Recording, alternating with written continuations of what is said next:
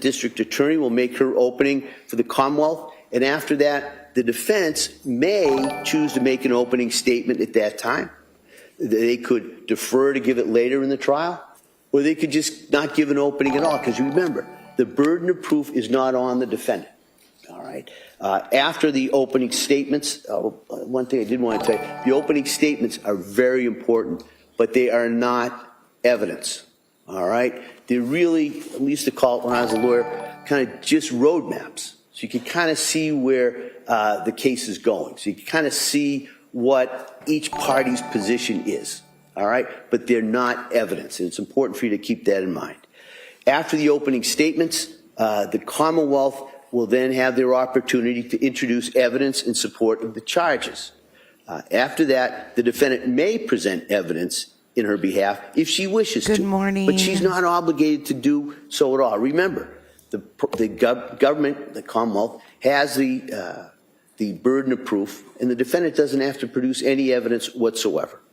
Now, there also, in this case, may be some rebuttal evidence. So you may, and we'll go over that, kind of how that works in regards to the case when we get to that point. All right. Now, what is the evidence? Well, the evidence is generally from testimony. This is where the witnesses will testify from generally here. There may be some documents, there may be some videos, there may be some audios, and in addition to the evidence, we're going to take what we call a view. And a view, and I'll go over that again also a little bit later, but a view is we're just going to go to a number of spots and sites that may be relevant in this case. We're going to do that probably sometime either later this week or sometime next week. And I'll keep you advised as to that, so you can kind of check the weather and kind of how we're going to go. I like this guy. So good morning, good evidence. morning. I'm sorry I'm late, but it doesn't seem like we missed much. We'll go into what they call the closing arguments of the attorneys. But I think that her husband's going to testify today, if I'm not mistaken. I'm going to go make coffee. Thanks for being here. Closing arguments, I get to come talk to you again. And at that point, I give what they call the judge's charge, or just the instructions. And really what it means, I'm just going to explain to you what the law is. And you're going to have to take the facts that you find during the course of this trial and apply the law that I give to you to arrive at the verdict. All right? And I'll explain what the law is in much, believe me, much more detail at the end of this trial. Okay? Now, I just kind of wanted to go over everybody's kind of function in this trial as we go forward. My function is pretty simple. All right. My function is to see that the case is tried in a way that's orderly, fair, and efficient. It's also my function to decide on questions of law that might come up during the trial, and as I said, to instruct you what the law is that you have to apply. And it's your duty as jurors to accept the law, as I stated to you. All right. Well, what's your function? Well, your function is to determine the facts in this case. You are the sole and exclusive judges of the facts. You alone will determine what evidence to believe, how important any evidence is that you do believe, and what conclusions all the believable evidence leads you to. You are going to have to consider and weigh the testimony of each and all the witnesses who will appear before you, and you alone will determine whether to believe any witness and what extent to which you do believe that witness. It's going to be your responsibility to resolve any conflicts in testimony that might arise during the course of the trial, and it's your duty to determine where the truth lies. All right? That's your function. Now, you should, I want to comment, I'm going to sometimes be making rulings on objections and evidence issues. I'm going to be talking to the attorneys and talking sometimes to witnesses. Don't try to read into what I'm doing. In other words, I have no opinion as to what your verdict should be. All right. So if you think you are, you're trying to read between the lines, don't. All right. I have no opinion. Now, also during the course of the trial, you may hear either the three lawyers objecting. All right. Don't hold that against the attorneys. That's their job. All right. And generally the objections go towards the admissibility of some of the evidence or the questioning. It might be a different form that's needed. And that's what they're supposed to do. So don't hold it against either side if they're making objections. And what will happen is sometimes I'll just rule right from here where I'm sitting, there may be an objection. If I say, well, that's sustained, that means I agree with the objection. And a lot of times the question is just asked a different way. If I say overruled, it just means I disagree with the objection, and the question can go forward and the answer can be given. All right, so that's just kind of the shorthand we use. There's going to be times during the course of a trial that I have to talk to counsel over at sidebar. All right, when I say sidebar at this point, that's going to be over here. All right, in this courtroom, this is the sidebar, and so a lot of times I'll have to talk to counsel over here because the law requires me sometimes to make decisions outside of your hearing. All right, so we do that over here.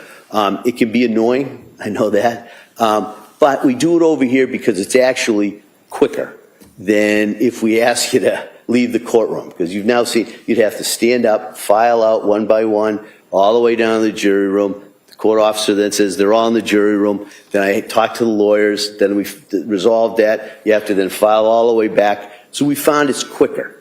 And so a lot of times those things really move a case along. So I apologize if we're doing them, but that's the reason we do it.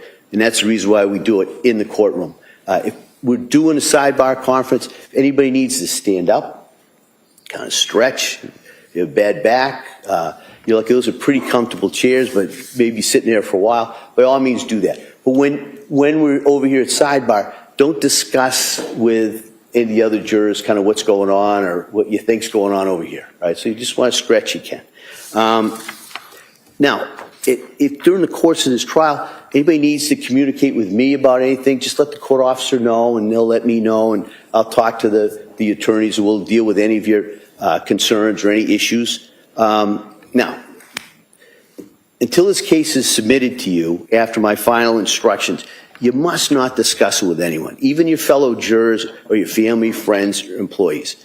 All right, so it's important that you keep an open mind and not decide this case in any way until the entire case has been submitted to you. All right, and that sounds easy at this point because you haven't heard anything, but as the case gets going, it gets harder and harder sometimes, even in the jury room. You can't start deliberating until you hear all the evidence. You can't start talking about it until you hear all the evidence, until you know the law that you got to apply. All right, we're going to allow you, as the case goes forward, to take notes. All right, and so anybody who wants to take notes, you can. You don't have to. Some people find it helpful to remember. Some people find it distracting. So that's just it's up to you. That's your option. All right, you should know that those notes are your notes. By that I mean we can't let you take them home, but at the end of each day they're collected. They're put in a secure place. Nobody reads them. I don't read them. The attorneys don't read them. Nobody reads them. At the end of the trial, they're destroyed. Okay? But just some people, if you want to do it, we'll hand those out in a couple of minutes. Now, I want to just kind of go over just some cautions as we're getting ready to start this trial. All right? First is, as I said already, please keep an open mind. Don't form any judgments or conclusions or views as to any aspect of this case. You haven't heard all the evidence, and you must keep an open mind throughout this case and until the case is given to you in your deliberations. 2, as I said, don't talk about this case, about any aspect of the case, with family, friends, acquaintances, or anybody like that. 3, don't talk to any of the witnesses or parties or attorneys involved in this case. They've been instructed not to talk to you. We really want you to be comfortable, all right? And so if you do pass by one of the people involved in the case, if they go by you and don't say anything to you, don't hold it against them. Don't think they're not being respectful. They're following my instructions. We just want you to be comfortable throughout the course of this trial. Now, another caution is during the time that you serve on this jury, there may be reports about this case in newspapers or social media or on the television. You may be tempted to look or listen. Don't do it. All right? My instruction to you is do not read anything about this case. Don't listen to anything about this case. If something comes on, turn it off. Or if somebody starts talking about it, just say you can't talk about it. And you can blame me. That's my instruction. All right? Now, sometimes during the course of a trial, evidence is presented that produces an emotional reaction. And that might happen in this case. But as jurors who have taken the oath to follow the law, I'm instructing you that the law says you must separate any emotional reaction on your part from the informational value and weight of the evidence. You must find the facts in this case based only on the evidence. All right, I may go into that a little bit later, but I just kind of wanted to remind you of that in regards to that. Don't do any research on this case. All right. If you have any questions about things as you go forward, you're not to do any independent research.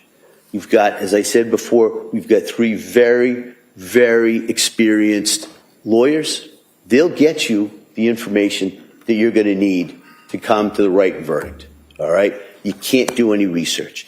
The other thing is don't visit the scene of any place that's described during the course of the testimony. So no field trips. All right? As I said, we very well may be taking a view or to go see some of these places later on in the trial, but that's the only time you should be there. Because at that point, you'll be under the supervision of the court officers, the court, the attorneys will be there. So that's the only time you're going to be allowed to do that. Now, I think the reason for all of these cautions is probably pretty clear, but it's just we need to ensure that a fair and just trial is given to all the parties in this case. So if you follow those instructions, you'll be able to do that. In regards to the schedule, as I told you, what we're generally going to do is go start at 9. We're going to go to 11. Might be off kilter a little bit today because of this part of the procedures. Go to 11, then we'll go till 1. There'll be a break from 1 to 2, and we'll generally go 2 to 3:30 or 4. All right. Now, after saying that, as I told you, I think everybody, this is a case that we may not be sitting every day. All right, and we may have to break early on certain days. So what I'm going to try and do as best I can is give you as much notice and explain to you kind of where we are as we go through the case. And then, so that being said, we're not sitting tomorrow. All right, something's come up that has nothing to do with any of the participants, but we can't sit. So the thought would be we'll hopefully go most of the day today, and then Wednesday, Thursday, Friday. All right, as the week goes on, then I'll address you about how it looks for the next week. All right, and we'll try as best we can to keep you, up to date in regards to the schedule and also the progress that we're making on this case. All right, so that's pretty much what I wanted to address you in this pre-charge. These instructions are very preliminary. They're intended, as I said, just to acquaint you with the procedure and the framework of how this case is going to go forward. I'm going to talk to you later on in the trial in a much more detailed explanation of what the law is and what your obligations are. But I know that you're going to try this case according to the oath that we talked about that you took as jurors, where you promised you would well and truly try the issues between the defendant and the Commonwealth according to the evidence in the law. If you follow that oath and try this case without fear or prejudice or bias or sympathy, you'll arrive at a true and just verdict. I'm confident of that. And also, have confidence in yourself. All right? You can do this. The lawyers and I asked a number of questions, and we all decided and chose that you would be the people who could make this decision. So everyone has confidence in you. You should have confidence in yourself in regards to sitting on this jury and delivering the just verdict on this. So at this point, I'm going to now see if the Commonwealth is prepared to give their opening statements. Commonwealth? Ms. Buckingham? Sorry. Thank you, Your Honor.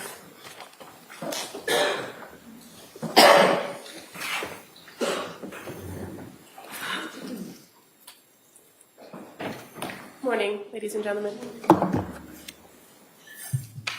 Cora. She had just turned 5.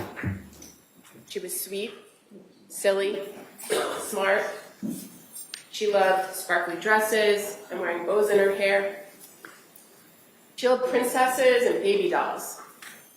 She even tried to convince her preschool teachers at the beginning that her name was Sophia because she loved the Disney character Sophia the First so very much. Dawson. He was 3, a boy's boy. He was a bit rambunctious, but funny, full of energy. He loved trucks, construction trucks, fire trucks, and he spoke with a raspy little voice. Callan. Callan was just 8 months old. Always smiling with chunky cheeks, a sweet little baby. We are here, ladies and gentlemen, because they are not. They were strangled, deliberately and meticulously killed by this defendant on January 24th of 2023.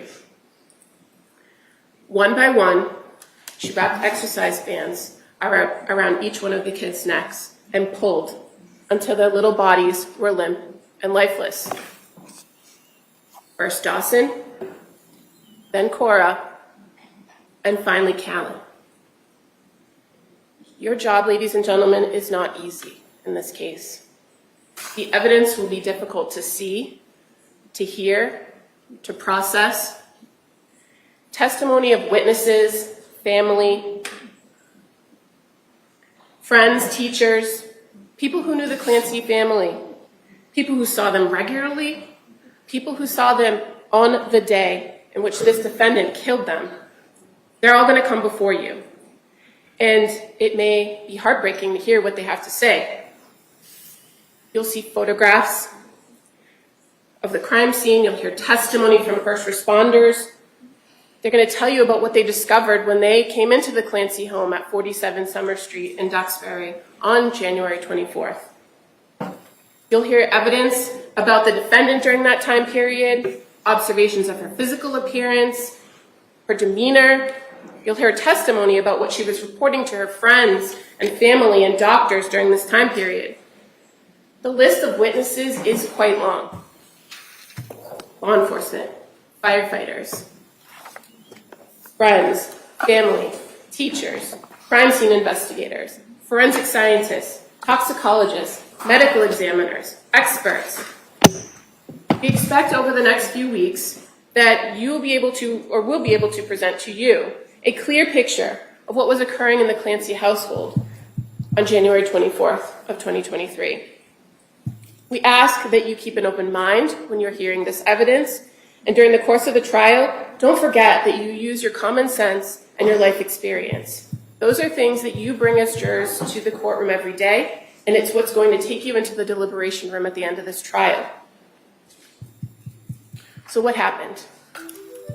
On January 24th, 2023, Thumbs it up recently emoji. snowed. Thumbs up It was in fact a emoji. Tuesday. Thumbs up emoji. Tuesdays were days that Cora and Dawson usually went to preschool. They attended the Learning Sprouts preschool in Duxbury, but they didn't attend on Tuesdays, so on this day, they were home.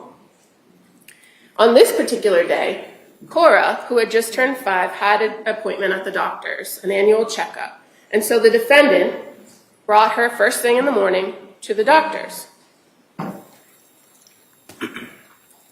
Defendant's husband, Patrick Clancy, was home and he was caring for Callan and Dawson while defendant took Cora to the doctor. Pretty normal. You'll hear and see that Patrick and the defendant exchanged text messages that morning. Patrick sends a photo of Dawson, who had just dressed himself that day and he was jumping for joy. And he sends that text to the defendant while she's at the doctor. And while at the doctor, the defendant sends a text of Cora and her little Johnny and mask to Patrick. When the defendant and Cora returned home that morning, Patrick went downstairs to his basement office to do work, same as he had normally done on any other day since returning from paternity leave. And then the defendant was charged with caring for the kids for the rest of the day. She put Callan down for a nap, bundled up Cora and Dawson, took them outside to the backyard, and played in the snow. They built a snowman. The defendant sent pictures of the snowman and the kids in the snow to Patrick when he's working in the basement, and her mom, who was living in Connecticut, who had just been there that weekend but had gone home. The day proceeds as normal. You'll hear Patrick describe it as a good day, actually. In the late afternoon, around 4 p.m., the defendant searched on her phone for kids' Miralax. She searched takeout 3V, and she opened the Apple Maps on her phone and searched the route that it would take to get from their house to the 3V restaurant in Plymouth. She searched how much time and how far it was. Now, this restaurant had been a place that the family had eaten before, but wasn't their normal takeout spot. She also called CVS and asked them about the kids' Pedialax or Miralax. And that's because at the doctor earlier that day, the doctor had recommended a laxative for Cora because she had some stomach issues. She had complained of an upset tummy at school the day before, you'll hear. She had some issues where she didn't like to go to the bathroom at school, a little bit embarrassed. So they suggested the Pedialax. So she calls CVS and she confirms that they actually have it at their local CVS in Kingston.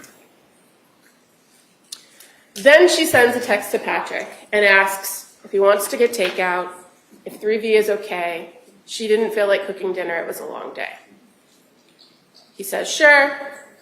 She calls in the order. When Patrick leaves the house around 5:15 that evening, everything is normal, seems normal. He sees Dawson eating chicken nuggets and green beans on the couch before he walks out the door. Patrick leaves to go to 3V, and he's going to stop at CVS on the way there. That's when the clock starts, ladies and gentlemen. The defendant knows that Patrick has to stop at CVS, go to 3V. She knows that it's about 5 miles from their house to get to the restaurant. She knows approximately how much time she has for him to go there and come back.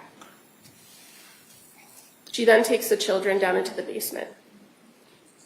She separates Dawson from Cora and Callan, and then she proceeds to wrap exercise bands around each child's neck and pull until they are dead.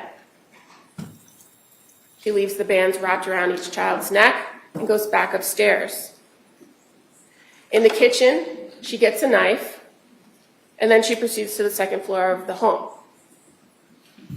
In the middle of this, she misses a call from Patrick. He's at CVS. She misses the call. She calls him right back, and they talk for 14 seconds. Nothing that she does or says in that phone call is of concern to Patrick. He proceeds on his task, and she proceeds with hers. She goes to the second floor master bedroom, locks the door, crushes up some pills, and attempts to take her own life. She uses the knife she got in the kitchen to slash her wrists and her neck. She moves the bed away from the wall, away from the window. She opens that window and goes out. She lands on the cold, hard ground. Shortly thereafter, around 6 p.m., Patrick comes home. He's got the takeout bag and the CVS bag with the medicine. He enters into the house through the mudroom door into the kitchen area, places the bags down. It's eerily quiet. He calls to the kids, no answer. He calls to the defendant, no answer. He takes out his phone and dials the number for Lindsay's phone, defendant's phone. No answer. He then goes upstairs and finds the master bedroom door locked. He opens it and enters the room, sees blood and the window open. He then goes to the backyard, and that's where he finds the defendant. She's on the ground outside that window, moaning and mumbling. At 6:11 p.m., he calls 911 for help. First responders arrive to the home almost immediately. He's still on the phone with 911 when the responders arrive, and they go right to the backyard and tend immediately to the defendant. While they're with the defendant, Patrick tells the first responders, I need to find my kids. He had asked the defendant where the kids were, and she told them they were in the basement. So when he went in the house, that's the first place he went, down into the basement. He's still on the phone with 911 when he finds each child with an exercise band still wrapped around their neck. He screams for help, and he says he killed the kids. Efforts made to resuscitate Cora and Dawson were futile, but first responders from Duxbury and the surrounding communities were persistent, and they kept trying to resuscitate them all the way to the hospital. But when they arrived at the hospital, there was nothing more that medical staff could do for Cora and Dawson. The staff at Beth Israel were able to get a heartbeat on Callan, but he never started breathing on his own. He never regained consciousness. He had no brain activity. Nonetheless, he was transferred to Boston Children's Hospital, where he died 3 days later on January 27th. The defendant was taken to South Shore Hospital and then transported subsequently to Brigham and Women's in Boston. She had multiple traumas, including spinal injuries, as well as superficial injuries to both her wrists and her neck. She is paralyzed. We expect during the course of this trial that you'll hear the defendant made claims that either right after Patrick left the house or after he called her from the CVS, depending on which version of the events she's telling, she heard a voice, a male voice, a voice that she had never heard before, a voice that she never heard again. And that voice told her that it was her last chance, that she had to kill the kids so that she could kill herself. She immediately took action when she heard the voice, with no direction or details from this so-called voice, and she killed the children. Once she killed the children, the voice stopped. When you consider this information in the course of the trial, ladies and gentlemen, I ask that you consider the source, the timing, the substance of her statements about this voice. You're also going to hear from, or you may hear from, forensic psychologists and psychiatrists who talk about what's called command hallucinations and voices that people hear before they do something. And when you hear that testimony, I ask that you keep in mind the details of what she's saying the voice told her and the details of when this voice spoke to her. Another important thing to remember throughout the course of this trial is that this is not a case about the Lindsay Clancy that sits before you today. This case is about the Lindsay Clancy on January 24th, 2023, at the time of the crimes. This was not a woman in the throes of psychosis on January 24th, 2023. This was a woman who acted intentionally, rationally, and swiftly to accomplish a very specific goal: to kill. You'll see and hear evidence about all the things that she did that day, what she did in the days leading up to this incident, leading to the murders. You'll hear her spending time with her family and friends. You'll hear her appearing to be in good spirits and doing better for all intents and purposes. On that very day, you'll hear she interacted with people at the doctor's office. She came home and took care of the kids. She talked to people on the phone and via text message. The evidence will show you she was not psychotic that day. Throughout the evidence in this trial, you will learn about the defendant being the classic overachiever in school, in her personal life, in her nursing career. She was someone who liked to control every little detail of her life, of her family's life. In contrast to pictures you'll see of the doting mother, the dedicated nurse, you'll also see a side of Lindsay Clancy that's different. Somebody extremely controlling, meticulous, and manipulative. The days were laid out with specificity. Strict schedules were expected to be maintained. Food was planned carefully.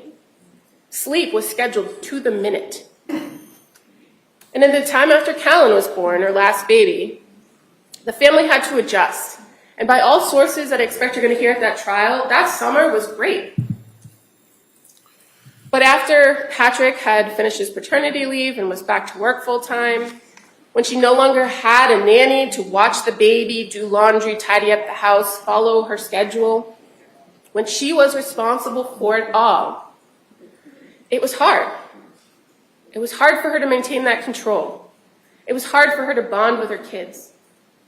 And in efforts to maintain control, she withheld information from her husband, from her doctors. She reported serious symptoms that were inconsistent with her daily activities, you'll hear. And ultimately, on January 24th, 2023, the defendant made a calculated decision. This was a woman who no longer liked the life she thought she wanted. It was getting harder and harder to control. And when she saw the opportunity to escape, she made the selfish choice to take it, and to take Cora, Dawson, and Callan first before attempting to take her own life. Ladies and gentlemen, this is not a public debate about women's mental health and how the medical system treats women. This case is about this defendant, Lindsay Clancy. There is no dispute that she was dealing with mental health issues during this time period prior to the murders. There'll be medical records, medical doctors, mental health professionals that will talk about treatment, prescriptions, hospital visits. All that's going to be before you. The evidence will show that this defendant had a means and access to mental health that most people don't. And she chose to deal with her mental health issues in the worst way. She chose to manipulate her providers, seek out the quick and easy fix when she was feeling depressed and anxious. And when she didn't get what she expected, she chose an alternate route. She sought a different doctor. She changed medications after days. She disengaged from treatment when she didn't like the plan. After only 4 months in treatment, she made a choice, a deliberate and intentional decision that she did not want to try anymore. And because no one could take care of her kids the way she wanted them to, she had to take them with her. Despite all the precision that she exhibited that day, you'll hear, the timing of it all, the swiftness of the killings, overcoming the interruption of Patrick's phone call, what she did not anticipate was that she would not be able to complete the act by killing herself. Ladies and gentlemen, people with mental illness commit crimes every day and are responsible for them. The fact that someone may suffer or have a mental illness, a mental disease or defect, is not the end of the inquiry when it comes to guilt or innocence. It is whether a person can appreciate the wrongfulness or criminality of the conduct and conform their conduct to the law. Do they know what they were doing, and can they control their actions? The evidence in this case will prove beyond a reasonable doubt that this defendant coldly and efficiently executed first Dawson, then Cora, and finally Callan. One by one, she strangled the life out of each one of them. She did so with no hesitation, with deliberate premeditation, and extreme atrocity and cruelty. She is criminally responsible for the murders because the evidence will prove to you that she knew exactly what she was doing.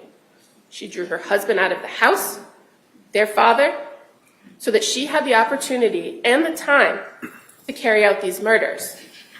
She maintained the ability to control her conduct, conform her conduct, when she attempted to kill herself to escape the consequences. At the conclusion of this case, we're going to come back and we're going to ask that you return guilty of the murders of Cora Clancy, Dawson Clancy, and Callan Clancy because the defendant committed those crimes. All right, thank you, counsel. Mr. Reddington, do you wish to give an opening? I do. I think he was just ready to speak. Hey, everybody.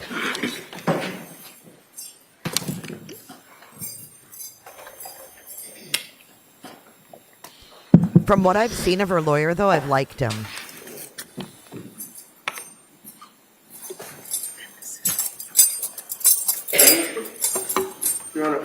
Please, the easel may be placed in front of the TV screen so that the jurors are able to. Yes.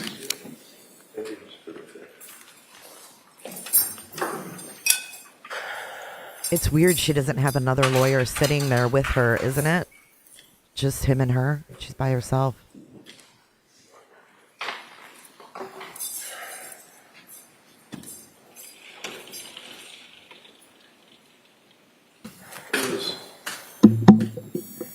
You know, normally,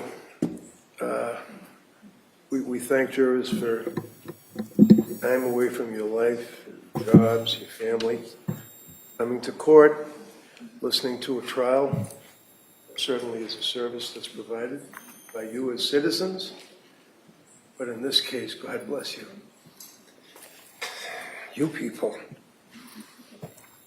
are going to have to listen to some of the most horrific things. Look at some of the most horrific things. And jurors, it's a beautiful system. You pass between, as you heard Don Clerk say, you probably don't remember it, but it's old language, goes back to Old England.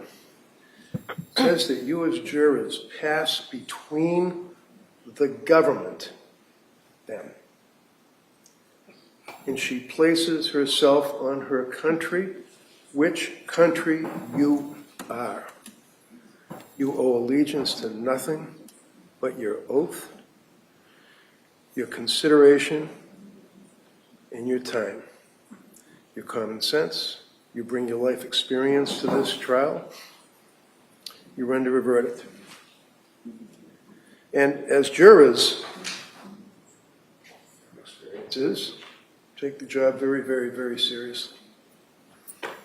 You people will never forget this case. And thank you for that service.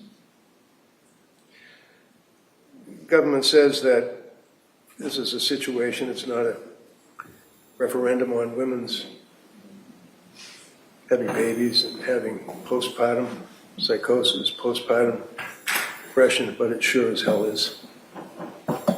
Because you're going to hear, consistent with what is told you in the instructions, consistent with the obligation that the government has when they brought this charge. Tim Cruz, the DA, right in the front row, brought this charge.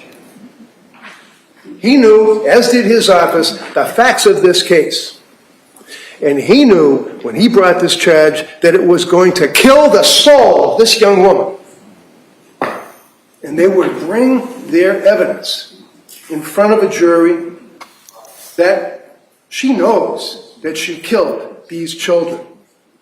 We'll sit here, listen to their evidence, but I suggest to you that the issue for consideration is what was going on in that woman's mind.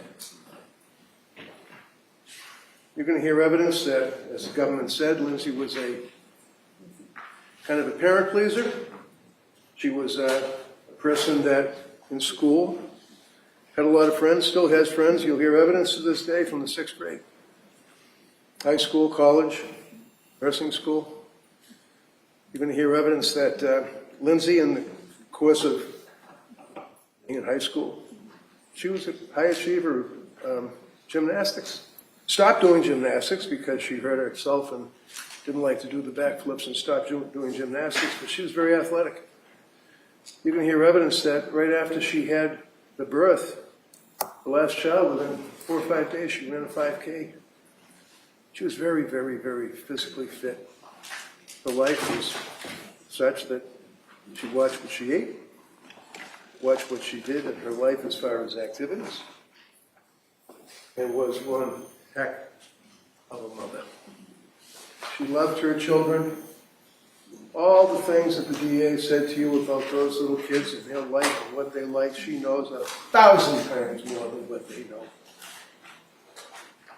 And in that capacity, as a mother, daily you'll see evidence that she would decorate rooms, that she and Patrick did have that achievement, of a wonderful life. They had it all. They met in Boston. She was a young nurse out of school. He was working in his industry.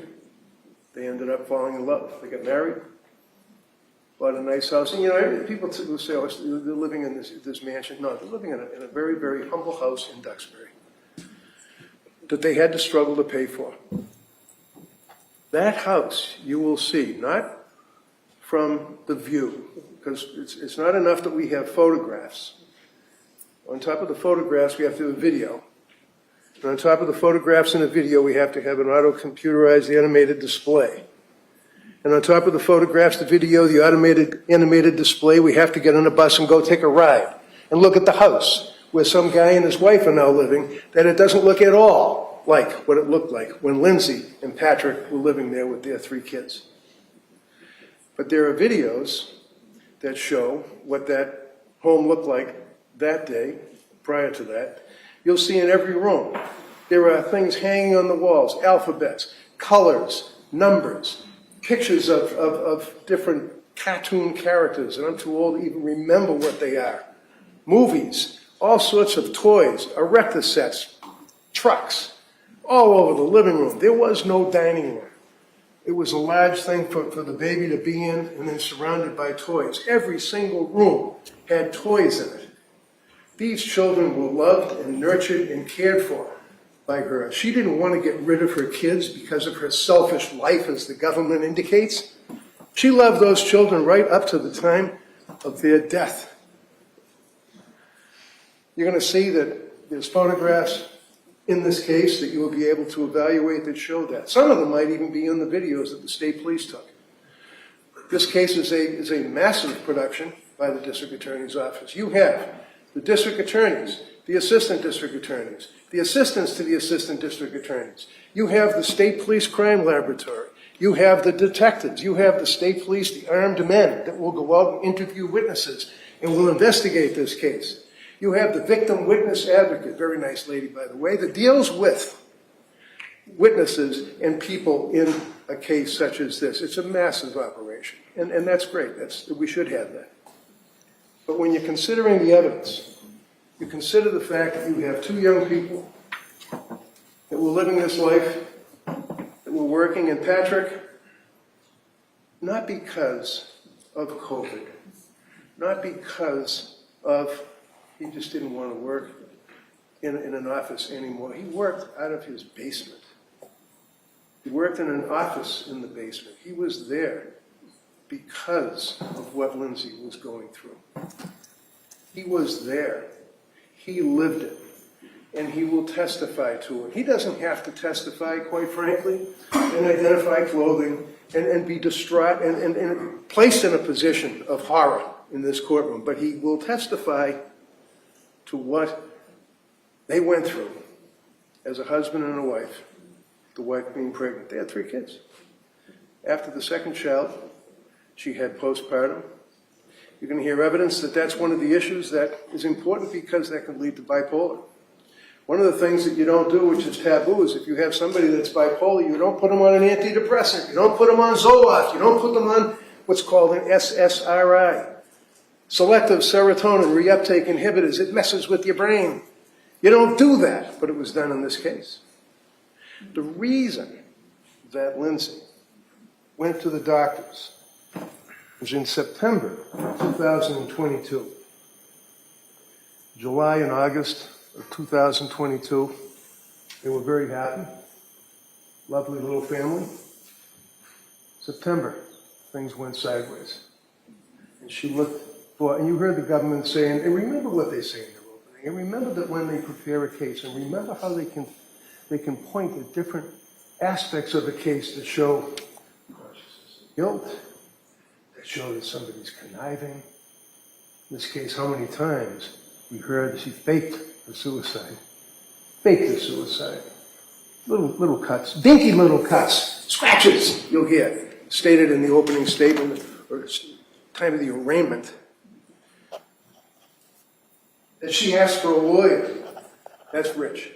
You're going to hear evidence that she was in her bedroom after the horrific act in the basement, and that she was up in the bedroom, Thanks for that covering she stood in this. front of a full-length mirror, that she took the knife that was in the kitchen that she had taken, and when she took the knife, she cut her throat in front of the mirror.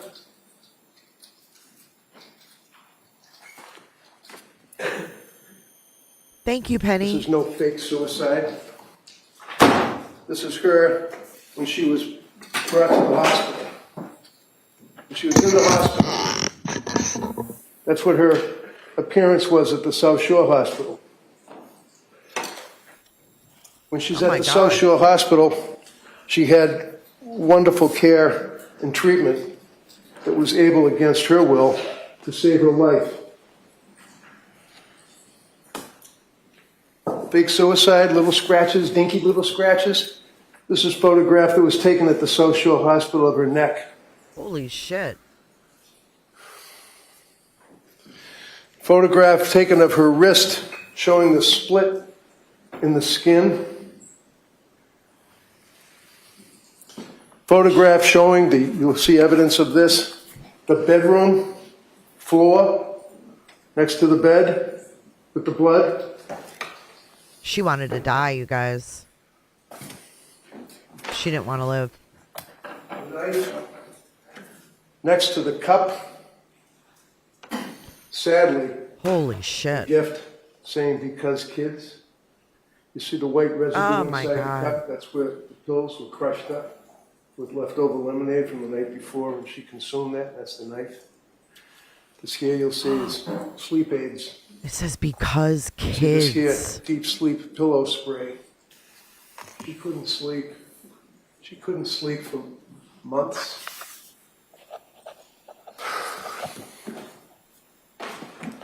More photographs of the injuries to her neck.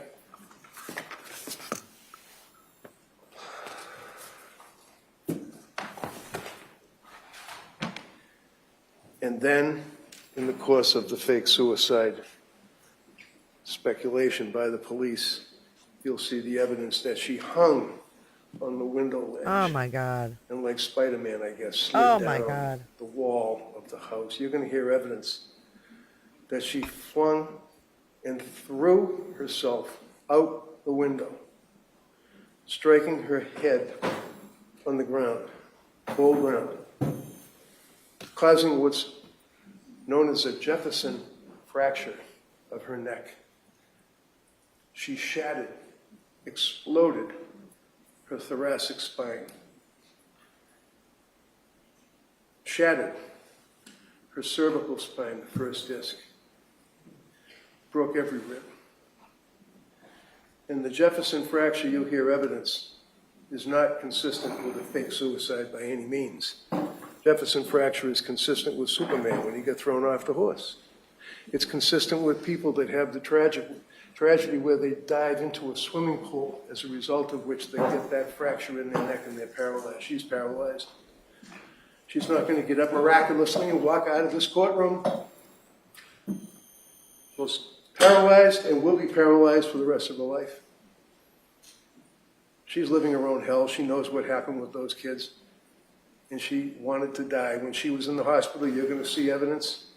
The Brigham and Women's Hospital, when they transferred her from South Shore Hospital, air flight, into Brigham and Women's Hospital, and she was then given the emergency room with the emergency treatment at the Brigham and Women's Hospital. You couldn't move in that room. There was so much equipment, so many wires, so many breathing tubes, so many machines, humming, banging, clicking, and she's spread out like she's crucified on the bed while she's being treated in that room, surrounded by armed police officers.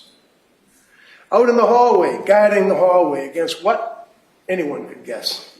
Guarding the hallway, guarding the room, guarding the bed, standing there. She's handcuffed to the bed. She goes to the South Shore Hospital. Government speculates that, again, you see how the government is able to create what they want for facts, that she is so cold and calculating that she said that she heard voices after I brought a psychologist, Dr. Zeisel, into that room to see her. I had to move heaven and earth. You'll hear evidence that they wouldn't even let her have visitors. She couldn't even see her family for over a week. The cops wouldn't let anybody near her. That room was an armed camp. I had to move heaven and earth and practically get a court order to be able to get in there and see her while she's laying in the bed. And they suggest, and will suggest, that she said, I heard voices, I heard command hallucinations telling me to kill the kids and then kill myself, after she talked to Paul Zeisel as if he was telling her what to say because I'm the lawyer and I brought him into that hospital. You're going to hear evidence that Paul Zeisel is one of the most respected psychologists. You're going to hear evidence that he was embedded with the military in Afghanistan for years. You're going to hear evidence that he works for the government when there's a shooting involving the FBI, the CIA, or any of those alphabet soup cops. He's involved out interviewing these people for post-traumatic stress. I knew that he was the man to talk to this young woman in the hospital. When I finally was able to get into that room, into that hospital, he was with me. He did not tell her command voices. He, as a human being, gave her a cell phone so she could call Patrick. But you know what? You're going to hear evidence from a woman who works at Brigham and Women's Hospital. I saw Lindsay as soon as she came out of her coma. She is a woman that works with the religious services in that hospital. And the first thing that Lindsay wanted to know is, where's my family? Thank you for your support, you guys. She told her about what happened and told her about the command voices. And this is well before she ever met me or Paul Zeisel. So you have to keep focused on the evidence because it's so easy to manipulate. There's no fake suicide. And there was no plan to fake her sickness. This is a young woman that, with her husband, tried very hard to get the help she needed. She went and saw a doctor by the name of, oh, by the way, remember in the opening, the government says she shopped around for doctors, I guess, that she wanted to get doctors to, I don't know, give her drugs or something. You can hear evidence that she went online and she looked for someone that was into neonatal or post-baby delivery because she knew that she was in trouble. She couldn't sleep. She had insomnia. It wasn't just, when you get up in the middle of the night because your phone's on. She couldn't sleep. She'd only get 2 hours a night, 3 hours a night if she's lucky, as time went on. In September, she went to see Dr. Tufts. Jennifer Tufts is the name of the doctor. Jennifer Tufts then gave her a prescription for Zoloft, which is an antidepressant. It's one of those SSRIs. She didn't take the Zoloft for a couple of weeks because she was breastfeeding. She was afraid to have the baby have anything to do with drugs, but ultimately couldn't do it any longer, took the Zoloft, and was spun out of control. Well, because you can hear evidence because she was bipolar. You don't give a bipolar person Zoloft, but she got it. You're going to see what the effect was that it had on her as that week went on, as that month drove on, and she couldn't sleep, and she was unable to emote, had no emotions, had no feelings, was unable to really react to anything, but had to take care of the kids. And as the government says, well, she was able to talk to people, she was able to talk to neighbors. Sure, you're going to hear because they don't call them, we're going to call them. People that knew Lindsay as a mother, people that knew Lindsay, teachers of those kids will indicate what kind of a mother she was, as will neighbors, as will friends, as will people that saw her during that period of time. You're going to hear evidence from Patrick as to the effect that this sickness had on her. She was looking into it. You're going to see her Google searches. You're going to see her Google searches go on and on and on about how to take care of postpartum. What type of drugs? Can you become addicted to benzodiazepines? What about, is it possible to have a treatment, a ketamine treatment? What do I do as far as insomnia? What do I do about my thoughts to kill myself? Ways to kill. How do you kill? What do you do to kill? Government lashes onto that. Oh my God, she's looking up ways to kill. Let's make that a basis of our prosecution on this case. This is not a righteous prosecution. They're looking for every single piece of evidence that they can to show some ridiculous concept that she wanted to kill her beautiful kids because she didn't want to be a mother anymore. This is a woman that was a nurse. She worked for one of the best hospitals in the country. She was in a labor delivery. You're going to hear from labor and delivery nurses that will tell you how dedicated she was. Cora was named after the very, very first baby that she delivered as a nurse in the hospital. That's where the name Cora came from. Cora was named after her first delivery. Wow. This is a woman who did nothing in her life but dedicated her life to helping people and be a good person and a good nurse and a great mother. And as time went on, looking like anyone else would, please help me. That's what it's all about. Give me help.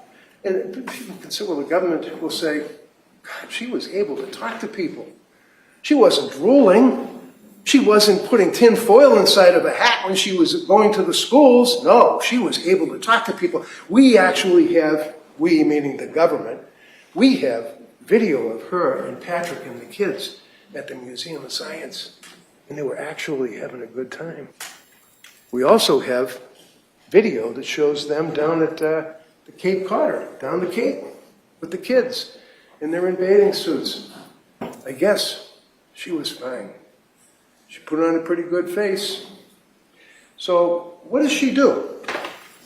She goes to see, September 12th of 22, she looked for a psychiatrist. That's when she hooks up, if you will, with Dr. Jennifer Tufts, early October of 22, initial appointment. Wow. October 20th of 22, reports the adverse reaction that she was having to the selective serotonin reuptake inhibitor Zoloft. November 16th, she goes to the South Shore Hospital emergency room because she was so depressed and so maxed out from lack of sleep and so unable to emote. She What was her couldn't husband laugh, doing? she couldn't cry, she couldn't have any feeling. She was a robot. She went to South Shore Hospital. She was referred and engaged with South Shore Perinatal Behavioral Health. This was Patrick's mother. This is Patrick's mother, Mrs. Clancy, who's a nurse, well-respected nurse, wonderful woman. She works at the South Shore Hospital, labor and Wow. delivery as well. Wow. She knows Lindsay. And she told Lindsay, you got to go to this outfit here, which was the South Shore Perinatal Behavioral Health. She didn't look them up because she wanted to get drugs. She was referred by her mother-in-law, who's a nurse. She went to see these Hey, people, Chica. November 21st of 22. When she was engaged at the South Shore Perinatal Behavioral Health, she's going on one drug to the next to the next.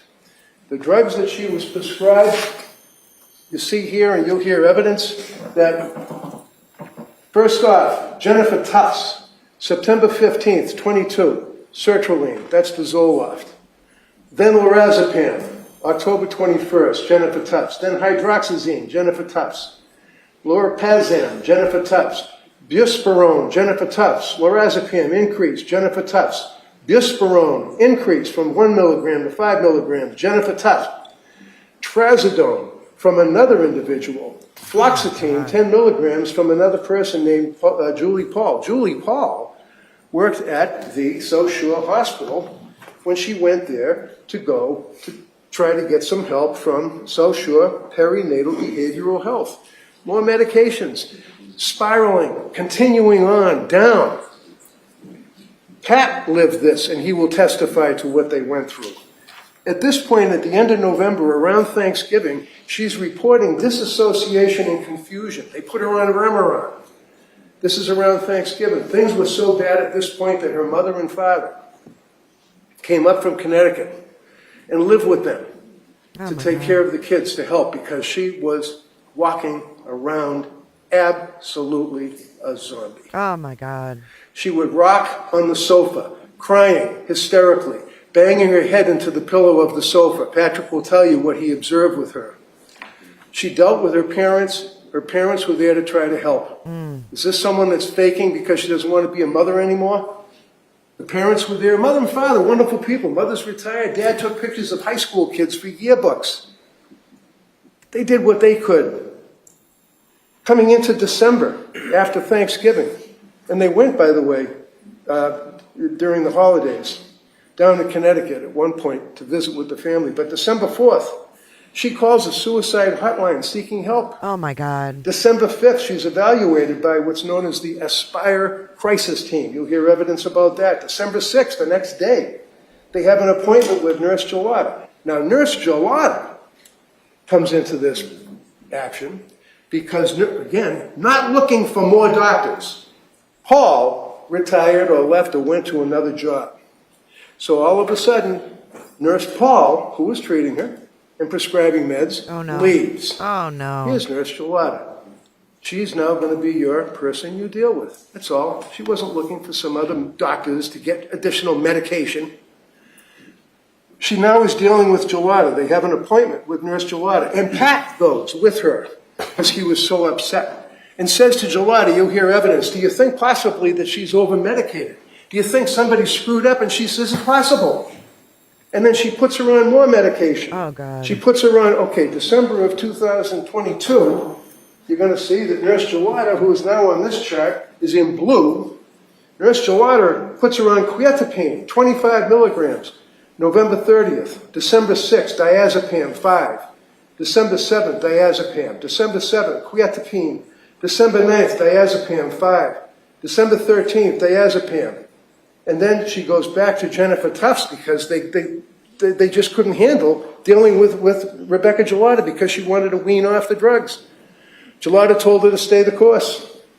She ends up going through the December 19th, 21st, 22nd, dealing with quietapine, 300 milligrams of quietapine. Now, what happens is they then suggest that what she has to do is go to Mass General Hospital. She goes to Mass General Hospital. At Mass General, they say, well, you can do like a day program, or you can go to this fantastic program down in Rhode Island called Women and Infants Program. So she goes to Women and Infants Program. She goes down for a day.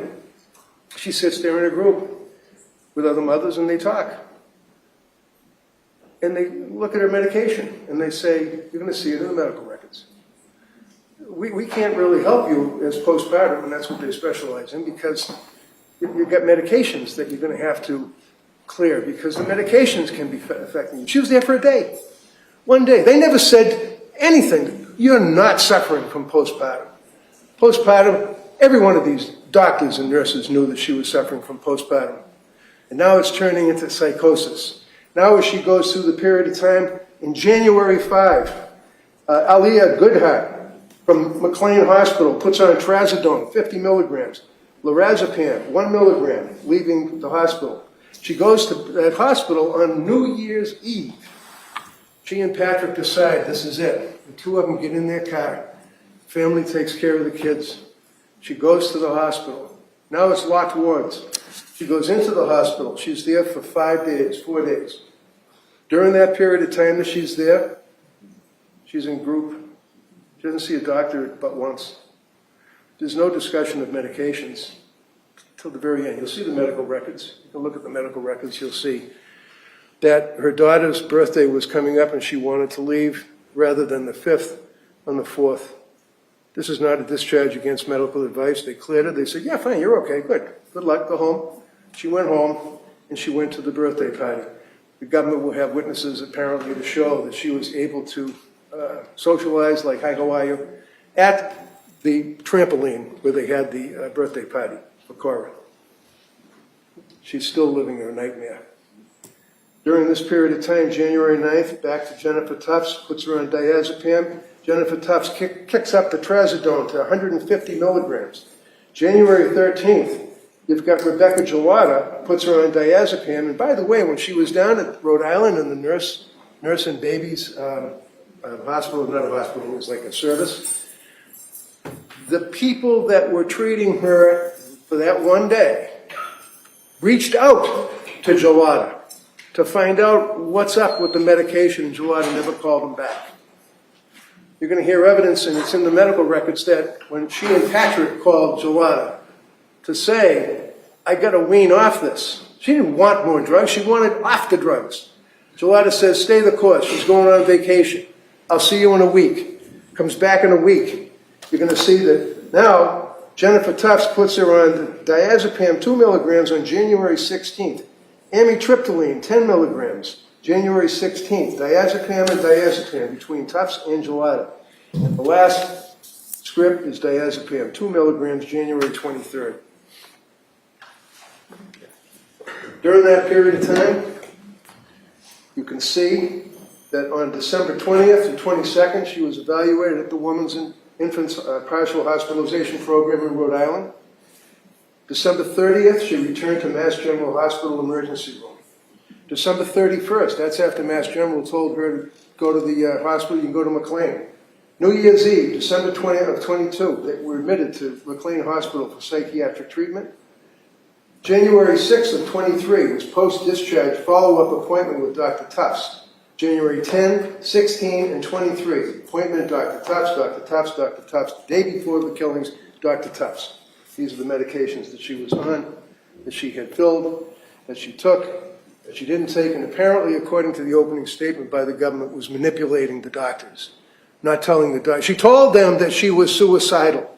She told them that she had suicidal ideation, and in December, to his and her ever dying regret, told Patrick in the presence of her mother that she was having psychosis thoughts of hurting the children.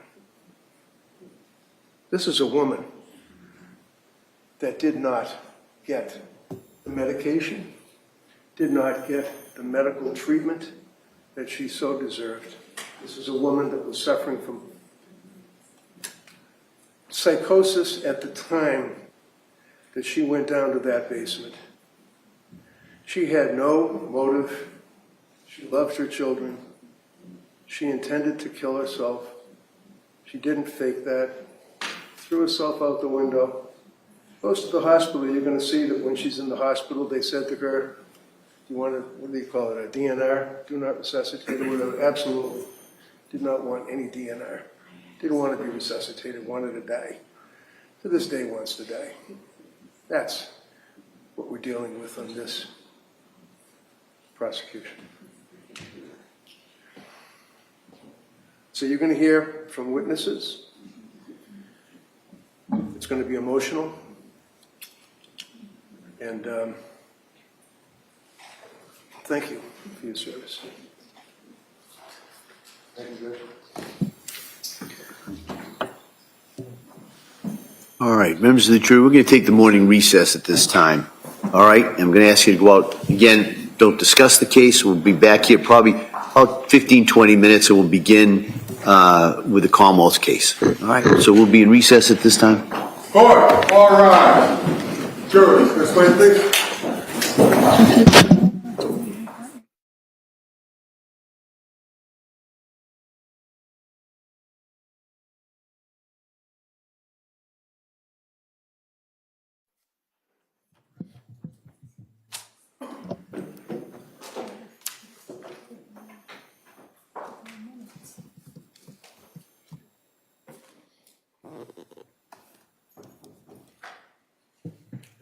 All right, counsel, we need to discuss anything at this time?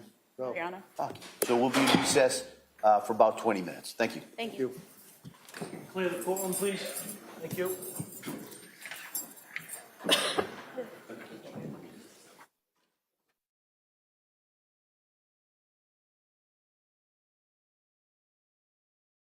Okay. Did he just hug her? Or was he talking to her? Okay, so let's see if we can find out. That's a good question about the jury. I'm going to go over a few things with you guys. Hang on one second.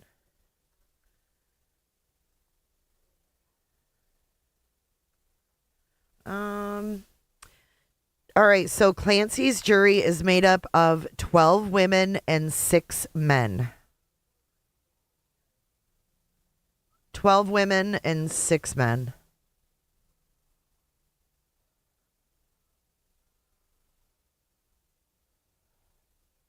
So a lot of people have compared this to Andrea Yates. You guys remember Andrea Yates? She drowned her kids one by one. But I want to focus a little bit on the differences in their cases, just to kind of run through like a side by side of what the major differences and similarities are. So to start with, I'll give you the basis. If you're new to the case, the basis is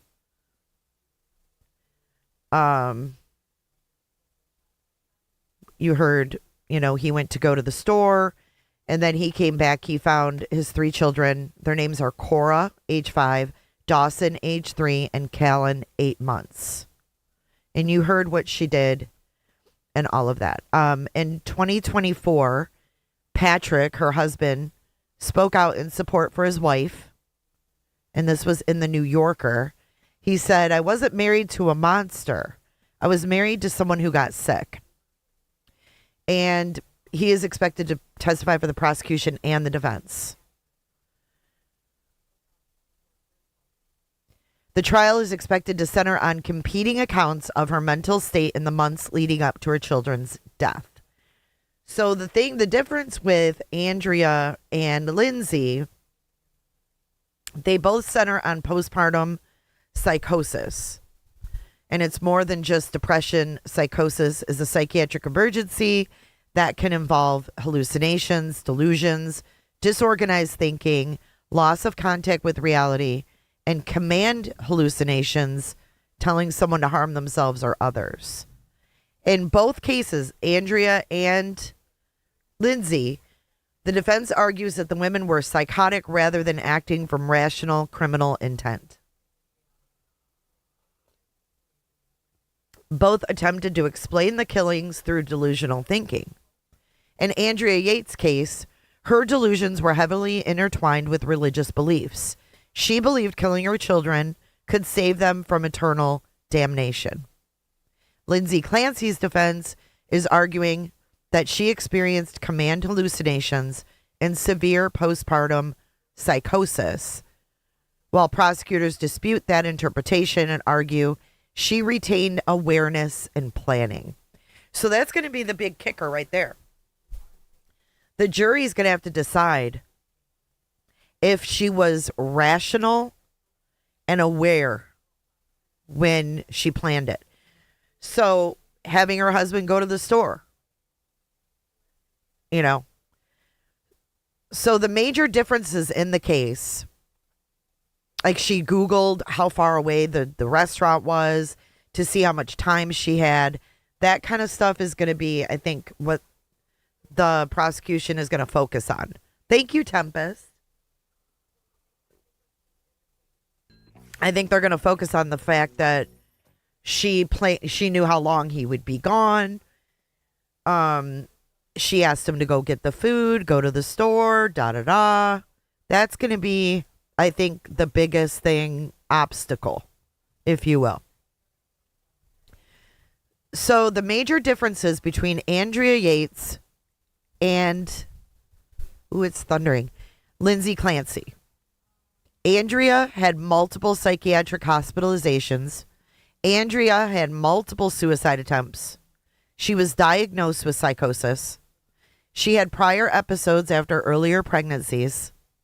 Physicians warned the family members about her condition. And there was documented deterioration over years. So for Andrea, there was extensive documentation over years and years that she had this psychiatric issues. Now, Lindsay Clancy's psychiatric history is more contested. So the defense argues there was rapid mental deterioration after childbirth, numerous psychiatric medications in the months before the killings, severe postpartum illness, and possible medication complications. Now, the prosecution says she planned the events. She appreciated what she was doing. Her behavior before and after the killings suggests criminal responsibility. So this dispute is what the jury must resolve. It's a big job for this jury. So Andrea Yates' psychosis was deeply rooted in religious delusions. Lindsay Clancy's is more focused on postpartum psychosis, the psychiatric treatment, the multiple medication changes, and whether those factors left her unable to appreciate the wrongfulness of her actions. The suicide afterwards. Andrea Yates did not attempt suicide immediately after killing her children. Andrea Yates called 911 and waited. Lindsay Clancy attempted suicide almost immediately, and I didn't know she cut herself before, but she obviously cut her wrist, cut her neck, multiple places, and then jumped out of the second-story window, and her lawyer just told us she was holding onto the edge and slid down the side of the house. Crazy. So she is permanently paralyzed from that fall. The defense views this as evidence of acute psychiatric crisis. And the prosecution argues it does not by itself establish legal insanity.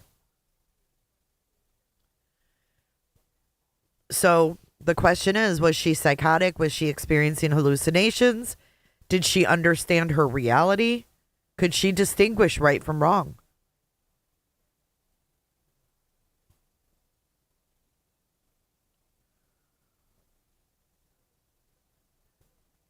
So the prosecution will likely emphasize that they believe her actions showed organization or planning. For example, actions taken before sending her husband out of the house and the sequence of events afterwards, as evidence that she appreciated the nature and wrongfulness of her conduct. And the defense will likely emphasize that she had severe postpartum psychosis, command hallucinations, extensive psychiatric treatment and medication changes, and that she lacked criminal responsibility despite carrying out the act. Andrea Yates' retrial resulted in finding of not guilty by reason of insanity, but that outcome does not predict what will happen in Lindsay Clancy's case. So we have to wait. The central issue is not whether she had a mental illness, but at the moment that she killed her children, that illness prevented her from understanding the wrongfulness of her actions. So that's going to be a difficult thing for the jury.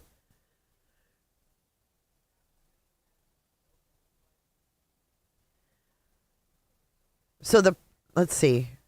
The prosecution will likely argue something along these lines. She allegedly chose a time when she would be alone with the children. She asked her husband to leave the house. The acts involved multiple children in sequence, and those actions suggest forethought and an understanding of what she was doing. What do you think of that?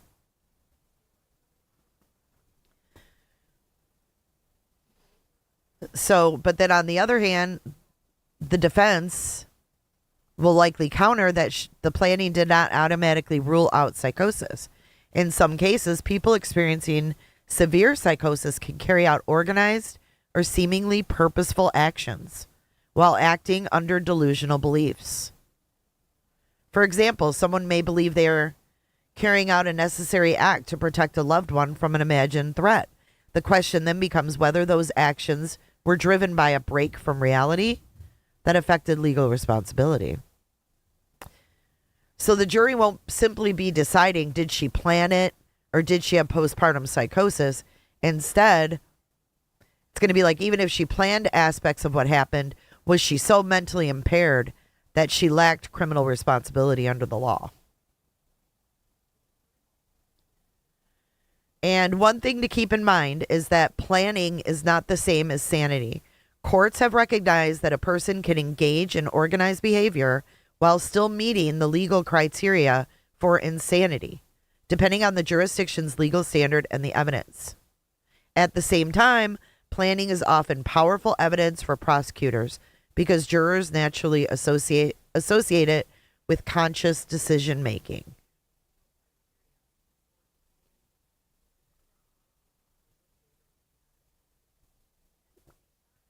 So what do you guys think? Rotaro says, I don't think there's overwhelming evidence to convict her. I know, I see both sides too. So so here's a question. Does telling her husband to leave prove that she understood what she was doing? Or could someone experiencing postpartum psychosis still engage in that kind of planning? That's one of the issues that the jury is going to have to answer. Crazy.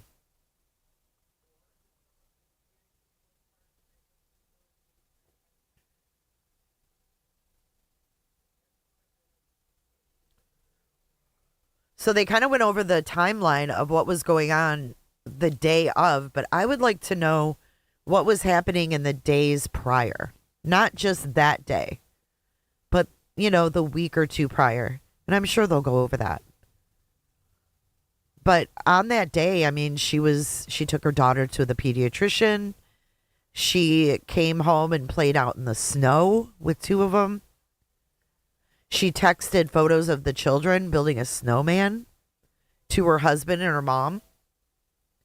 Now, where was her husband when she was building the snowman and going to the pediatrician? Like, was he supportive? What was his role? Was he just a worker, like he worked and didn't help with the kids? I don't know.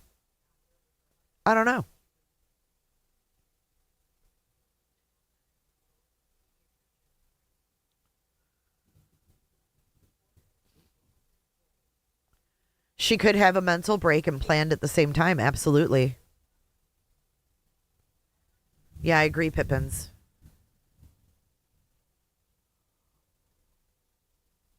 They're saying 8 weeks. She told the doctor about the voices. If that is actually documented, that should work in her favor. But I kind of feel, going into this, I feel like, hey, Robot, good morning. I feel like she's paralyzed. She knows what she did. She was clearly, obviously ill. To be honest with you, being paralyzed the rest of your life and knowing that you took out your own kids that you loved would be hell on earth. Hell on earth. Right, Maxie Doodle. I'm just interested how they're going to present this. Hey, Bonafide. If you guys haven't hit the like button, hit the like button. It's going to be a battle of the expert witnesses. Yep.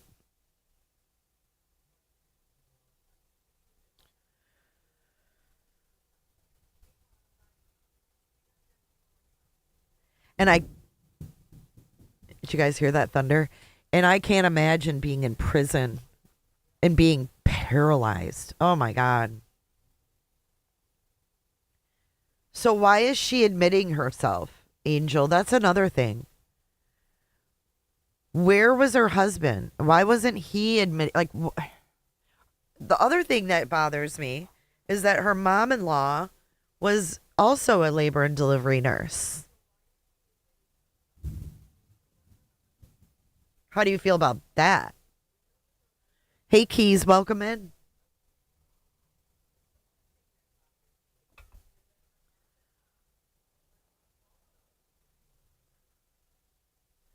Higgsy, I agree with that.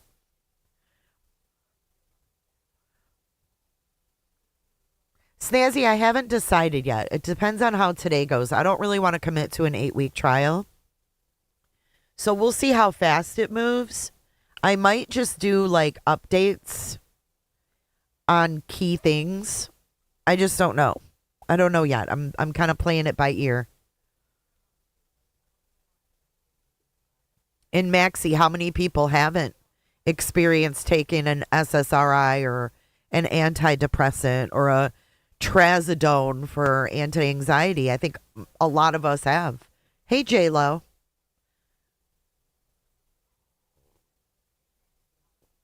Hey, Sierra. Welcome in, guys. The audio keeps clicking. My audio?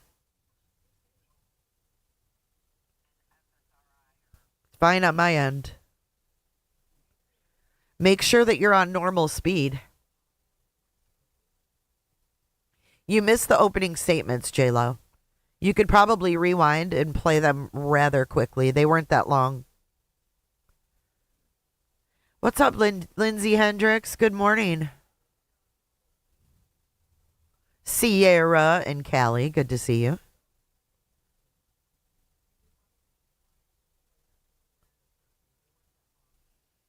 Is yours clicking too, Lindsay? Click, click, click, click, click. Good morning, Megan. Come on in, guys. You missed opening statements. If you guys want to rewind and catch up on the opening statements, they're taking like a 20-minute break. And I think it's been like 10 minutes or something. Oh, keys, I know. It's... Yeah, the whole get dinner thing, 30 minutes. Vibe says I'll have to hear everything before I voice my opinion. Fair enough, fair enough. I don't know. I'm just going to see how this testimony goes. It's just a lot to be tied down to every day for 8 weeks. You know what I mean? I don't believe she belongs in prison, says Emmy. She belongs in a mental institution if convicted. I agree. I agree with that so far. Now, if the evidence might change my mind. All right, Katie K, get that Java.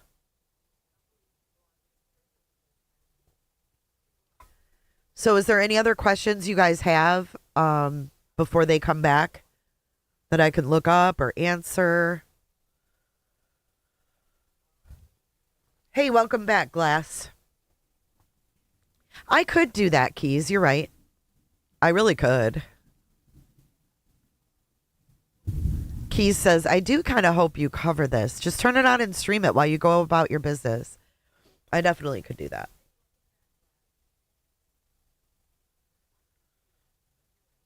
He married. Oh, yeah. Let's talk about him getting married. Ooh, let's do that. Let me show you his new wife, y'all. Hold on. Patrick Clancy, new wife.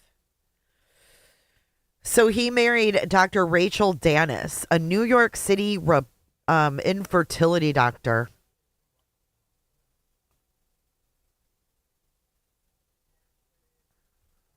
So weird, dude. Weird. And they have a baby.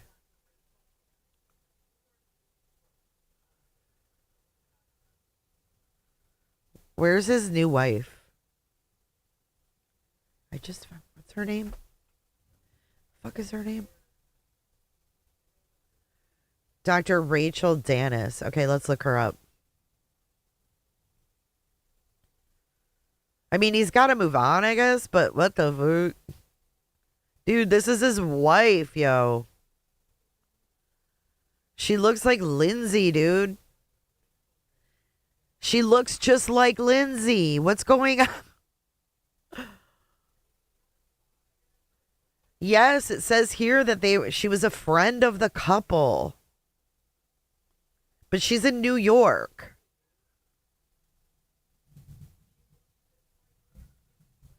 It says here, new information is emerging about how her ex-husband moved on since she was charged with killing their 3 children. Globe reported that Patrick, 38, moved to Manhattan in the wake of the tragedy, divorced Lindsay, and is now married to fertility doctor Rachel Danis, a close friend of the couple who wed in Central Park in April of this year, gushed to the Daily Mail. Oh, no, she wasn't a friend. Gushed to the Daily Mail about the 37-year-old, providing insight to the relationship. Quote, Pat has obviously gone through an incredible trauma, and Rachel is a nurturing person by nature. She is upbeat, smiling, vivacious, and full of energy. It's fitting that she helps create life in the face of this tragedy. The pal said Rachel has a heart of gold. If she could take a guy and try to heal him, that's what she'd do.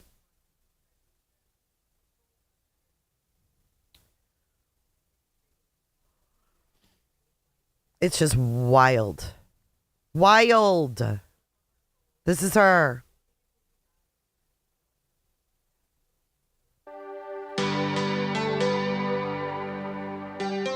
I'm Dr. Rachel Danis. I'm a reproductive endocrinologist at RMA. I always ask people, what's bringing you here today? Because I want to help achieve whatever fertility goals you may have for now, and then also plan for the future. Did Lindsay see this doctor? Did they have problems conceiving? Does anybody know? Once the conversation is all done and we get an idea of a game plan moving forward, every consult has an ultrasound and then blood work, and the blood work will vary depending on How'd they your meet? treatment goals. When we're talking about athletes, where this is your profession, your body needs to be at its prime in all your 20s, maybe also your 30s. You don't want to pause that because this is your passion and your career. I even more so stress the importance of fertility preservation. I just think knowledge is power, and even if you have no idea where you're at in your She made this video a year ago. So she was with him when she made this. family building, you can always just come here and get the information. What is fertility preservation? Is that something that might intrigue you, that might benefit you? You don't have to have those answers right now, but just coming for a consult is just so helpful. All right. Well, I don't know if she knew Lindsay, Franny. I don't think she knew Lindsay, but I'm wondering how they met. Because this lady's in New York. I don't know, man. That's some weird stuff, dude. Ooh.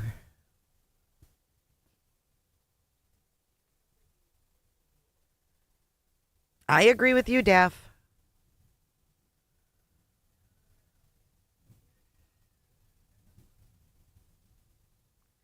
I mean, I get that he wanted to be a dad and everything. It just seems really fast. It just seems, but I'm not in his shoes. But she looks just like Lindsay, in my opinion. Very much like Lindsay.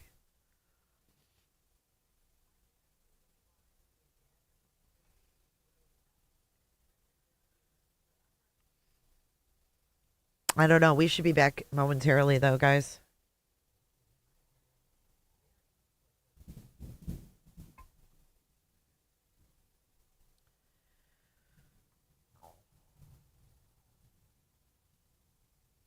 They look so much alike. Well, this happened in 2023, January of 2023. He remarried just this April.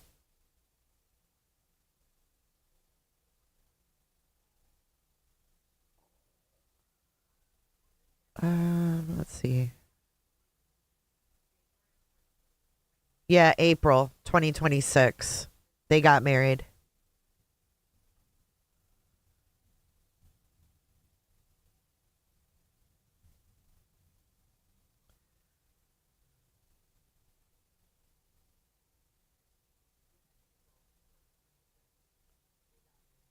Can I do a side by side?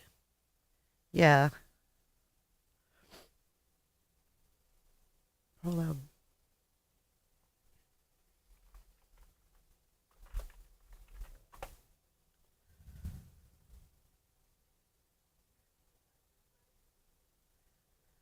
I should do one of her before she was paralyzed, though. Because I think her look has changed. Let's try to find an, okay, there's one.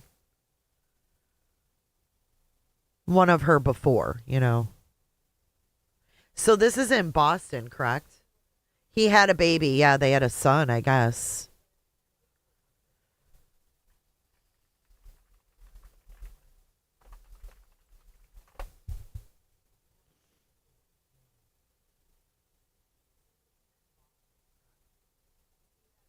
Just kind of crazy that he marries a fertility doctor after his children were all murdered. Effing crazy. Oh, okay, here's one. Here's a side by side. Look.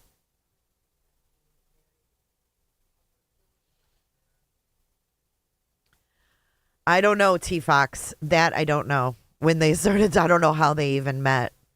But look.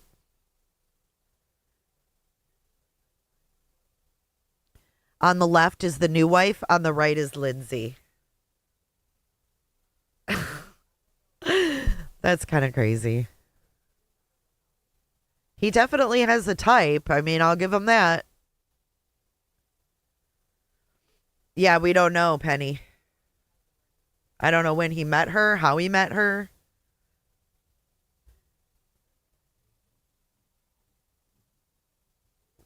Duxbury.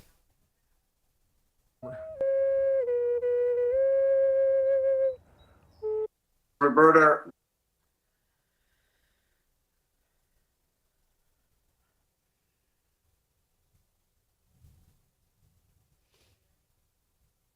Yeah, it's a little nuts, huh?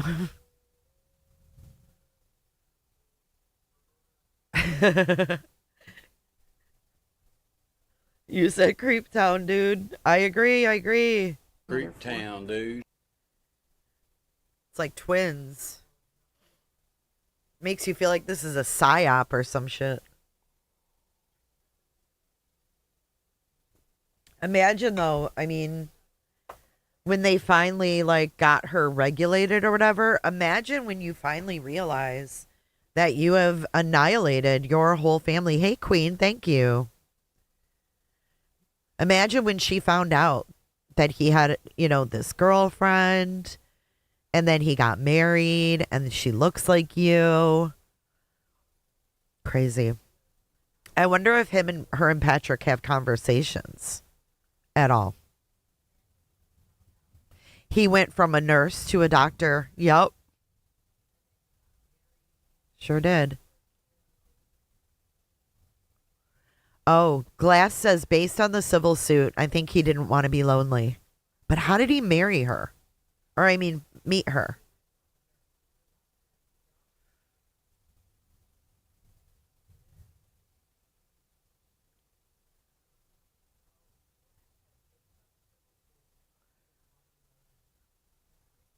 He moved right after it happened, it said. How long were him and Lindsay together? I don't know when they married. Hold on.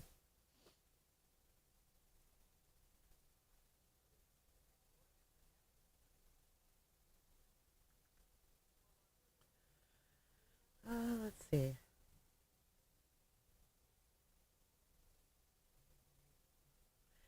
I don't know. All I'm finding is his new wife.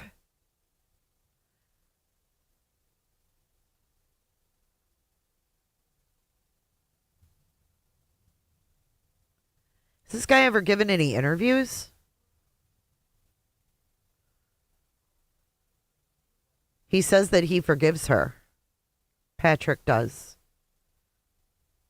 He's going to be the first witness. Okay, so the former husband of Lindsay Clancy is expected to be the first witness called today.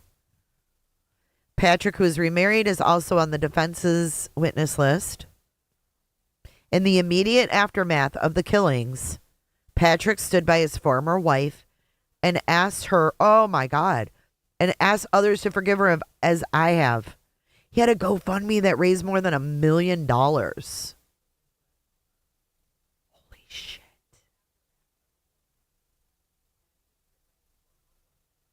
This GoFundMe is intended to help Pat pay for medical bills, funeral services, and legal help.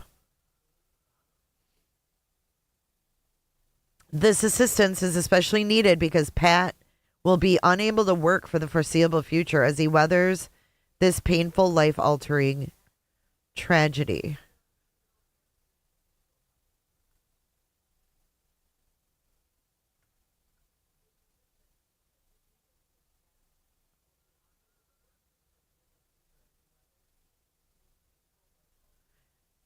he goes on to talk about the kids.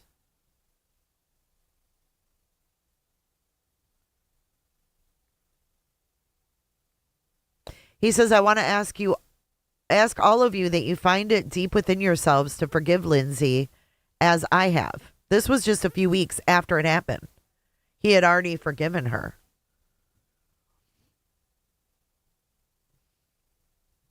The real Lindsay was generously loving and caring towards everyone, me, our kids, family, friends, and her patients. The fibers of her soul are loving. All I wish for her now is that she can somehow find peace.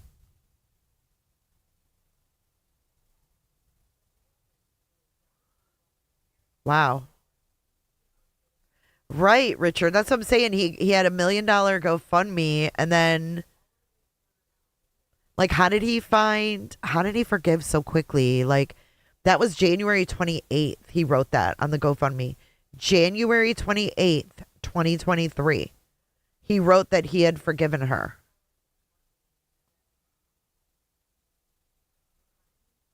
Oh my goodness.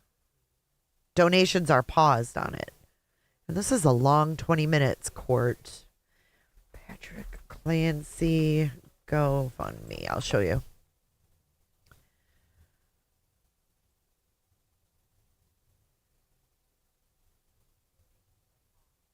Hold on.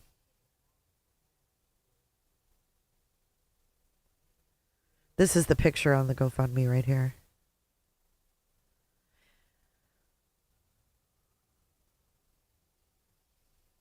Look at this little girl holding the baby's hand right here. I can't. Was he having an affair? I don't know if he was having an affair. Thanks, Glass. Richard says I call BS on this guy. This lady says Patrick knew her prior to postpartum. Patrick knew her before the media told you how to think of her. Patrick forgave her and has moved on. Someone mentioned Patrick remarried a doctor and they now have a son together.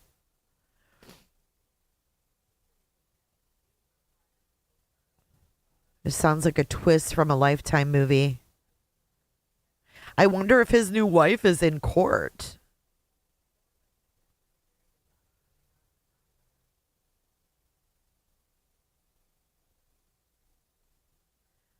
Can't believe it.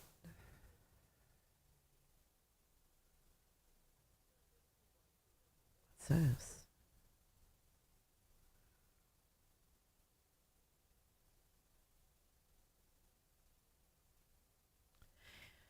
Yeah, I haven't heard anything bad about her either. I mean, she was a labor and delivery nurse. I don't know why I can't find it on this computer now. What the heck?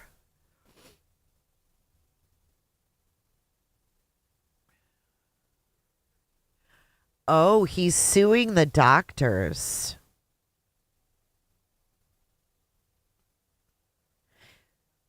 So he got $1 million.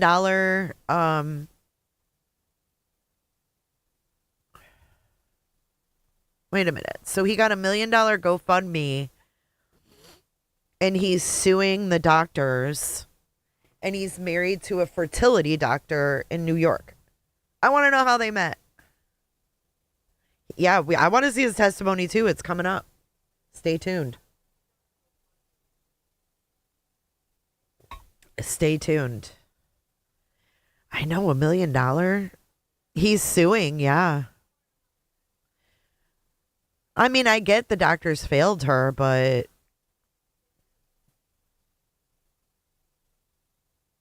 I don't know, man. I'm still here. Something's up with that, you think? I just want to know how he met a lookalike. I'm invested too, Lisa. But like, how did he find a lookalike of Lindsay? Isn't that wild?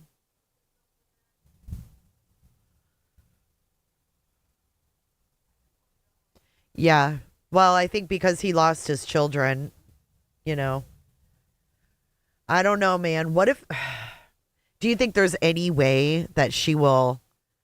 No, there's no way she'll ever be out.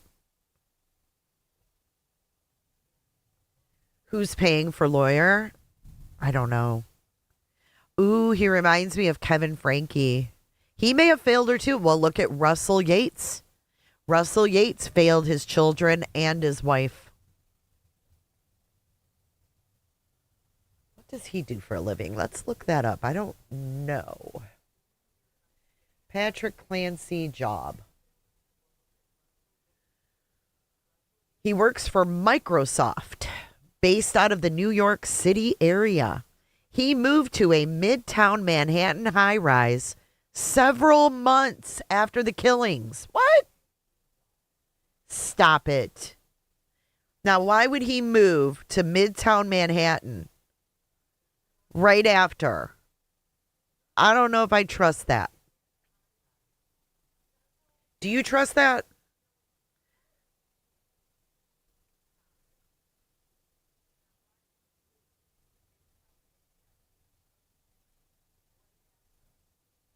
Let's see what this says. 3 days ago. This is from News Nation. It says,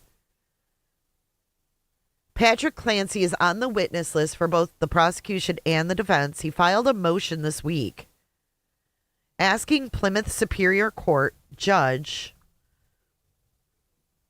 to bar the public and media from seeing and sharing photos of the kids taken before their deaths at the crime scene and during their autopsies. But we don't want to see that. I thought he blocked the 911 call he made too. We won't be able to hear that either, I don't think. Okay, here we go. Patrick Clancy met Lindsay in 2013 when she lived with one of his cousins.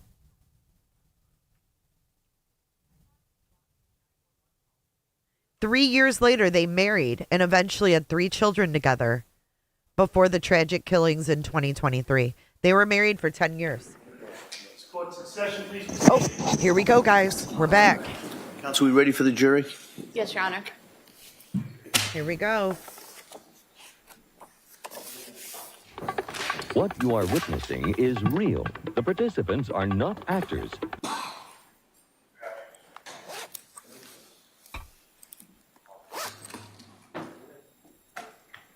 He made a 911 call after returning home, and I don't think we'll be able to hear that.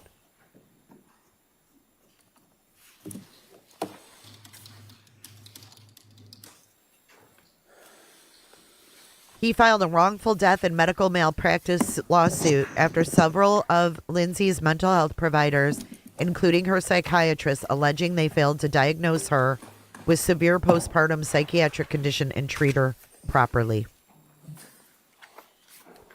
Court, all rise. Jurors enter. Stand up!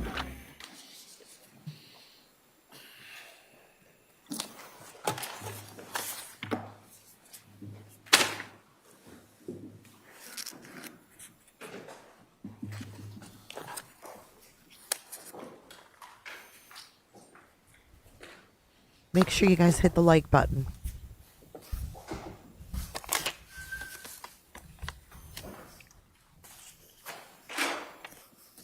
I don't know who these people are. Your Is Honor, that for the purpose of the record, we Patrick's return back to dad? the trial of Commonwealth versus Lindsay Clancy. All parties are present, including the defendant. All parties Members of the present. jury, thank you for your patience with us. We're now going to begin the presentation of evidence. Commonwealth, you call your first witness, Here please. we go, guys. Thank you, Your Honor. Commonwealth calls Patrick Clancy. Oh, shit. Oh, boy. I wonder how she's going to feel seeing him. Oh, man. I can't even imagine.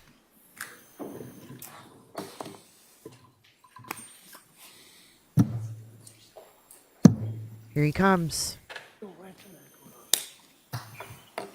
Good morning, sir.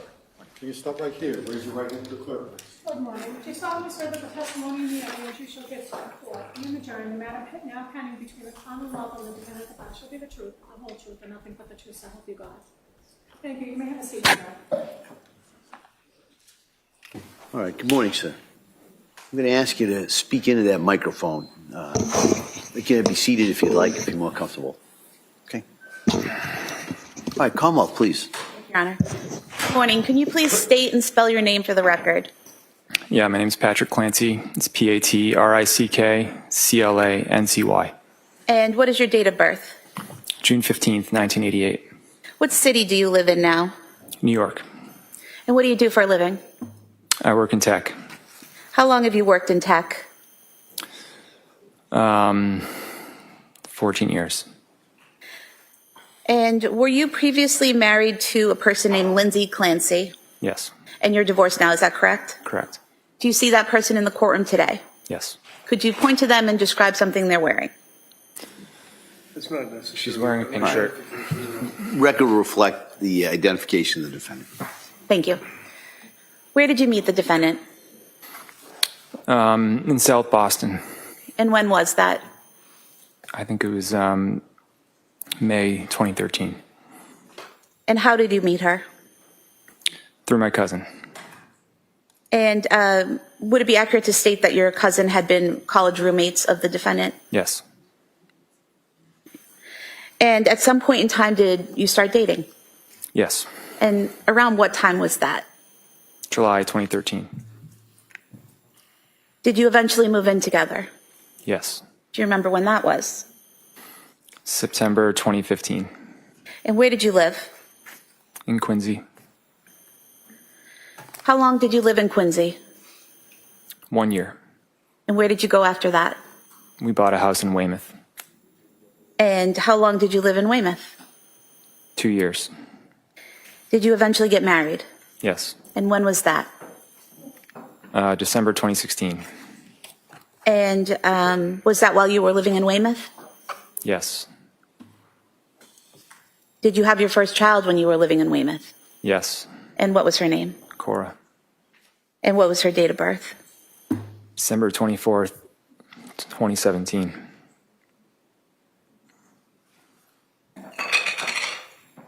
Prior to getting married, did the defendant ever tell you she had taken psychiatric medication while in nursing school?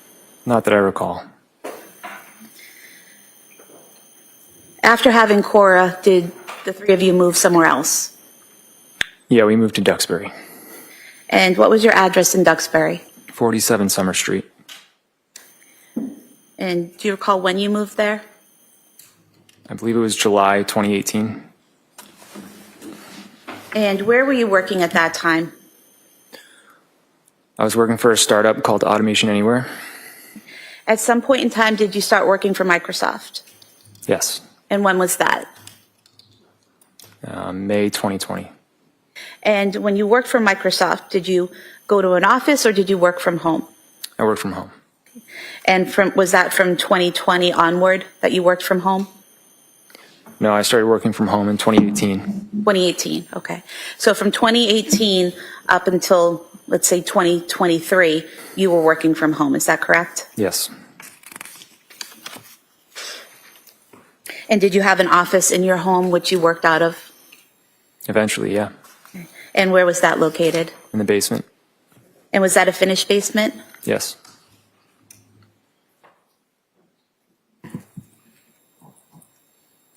Going back to after Cora was born, do you recall the defendant having any physical issues after the birth? Yeah. And what were those?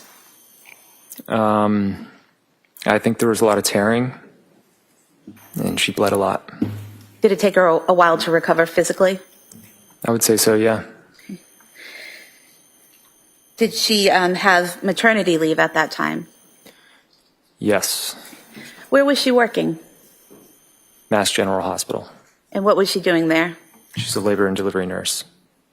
At that point in time when she had Cora in 2017, how long had she been a nurse?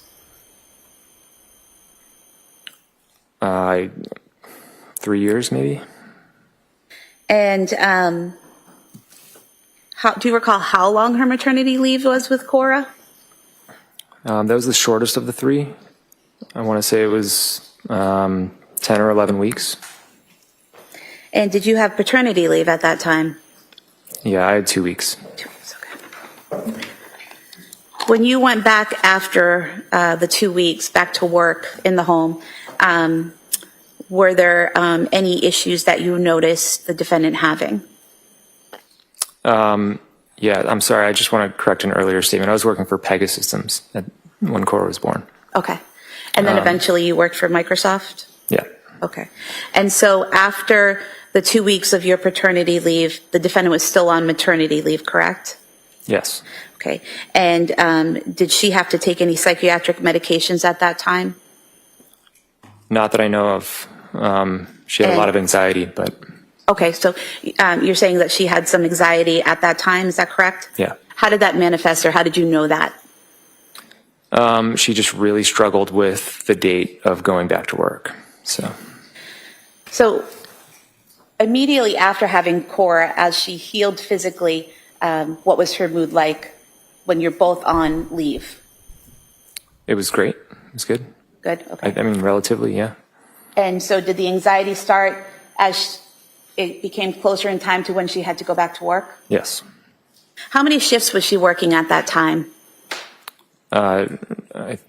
Before Cora was born, she was working at least 40 hours, maybe more. After she went back to work, it was, I think, initially just one. One shift? Yeah. And was that a 12-hour shift? It was per diem, Per diem. and then she eventually did 2 shifts. Okay. I think it was 20 weeks. After 20 weeks, she moved to 2 shifts? I'm sorry, it was 20 hours a week. 20 hours a week, okay. And so from the time she worked her way back up to 20 hours a week at work until she had your next child, did it remain that 20 hours per week that she worked? Pretty much, yeah. Okay. And did you have any assistance in the home during that time after she went back to work? A nanny or a babysitter? Yeah, we had babysitters. We had a babysitter who came probably 12 hours a week. And did that typically happen after your wife had a shift, that the nanny or the babysitter would be there? Yeah, so she could sleep. Did the defendant work overnights? Yeah. And how long did you have that nanny or babysitter for?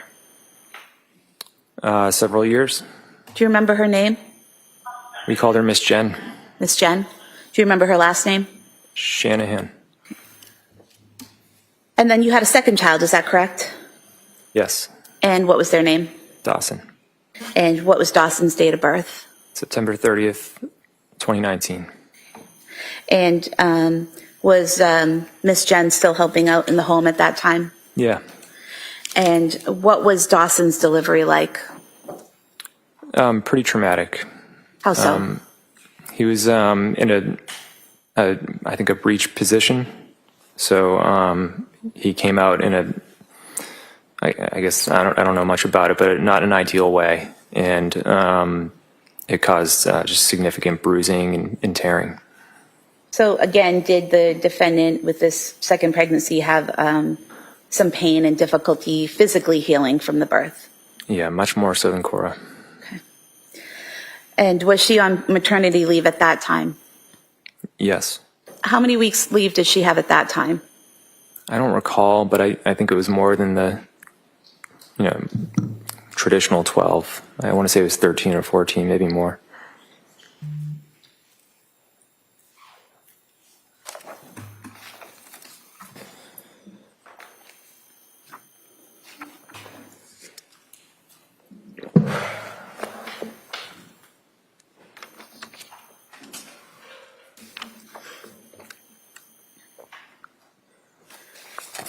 Page 13. If I may approach. You may. You don't have to keep telling me the pages, that's okay. I could have you look at page 13 and just read to yourselves lines 6 through 10, and then just look up when you're finished.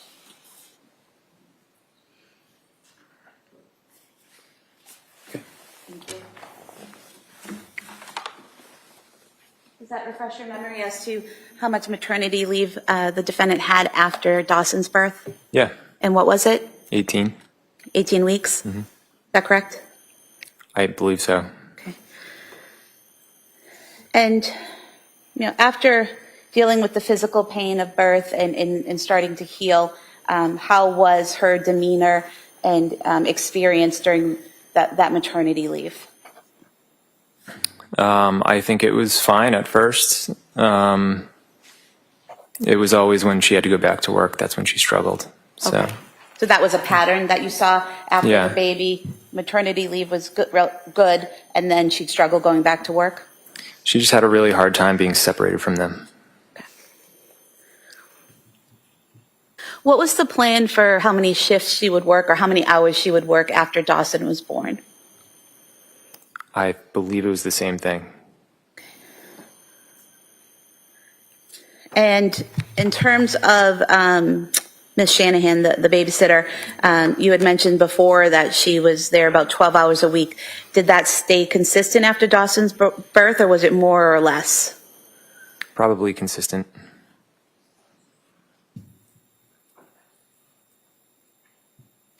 After Dawson's birth, did the defendant ever tell you whether she was on any psychiatric medication after Dawson's birth? No. Did she seek treatment or tell you she sought treatment after Dawson's birth? Yeah, she got a therapist for a short period of time, but it didn't last very long. Did she tell you that at the time or later? At the time. Okay. And did she have any psychiatric hospitalizations or commitments at that time? No. What about after Cora's birth? Any psychiatric hospitalizations or treatments? No.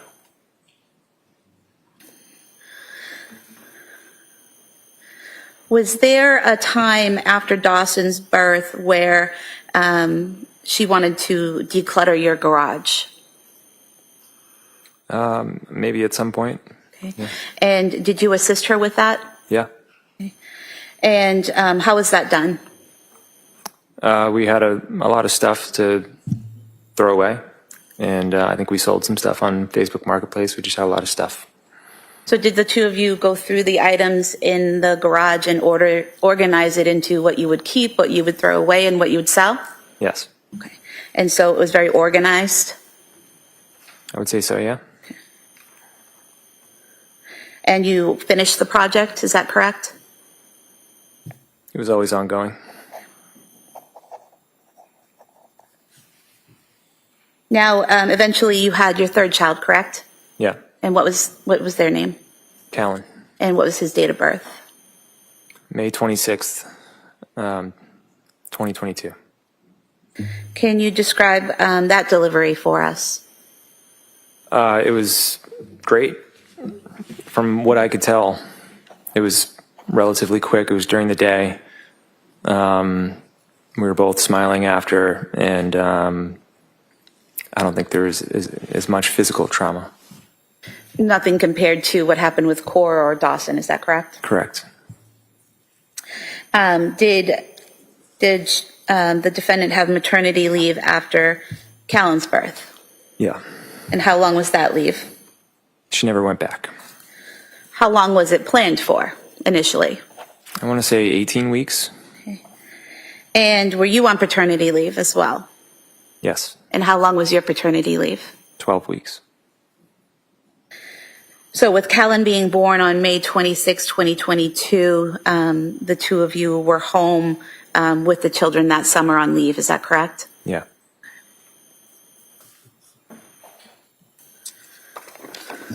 What was family life like during that time period, those summer months? It was great. We had a lot of time off. I was able to spend a lot of time with, I spent a lot of time with Cora and Dawson. So I would take them around, the playgrounds and birthday parties and stuff like that. Okay. And what would Lindsay be doing while you were with Cora and Dawson? Sometimes she'd come with us with Callan, but oftentimes we did kind of like a divide and conquer. So she'd be home with Callan and I'd be out with the older kids. And what types of family activities did you all do during those summer months? We went on a couple vacations. We went to the beach. We went out on our boat and went to friends' houses. During those months when you're going to the beach and out on the boat and visiting with friends, were there any signs of anxiety in the defendant during those months? I would say starting in September, yes, but in the previous months, not so much. When had she been scheduled to go back to work? I don't remember the exact date, but I think it was October. Okay. So again, it was that pattern of as it became closer in time to go back to work, Yeah. she started to struggle? Yeah.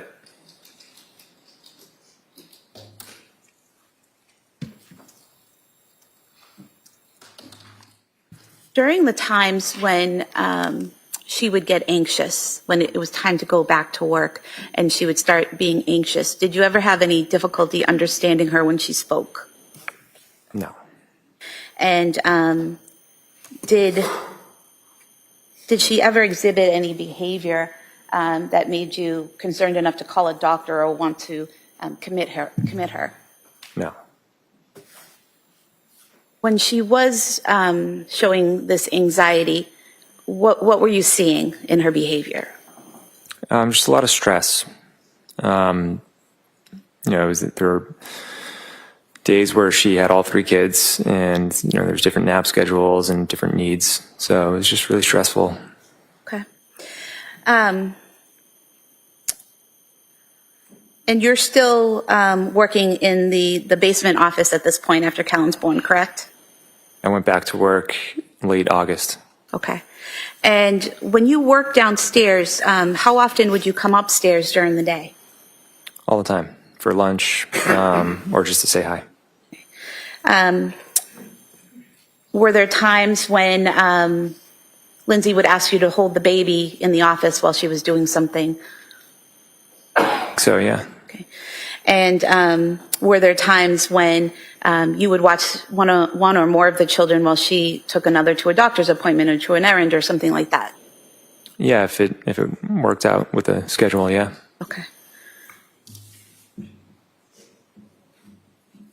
What was the plan in terms of how many shifts or hours she was going to work after Callan? I believe the plan was 2 shifts per week, but there was a lot of flexibility. She could have done really anything. Do you recall saying previously that you were going to start off with 1 shift and hopefully move to 2? I could imagine, yeah. Okay. And you said there were some options, correct? What were those options if that didn't work out? Well, I always put money aside in basically our own maternity account, just so that if she needed more flexibility, we planned for that. So if she needed more time off, more than what her work would provide for her, you were financially secure enough to afford that at that time?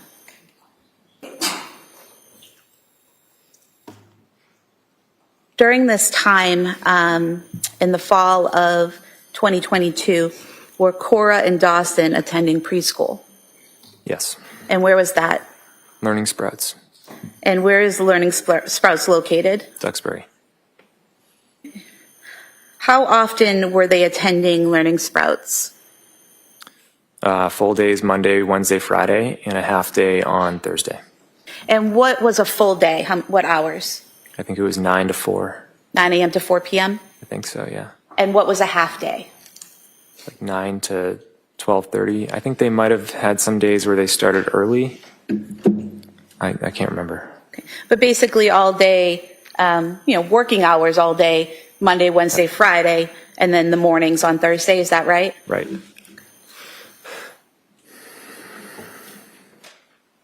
And who would do drop-offs for school? We both would. And what about pickups? Both of us. Together or take turns? Usually we would take turns. Now, at some point in time after Callan was born, did you hire a nanny? Yes. And when was that? I think it was in August or September. Of 2022? Yeah. And who was that nanny? Lainey. I don't remember her last name. Does Elaine Rossi sound familiar? Yeah. And do you recall how many days per week Elaine was going to work when you hired her? I think it was 12 hours. But it wouldn't be 12 hours altogether. It would be spread out over the week. Is that right? Correct. And who was she hired to take care of? Everyone, but mainly it was going to be Callan. Because Cora and Dawson would be at school? For the most part, yeah. And what was the plan for when Elaine would work? Was it that same type of after Lindsay worked shifts or something different? Yeah, the goal was after Lindsay would work. I mean, she never went back to work, but I think we wanted to get her just like oriented with our house and the kids. So we had her start before, and then she was amazing. She was an amazing caregiver, but eventually we decided to let her go because Lindsay was home anyways. Okay. So when you initially hired her in August or September, you said Lindsay was going back to work in October. So is that what you're talking about, that give her that month or so, give Elaine that month or so to get situated and acclimated to the house? Yeah. Okay. Have the kids get used to her. Is that right? Yep. Okay. Elaine, did she also do some cleaning, laundry, and food prep? Yeah. Yeah, she was amazing. Now, during this time frame, and again in the end of summer, fall period of 2022, what types of activities were Cora and Dawson doing? Gymnastics. Are you talking about organized activities or just in general? Organized. I only remember gymnastics. Did they both do the gymnastics? Yeah. And then were they also participating, maybe not in organized situations, but in swimming, soccer, skiing, things like that? Yeah, they were doing swimming, and yeah, Cora and Dawson did skiing. Yeah, Cora started doing soccer. She didn't really like it, but did a little bit. And who took them skiing? I did. And as in terms of the swimming, where would you do that? We did it at Goldfish in Rockland, I think. And then Lindsay took them somewhere in, I think, Plymouth. I don't remember where it was. So you would each take them swimming at various times? Yeah. Okay. Did you also do some swimming at the Kingsbury Club? Yes. And what is the Kingsbury Club? It's like a gym with a pool. And they had childcare, so sometimes they would hang out in the kids' room and we would go work out. And is that in Duxbury? It's on the Kingston-Duxbury line. I'm not entirely sure, but yeah. Okay.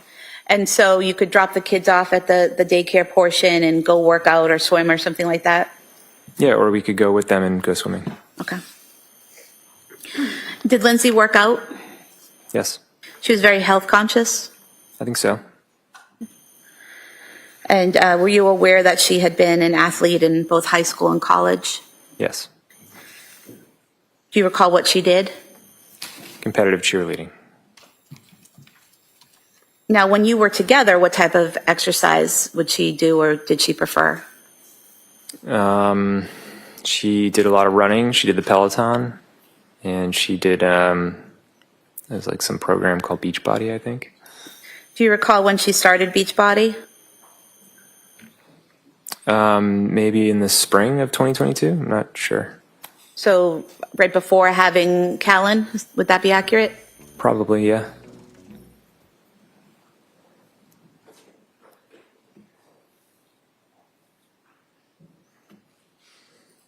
When you returned to work, and you said that was in August, correct?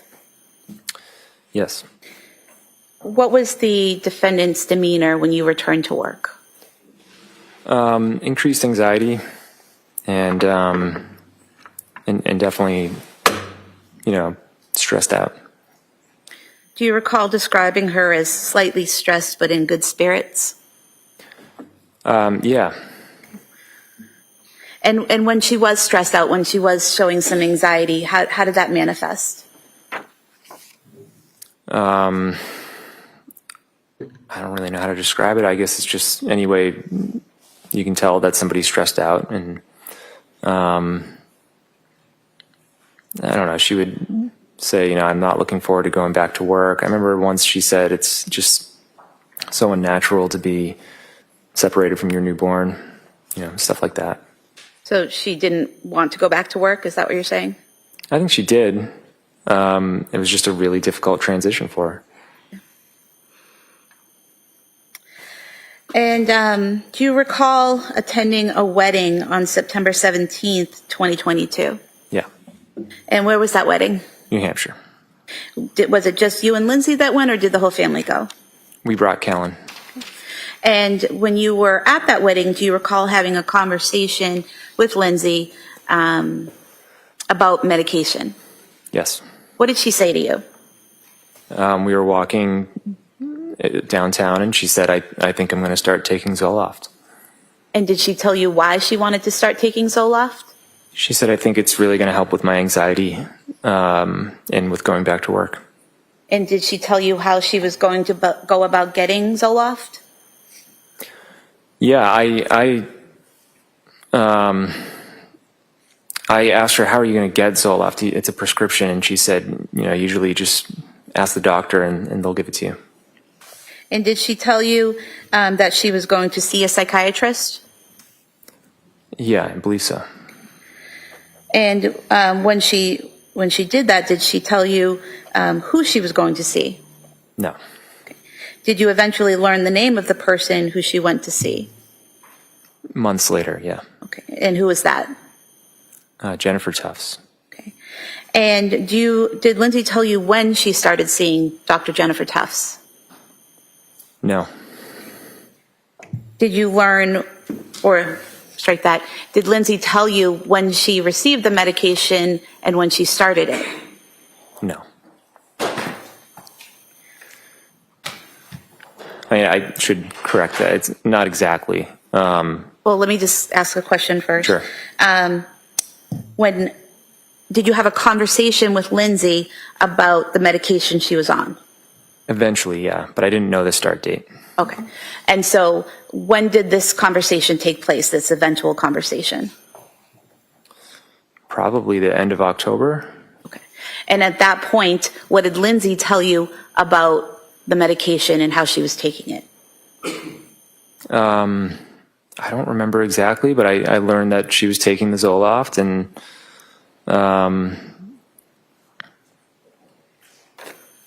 I don't remember really too much about it after that.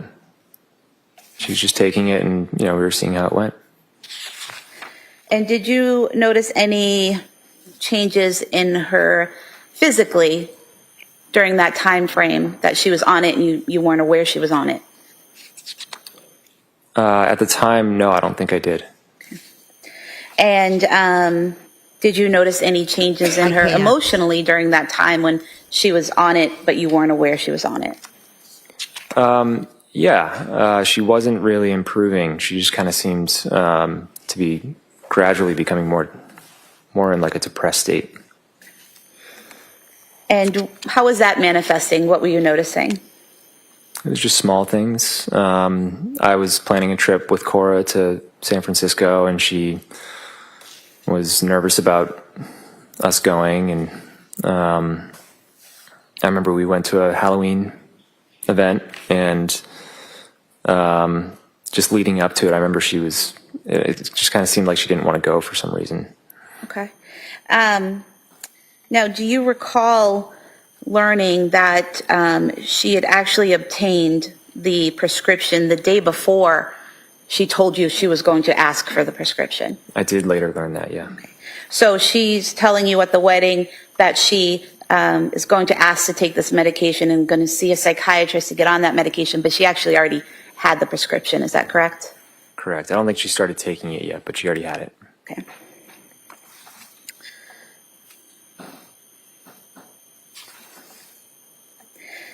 And did Lindsay tell you how long she took the medication for? She may have. I don't remember the exact time frame. I just remember she took it for a period of time, and then her sleep started to suffer, so she stopped taking it. And did she tell you whether or not she spoke to her provider, her doctor, about the troubles she was having. I believe so, yeah. Okay. And did Lindsay tell you that she was advised to double the dose of the Zoloft? She may have. I don't remember. Page 31. Let me approach. You could look at lines 20 to 22, and then just look up when you're Sure. finished.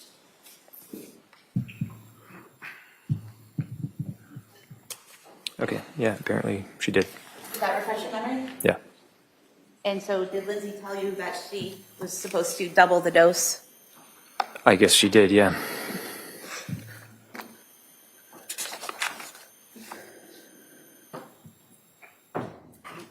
We have to remember he found his children too after she killed them. Keep that in mind. Thank you. Did you notice Bless. any changes in her sleep during that time when she was on the medication but you weren't aware she was on it? Eventually, yeah. When was that? I don't remember the exact dates. But she just, one night she said, do you mind? She started it by saying, I'm not mad or anything, but do you mind sleeping in the basement? And letting me just sleep in our room with Callan. And then you can take the monitors down in the basement, and if Cora and Dawson get up, you can get up with them. She said, I've just been having a lot of trouble sleeping, and I'm hoping that, like, if there's less in and out, then there'll be less disruption. Okay. Had you noticed prior to her telling you this that she was up a lot or having trouble sleeping, like physically seeing her awake? No, not that I recall. And did you in fact start sleeping in the basement for a period of time? I think I did it for like 2 nights, and then she actually went down in the basement. Okay, so then you went back up to your bedroom to sleep, is that correct? Yeah. And how long did Lindsay sleep in the basement for after that? Maybe a couple weeks. And so during that time frame, was she telling you that she was still having trouble sleeping? Yes. But you weren't actually down there watching her sleep. You're getting this information from her, correct? Correct.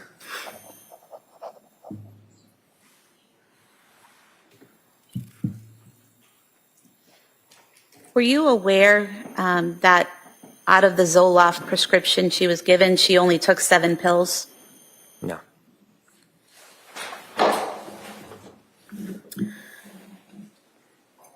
After you had the conversation with Lindsay where she said she was going to double the dose of Zoloft, did you notice any difference in her demeanor or behavior? I would say yes. I don't know if I connected it with the doubling of her Zoloft, but over that period of time, she just kept getting worse and worse. And what period of time was that? What month are we in? Mid-October to the end of December. Okay. So she got the prescription in September, started taking it in October, took 7 pills, but was having difficulty in December. Is that what you're saying? Yes. From this medication? Yep. Well, I don't know which medication it was from, but yeah. Okay. At some point in time, did Lindsay switch providers? Yes. And why did she do that? Because whatever she was doing with Jennifer Tufts, it wasn't working. She was only getting worse. And she thought that it would be better if she worked with, I guess, more of like a perinatal psychiatrist. And did she get a referral or a recommendation of where to go? I think so, yeah. Do you know who gave her that recommendation? It might have been my mother. And your mother's a nurse at South Shore Hospital, correct? Yeah. Does she also do labor and delivery work? Yes. Okay. And so do you know which provider or which office she recommended? Yeah, her name is Julie Paul. And was she at the South Shore Perinatal Clinic? Something like that, yeah. Okay. And do you know when that was? I don't know the dates on that.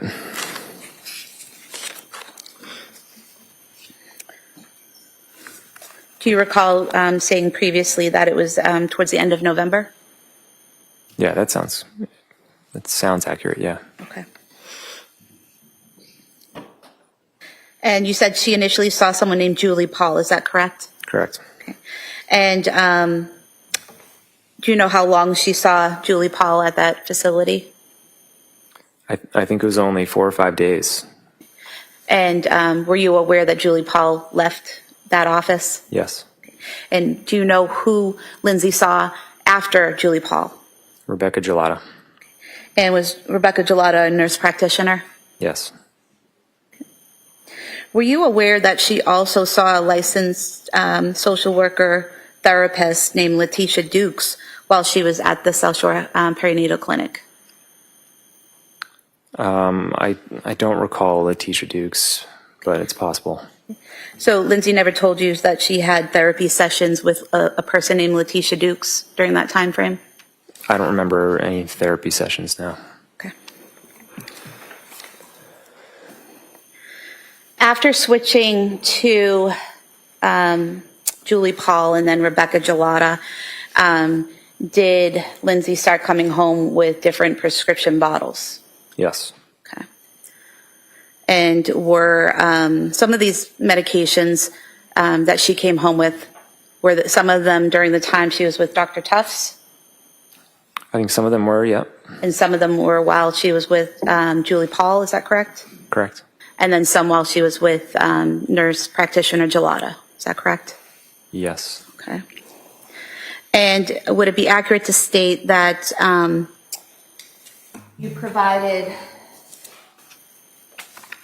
the district attorney's office with a printout from CVS Pharmacy of all the prescriptions that were filled for Lindsay from September through January, September 2022 through January of 2023? Yes. Any objection? No, of course not. I'd ask for it to be admitted as Sure, one. yeah. In members of the jury, one of the things I forgot to tell you is anything that's entered as an exhibit, you'll have with you in the deliberating room when you're deliberating. So you'll have a chance to go over that as well. So you'll have anything that's marked as an exhibit. Okay? Thank you. Now, while she was taking these medications, the various pills, were you always with her, watching and monitoring exactly what she took? Not always, no. Sometimes you'd see it, sometimes you wouldn't? Yeah. Directing your attention to February 6th, 2023, did you go to the district attorney's office and, or have your attorney go there and provide a bag of prescription medication that had belonged to Lindsay? Yeah. I think the police took a bag of prescription medications that night, the night my kids passed away. Mm-hmm. And then there was a bag that I had in my truck that I was supposed to, nurse practitioner Gelata said you can bring them to like a police station and they get rid of them for you. But I never got around to it. And where had you stored those in your truck? In the center console. It's like underneath the center console that opens. You have one of those center consoles that open up, but then there's another larger compartment below it? Yeah. So was it your plan to bring these to a location where they could be properly disposed? Yeah, I didn't want to just throw them in the trash, so. And these were all medications that had been prescribed in the past to Lindsay, but she was no longer taking, correct? Right.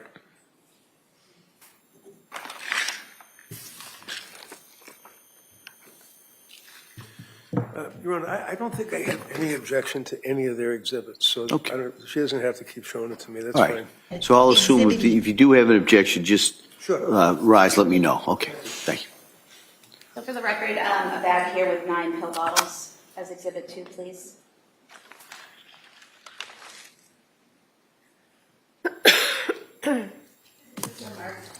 Thank you.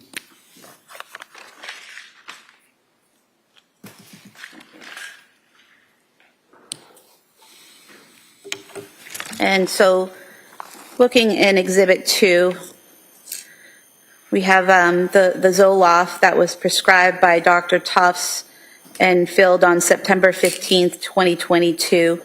And I think I asked you earlier, you weren't aware that only 7 pills were taken out of this, correct? That's correct. Okay. And then there's another prescription in here for Ativan that was filled on October 26, 2022. Were you aware that only 6 pills were taken out of that bottle? Can you say the date again? October 26, 2022. And how many did it start with? Let's see.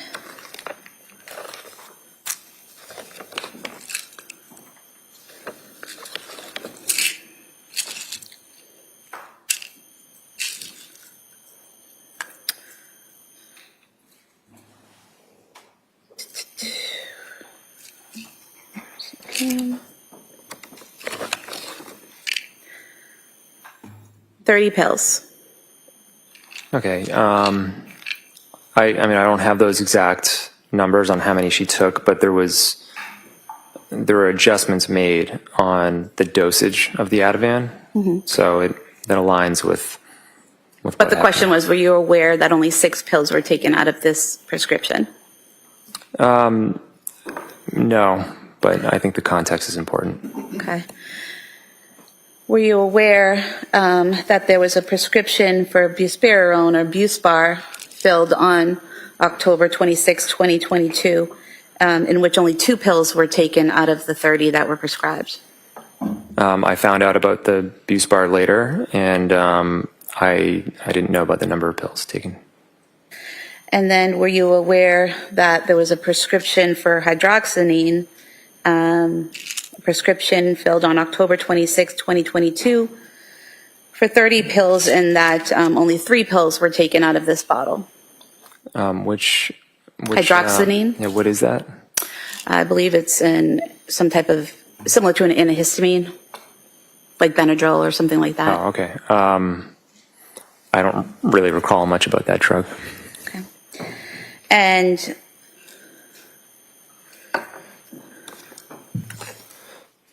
were you aware in this bag there was another prescription for Buspar that was filled on November 9th, 2022, 30 pills prescribed, and no pills were taken out of this bottle? Were you aware of that? I wasn't keeping track of the number of pills taken out of each bottle. Okay. So. And then just ask you about one more, the trazodone, prescribed on November 16th, 2022, by a doctor from South Shore Hospital, 30 pills. Were you aware that only 7.5 pills were taken out of this prescription? No. So there were a lot of pills prescribed, but not a lot of pills taken, correct? Is that comprehensive of all the pills that were prescribed? These are the pills that you brought into the police station. So out of these, Out of those, yeah, it's possible that not a lot were taken.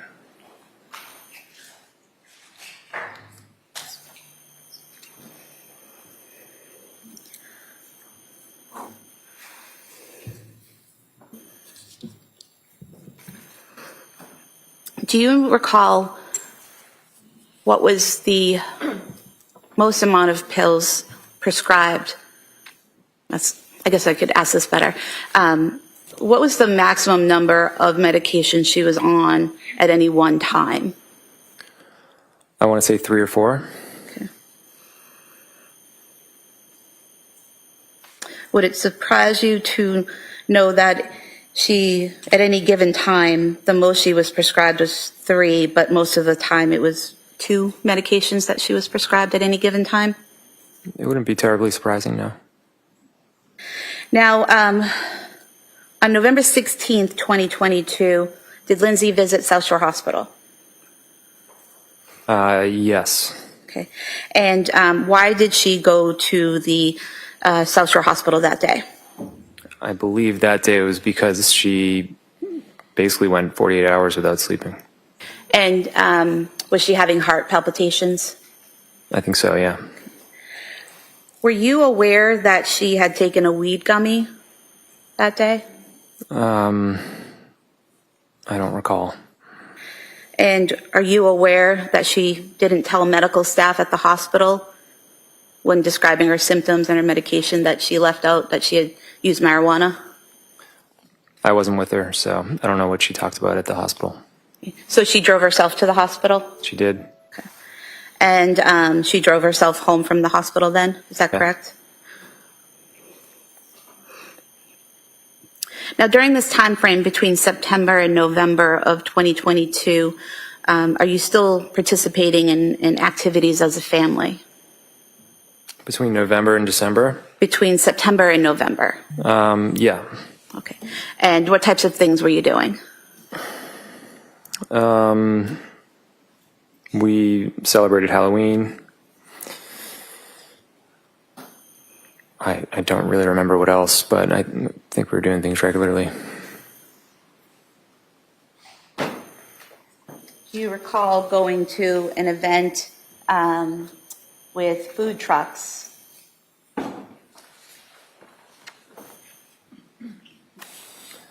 Yeah. And do you recall going to an event in November where there were trains to ride with the kids? Yeah. So we have the photo from the food truck event, this is Exhibit 3. And the photo from the train event is Exhibit 4. 3 and 4 somewhere. Can I publish? You may.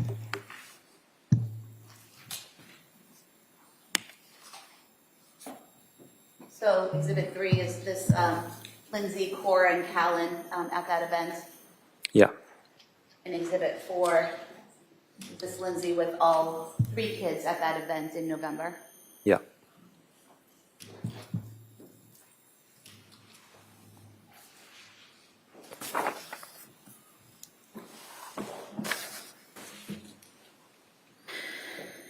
Did you have plans for Thanksgiving that year?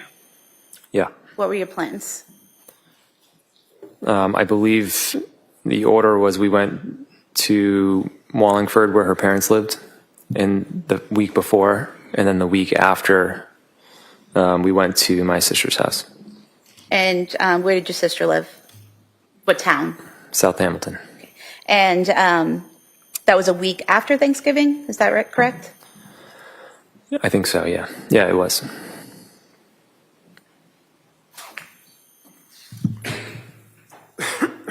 And is this a photo from Thanksgiving at your sister's house? Yes. I could have this photo marked as Exhibit 5, I believe. All right, that may be marked. Exhibit 5.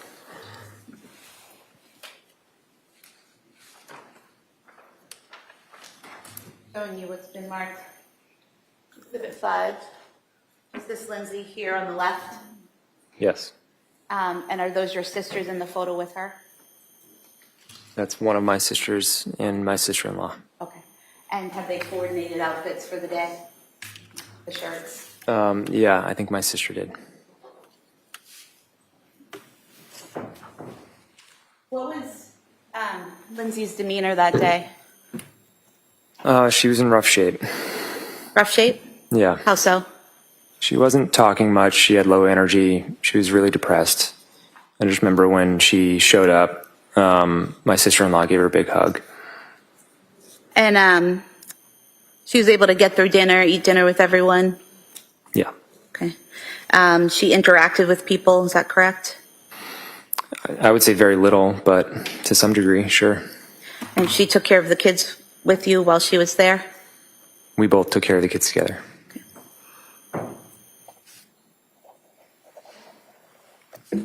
You mentioned earlier that your wedding anniversary is in December, is that correct? Yeah.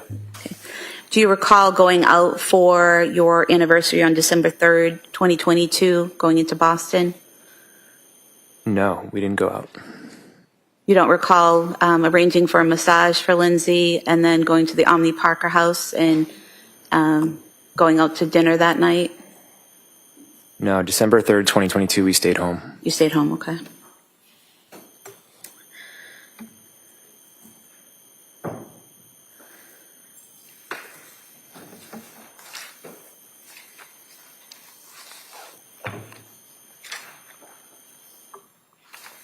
What just happened? Who went to that dinner? What's going on? She acted like she had proof someone went to dinner. Showing you a photo of you and Lindsay. You recognize this photo? Yeah. And when was that taken? I'm not really sure. It wasn't taken on December 3rd when you were out celebrating your anniversary? In 2022? Yes. No. No, we wanted to go out, but we canceled because she wasn't feeling well. So we stayed home. We got takeout. Okay. Did you also, on November 26th, 2022, go out as a family to get a Christmas tree? Yes. Well, probably. I don't know. But yeah, around that time, yes. Okay.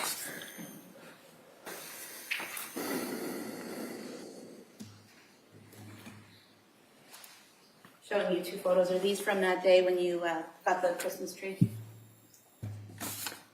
Yeah, that looks accurate.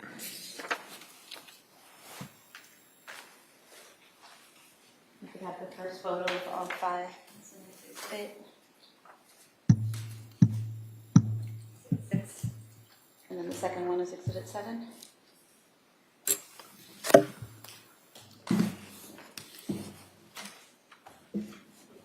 Exhibit 7.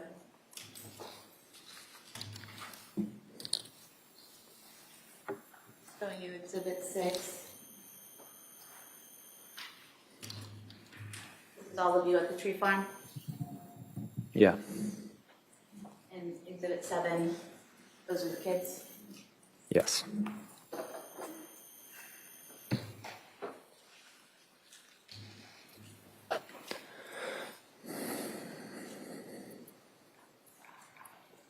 Around December 6, 2022, did Lindsay tell you she was starting a new medication? I don't remember specifically. Is it that you don't remember the date or you don't remember her starting a new medication? I'm not sure. Do you remember Lindsay telling you at some point she was starting the medication Seroquel? Yes. Do you remember around what time frame that was? I thought it was before December 6th. Okay. And do you recall how she was physically after starting the Seroquel? Awful. How so? That was really where her big spiral started. She started to lose a lot of weight, and she became very depressed, and she was having a really hard time. And did she describe to you some thoughts or feelings that she was having at that time? Yeah, she started to say she was suicidal. And was that in December of 2022? I think so, yeah. And when she told you she was suicidal, did you ask her if she had a plan on how to kill herself? Yes. And what was her response? She said no. And did she ever mention a specific way or plan she had to kill herself to you? No. And at some point in time, did she tell you that this was the first time she had had suicidal thoughts? I don't know if she mentioned it was the first time or not. I just remember her saying she had them. Had you ever heard her say that to you before, that she was having suicidal thoughts? No. Did you own at that time a Surface Pro, a type of tablet that works as a laptop? Yeah. And who had access to that laptop? We both did. Okay. You and Lindsay? Yeah. And going back to August 22nd, 2022, did you click on a link on that Surface Pro that was titled Methods of Suicide? Not that I recall. And August 22nd, 2022, that was before Lindsay had been on any medications, as far as you know, correct? Correct.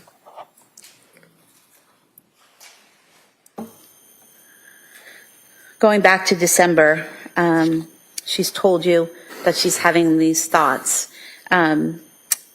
What's your reaction when she tells you that she's having these suicidal thoughts? I just wanted to support her. I asked those questions back to her, and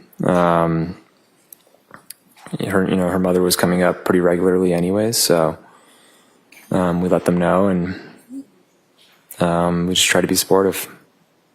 Did she also tell you at that time, at the beginning of December, that she was having some other intrusive thoughts? Yeah. Is that how she described them or how you described them, intrusive thoughts? I would say both. Okay.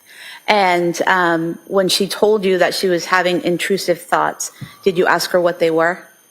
Yeah. And what was her response?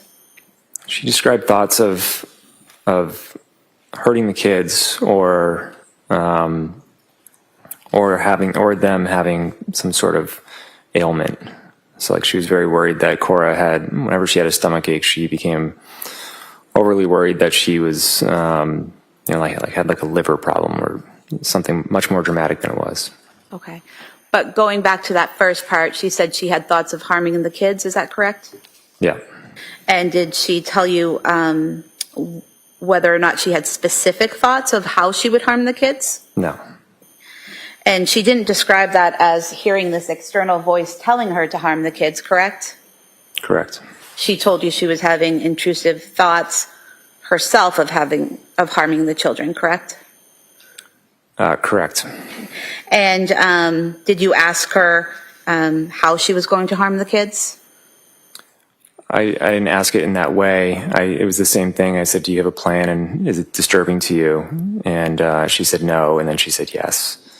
And let me go back for a minute there.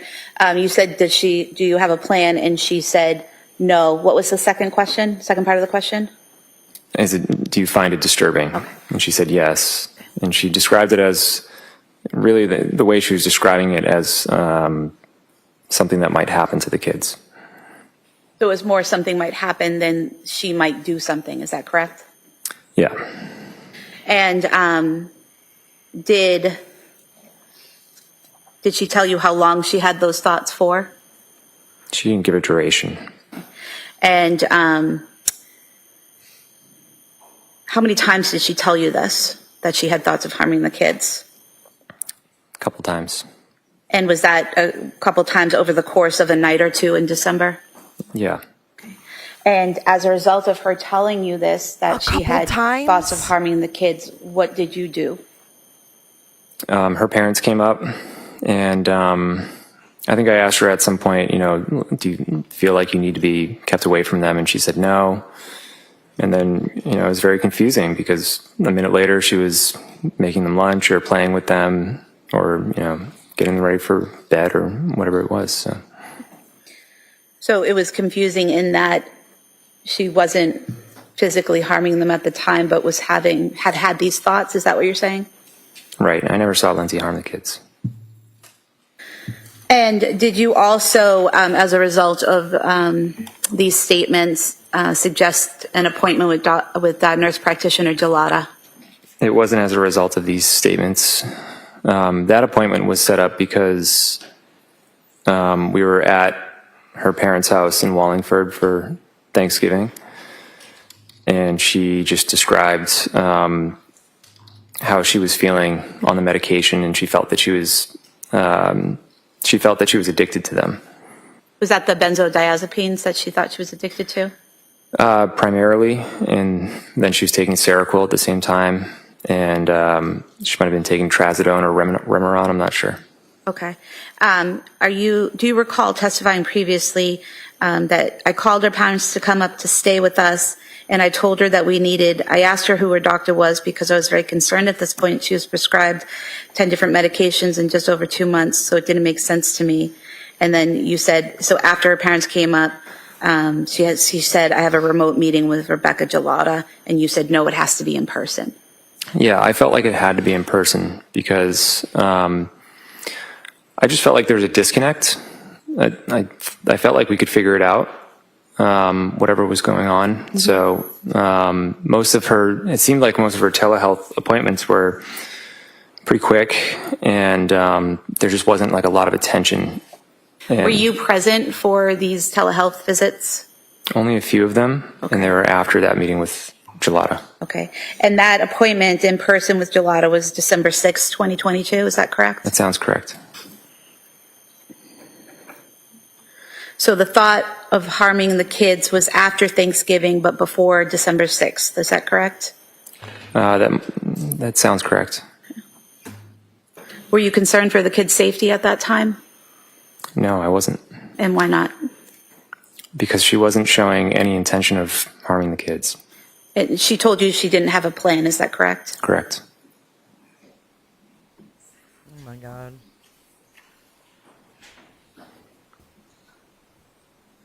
Now, directing your attention to December 15th, 2022, did Lindsay go to Mass General Hospital to the emergency department that day? Yeah. Okay, and why was that? I remember the reasoning being she told her dad that she wanted to commit suicide, and then she said to me, I told my dad I want to die, and it didn't bother me at all. And Oh my God, she told her dad. This is terrible. It's absolutely terrible. as a result of those statements, you brought her, or did she bring herself to Mass General?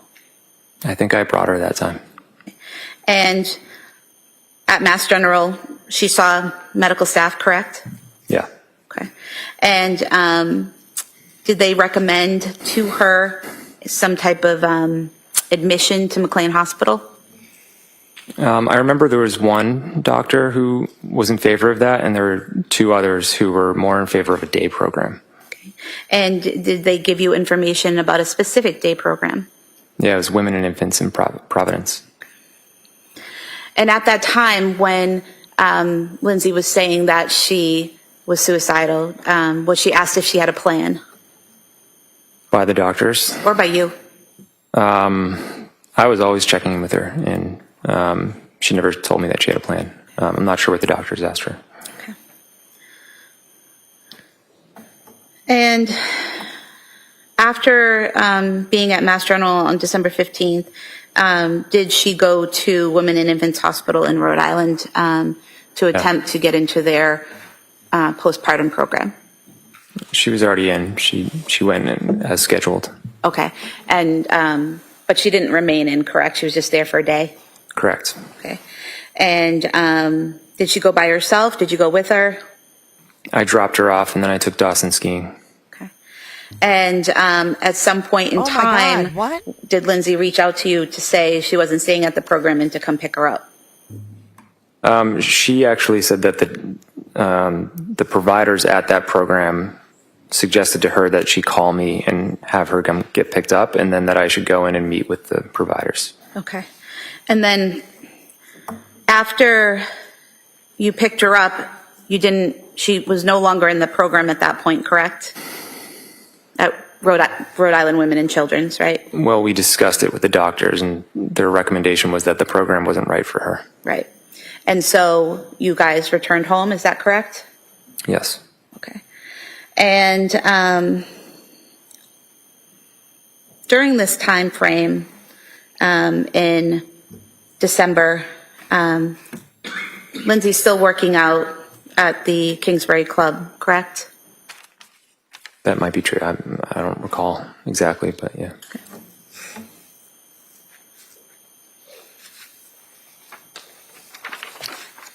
Do you recall her going to the Kingsbury Club on December 6th, 13th, 16th, 17th, or 18th? I mean, I believe that can be true. Yeah, I don't recall those exact dates, but yeah. At this time when she's saying that she's feeling suicidal, she's telling you she doesn't have a plan, correct? Mm-hmm. She's no longer saying she has any thoughts of harming the children, correct? Correct. She's still bringing the children to doctor's appointments during that time, right? Yeah. Do you recall her bringing Callan and Dawson to the doctors on December 2nd when they weren't feeling well? Yeah. And then she was able to call the doctor's office on December 27th and make an appointment for Callan and Cora when they weren't feeling well. Do you remember that? Yeah. Okay. And take them to the doctor, I believe with you, correct? Maybe. I don't know. And then on December 30th, she was able to take Callan to the doctor that day as well and interact with the staff. Is that correct? Probably. Then you returned to Mass General Hospital, the emergency department, on December 31st. Is that correct? Yes. And why did you go back on the 31st? Because she was still talking about thoughts of suicide, and I was exhausted. I said, I think it's time to go to McLean, and we didn't have a diagnosis, so we just didn't really know what was wrong. And I think for me, I was hoping that McLean could really evaluate her and try to figure out the best path forward. Okay, so the path to getting to McLean was to go to the emergency department at Mass General and be referred to McLean. Is that correct? Yes.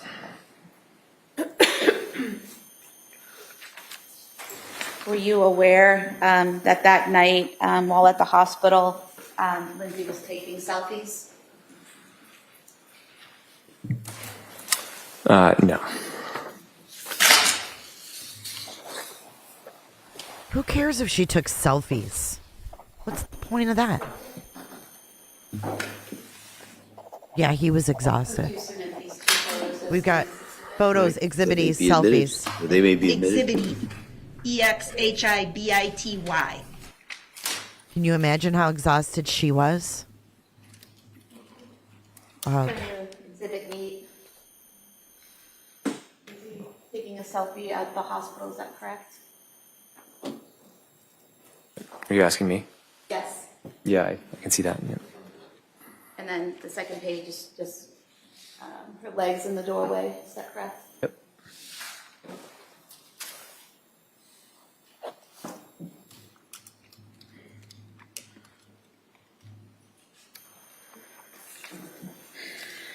As a result of going to Mass General and telling them about her suicidal thoughts, was she transferred to McLean Hospital?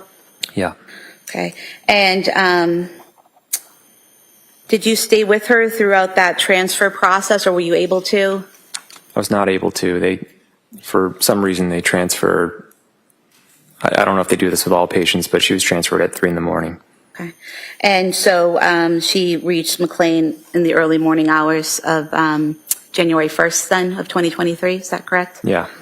Okay. And did you visit her at McLean Hospital? Yeah. How often did you see her there?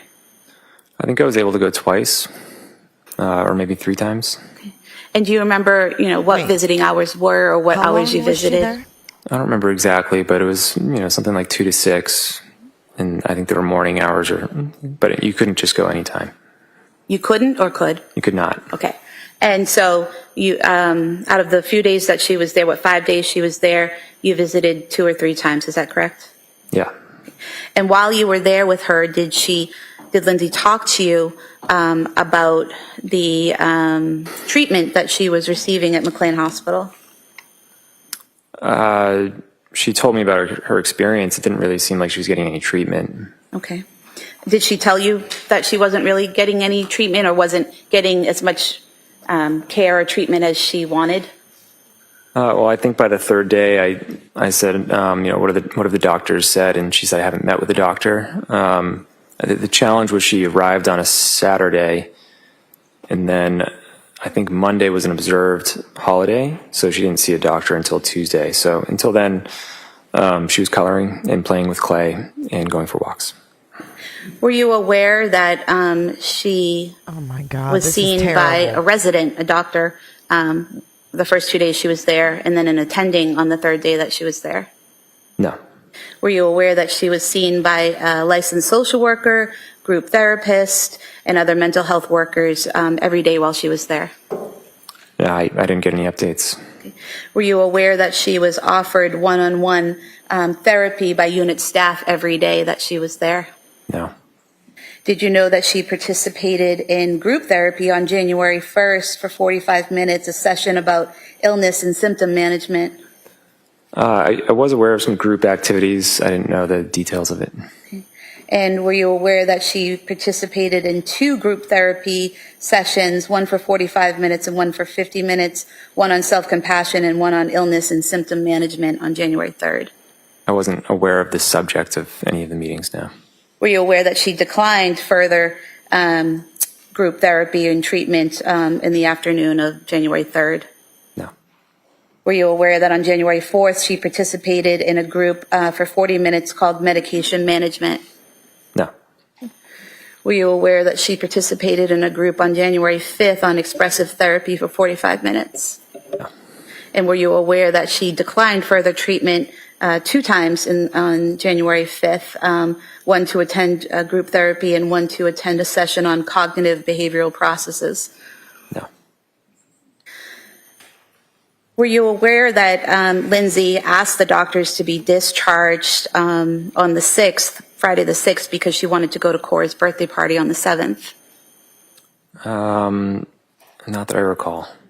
Were you aware, or did Lindsay tell you that she then asked the doctors to discharge her on January 5th because she wanted to go home and get ready for the party? I wasn't aware of Lindsay asking the doctors to be discharged. Okay. Were there any insurance issues in terms of insurance refusing to pay for her stay at McLean Hospital? We didn't really get to that point. You weren't advised by the social worker or any staff there that there were any issues with your insurance, is that correct? Yeah, that's correct, but I wouldn't have cared either. Would you have just paid for it if needed? I would have paid anything, yeah. Ms. Sprague, is this a good time to break? Yes. All right, so members of the jury, we're going to break for the afternoon recess, and we'll see you back here about 2 o'clock, okay? Court, all rise. Oh my goodness, oh my goodness, oh my goodness. Hey, belly flats. Okay, so we've got an hour break. I think we should take some phone calls. What do you guys think? Do you guys want to call in? I need to talk about this. This is crazy. Oh my, I feel sick. I literally feel sick for her. I'm going to open up the call lines. This is crazy town. I think he just didn't want to deal with it. Look at her. Anything we need to address before the break? No, Your Honor. All right, so we'll see everybody about 2 o'clock. Thank you. I feel so bad for her, dude. It does seem like she was, what else could she have done, guys? She told her husband she was suicidal.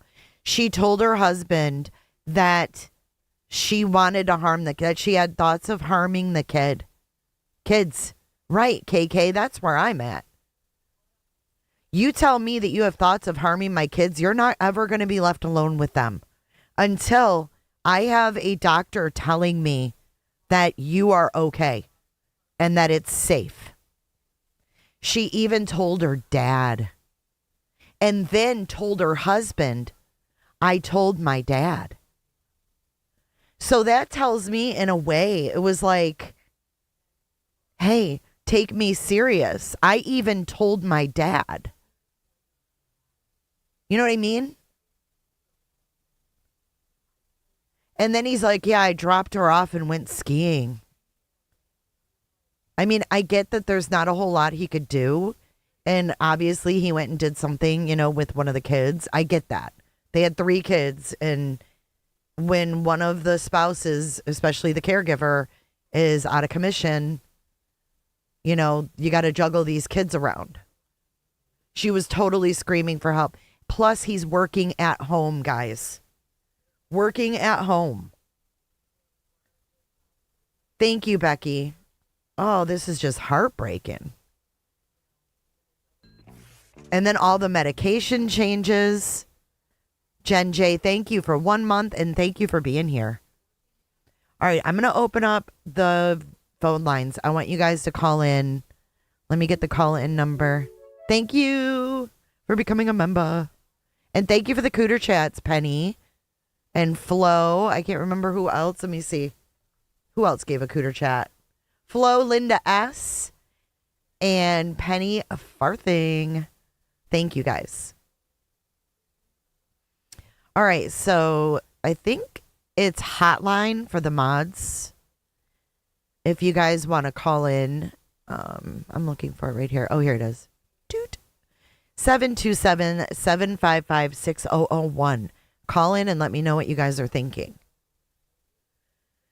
And it was so soon after her stay at the mental hospital, they failed her too. Agreed.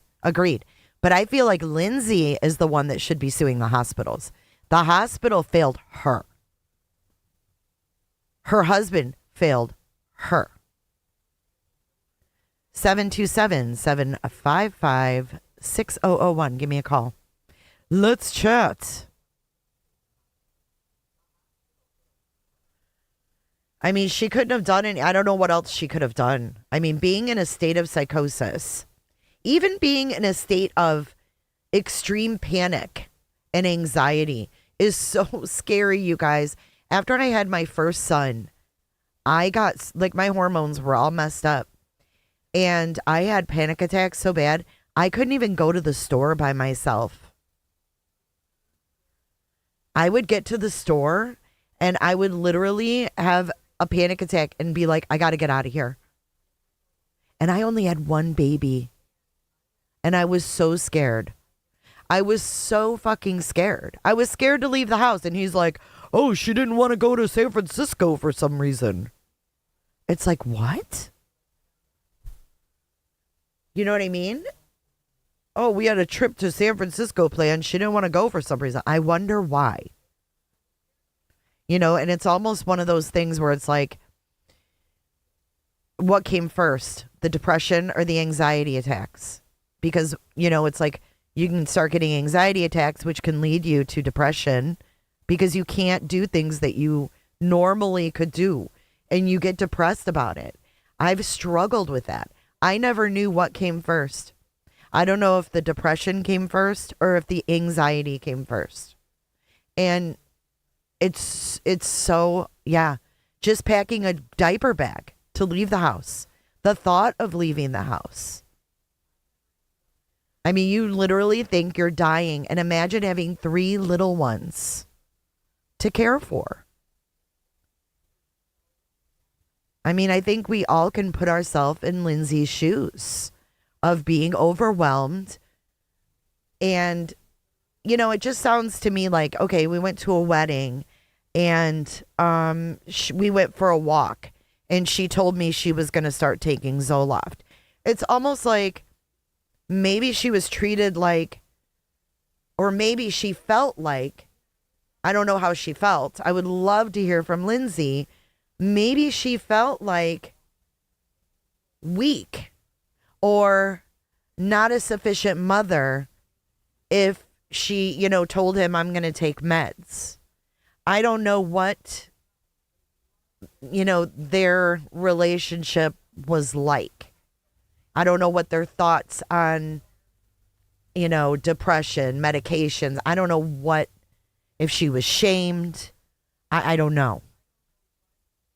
Oh, Belinda Buckner, that's when I had my first panic attack. Was when I was driving with my 6-week-old son in the car to my postpartum appointment by myself because my husband was at work.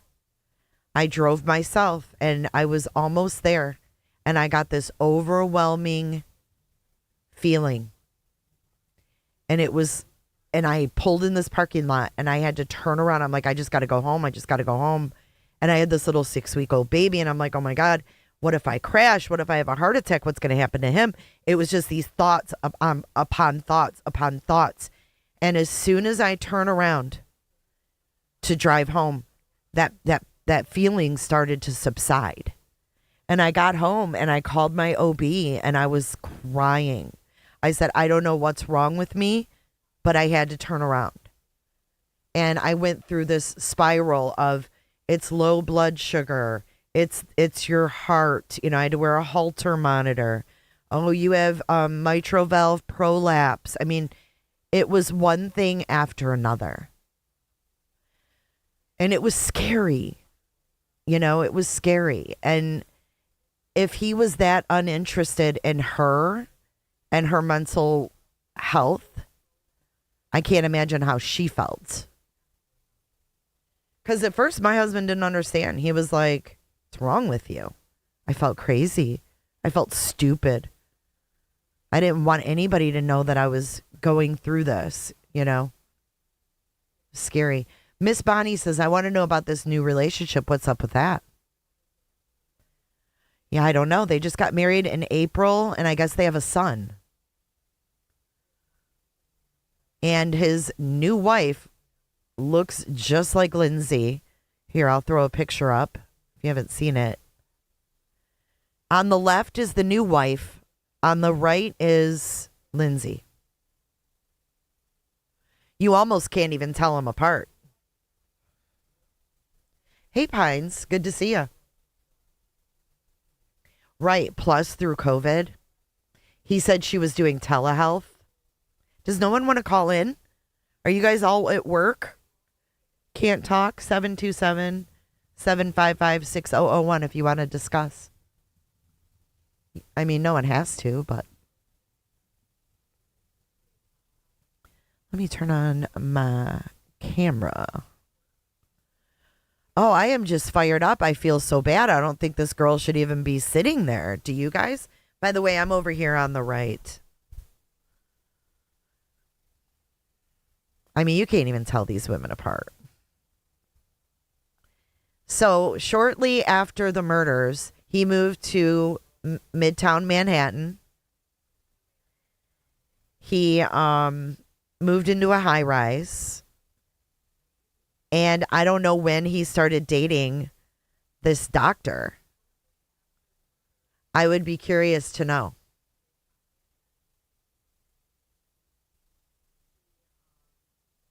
I agree, Glass evidence. Shame on the prosecution. And Glass, thank you for sending this the witness list over. You guys, just on the prosecution side, there's 168 witnesses. But listen, we've heard a few names already. Jennifer Shanahan, the nanny, she's on the list. Elaine Rossi, we just heard about Elaine. Wasn't that the other nanny, Elaine? Jennifer and Elaine, they're on the witness list for the prosecution. I wonder if her ex-husband...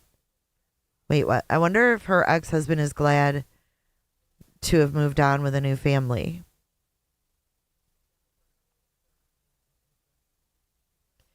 Do you think that...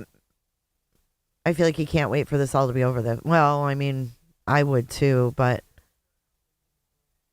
I don't know, dude. In those opening statements, her lawyer did a fabulous job. He was stumped on the nanny name. Yeah, Elaine. He said, I don't remember her last name. I think that's who Elaine was. So the two nannies are on there. And there's a lot of people. I don't know who they all are, though. There's Amy Bevins and Christopher Bevins. I don't know who that is. But there's, let's see, a bunch of civilian witnesses. Like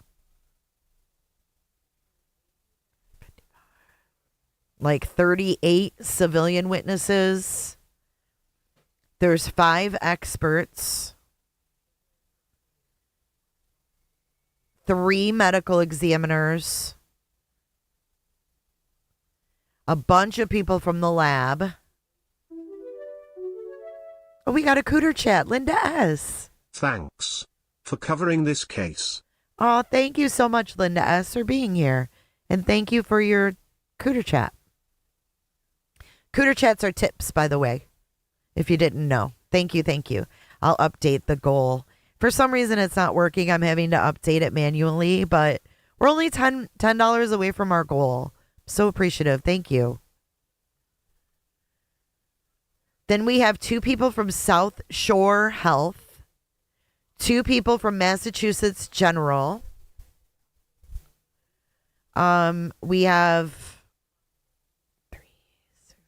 9 people from Brigham and Women's Hospital, 5 people from South Shore Hospital, 4 people from Boston Children's Hospital, 3 from Beth Israel Deaconess Hospital in Plymouth, 2 from the fire department, or 4 from the fire department.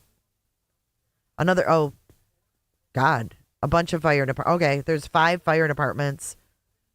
5 fire departments. There's like 20 witnesses.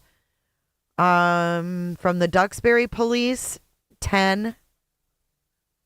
Massachusetts State Police, 22. I want to hear witnesses who knew him as a father and how much he was involved. Yes, the nannies will tell a lot. Cal Tato says, I can't believe they're putting her through this. She's a victim, in my opinion. I agree.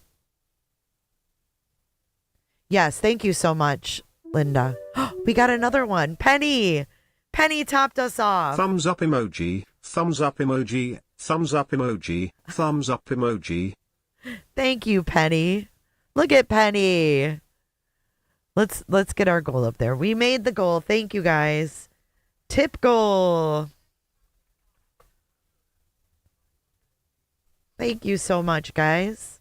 I appreciate you being here. I'm kind of invested.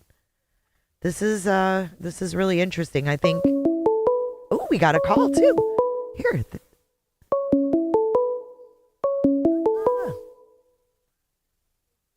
Hello, you are live on air with Jay. Hello. Can you hear me? I can hear you. Can you hear me? I can't hear you. You can't hear me. Okay, hold on. Let me make sure I've got my stuff. Oh. Dang it. What's wrong? Let's see. Can you hear me now? Hello? Barely. Barely? I'll try calling back. Try calling back. What the heck, man? Hold on. Microphone. All right. All right. Try to call again. 727-755-6001. It should work. She said she could barely hear me. Well, not only did she work in labor and delivery, but her mother-in-law was also a labor and delivery nurse. So make sense. He said her mother was coming to help. Where was his mother? I mean, I'm just asking. Do you think that he even asked that, Maxie Doodle? I know, but through the Google Voice, it didn't seem to be working. Let me try to call her back. Whoops. I didn't mean to do that. All right, I'm going to try to call you back, 845.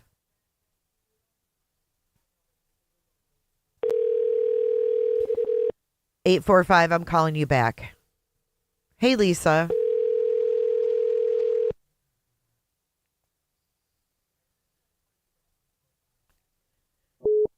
Oh, someone's calling.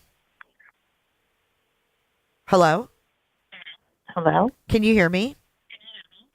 Barely. I don't know why it's so low. Oh, okay. Hang on. Hi. Can you hear me? Yeah, I can hear you. Oh, good. Hi. You're on air with Jay. It's Marcy. Hi. Hey, Marcy. Hey, so you can hear me loud and clear. It's fine? Yeah, I'm Marcy. Yeah.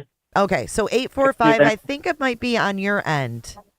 Thank you for calling. Oh, on my end? No, on the previous caller said she could barely hear me. Oh, okay. Let me turn down my TV. Hold on. Okay. This is Marcy on the line. There's one on the island. And thank you, Penny, for topping us off. I do appreciate that. Yeah, Lauren and Jess Mikado are both at this trial together. That ought to be some fireworks. Seize the drama. All right, I'm back. So what's up, Jane? Not a whole lot, girl. Have you been watching all this morning? Yes. Thoughts? I don't know. I have to know more about the case, but, I don't have all the backstory yet. Yeah. But I can see where, I have different thoughts now than I did yesterday when I was kind of looking at it. Same. I'm kind of wondering why she's even on trial, to be honest with you. I mean, what more could she have done? Is there anything more she could have done to advocate for herself? I mean, no, not really. I mean, she was reaching out and all the meds she was on, you know what I mean? Crazy. I mean, I can't imagine my spouse telling me, like 3 times or more that they had thoughts they wanted to hurt our children. I'd be terrified to leave her alone, even for 30 minutes. Yeah, exactly. You know what else is messed up is that shit was going on. What did they say? The end of December? She was saying that she was suicidal and had these thoughts of harming the children. She did this on what? January 20 something? I don't know the exact date offhand. January 23rd or something? Yeah. I mean, that just seems like it's not like, a year or 6 months had passed and he was like, okay, she seems okay. It seems like this was at the height of like her crisis. Right. Yeah, it seems like, you know what I mean, she did that to me, like you said, she did everything she could, really. Yeah. And why he would leave her alone, I don't know. I mean, I hate to blame him because I'm sure, he loved his children. I mean, we get complicit, and I think that maybe that explains why he's forgiven so quickly. Like January 28th, he was saying, in the GoFundMe, I forgive her. Oh, really? Yeah, a week later. Wow. So that says a lot. Yeah. And I guess if I felt like, oh my gosh, there's so much more I probably could have done, that I would be forgiving too. I think his quote was like, let me read it. He said, I didn't marry a monster or something like that. I married someone who got sick. Yeah. Wow. So right now they're just deciding whether she's for insanity or she's going to be guilty, right? She pled not guilty to 3 counts of murder. So I don't know what the jury's decision will be. They're guilty of murder or not, or is there going to be an option for insanity? Yeah. That's what I'd like to know. I mean, you said you knew about the Andrew Yates case. I watched that a lot. Yeah. Early this morning, I kind of talked about the comparisons to that because I remember that happening as well. And like hers was rooted in like religious, like saving her kids from like a demon. And she had like a really long history of mental illness. Like Lindsay's was more like recent, in my opinion, Yeah, like really, like she said all that stuff, and then 3 or 4 months later, it all happened. Mm-hmm. Yeah. And then you've got Andrea. Yeah, go ahead. Oh no, you go ahead. No, go. I would say with Andrea, she was like she had told everybody that, and the way that Rusty, I think his name was. Yes. He left her, home a lot, like for a long time. You know what I mean? Well, and he kept impregnating her. You know what I mean? Right. Yeah. You have all these kids, it's an ongoing long-term issue. And he just kept impregnating her. I felt like he had responsibility. What's that? I felt like he had a responsibility, He did. And that she was already overwhelmed with the kids she was having, you know what I mean? And clearly. Like you said. Now she did have like an insanity plea, right? Yeah, and she's actually said, I'm not ready to get out. I think Right, she's 'cause she was up actually for parole. she's passed on her parole and said, nope, I'm good. Yep. Yeah. Yeah, that was a hard case, man. That was so sad. Very hard.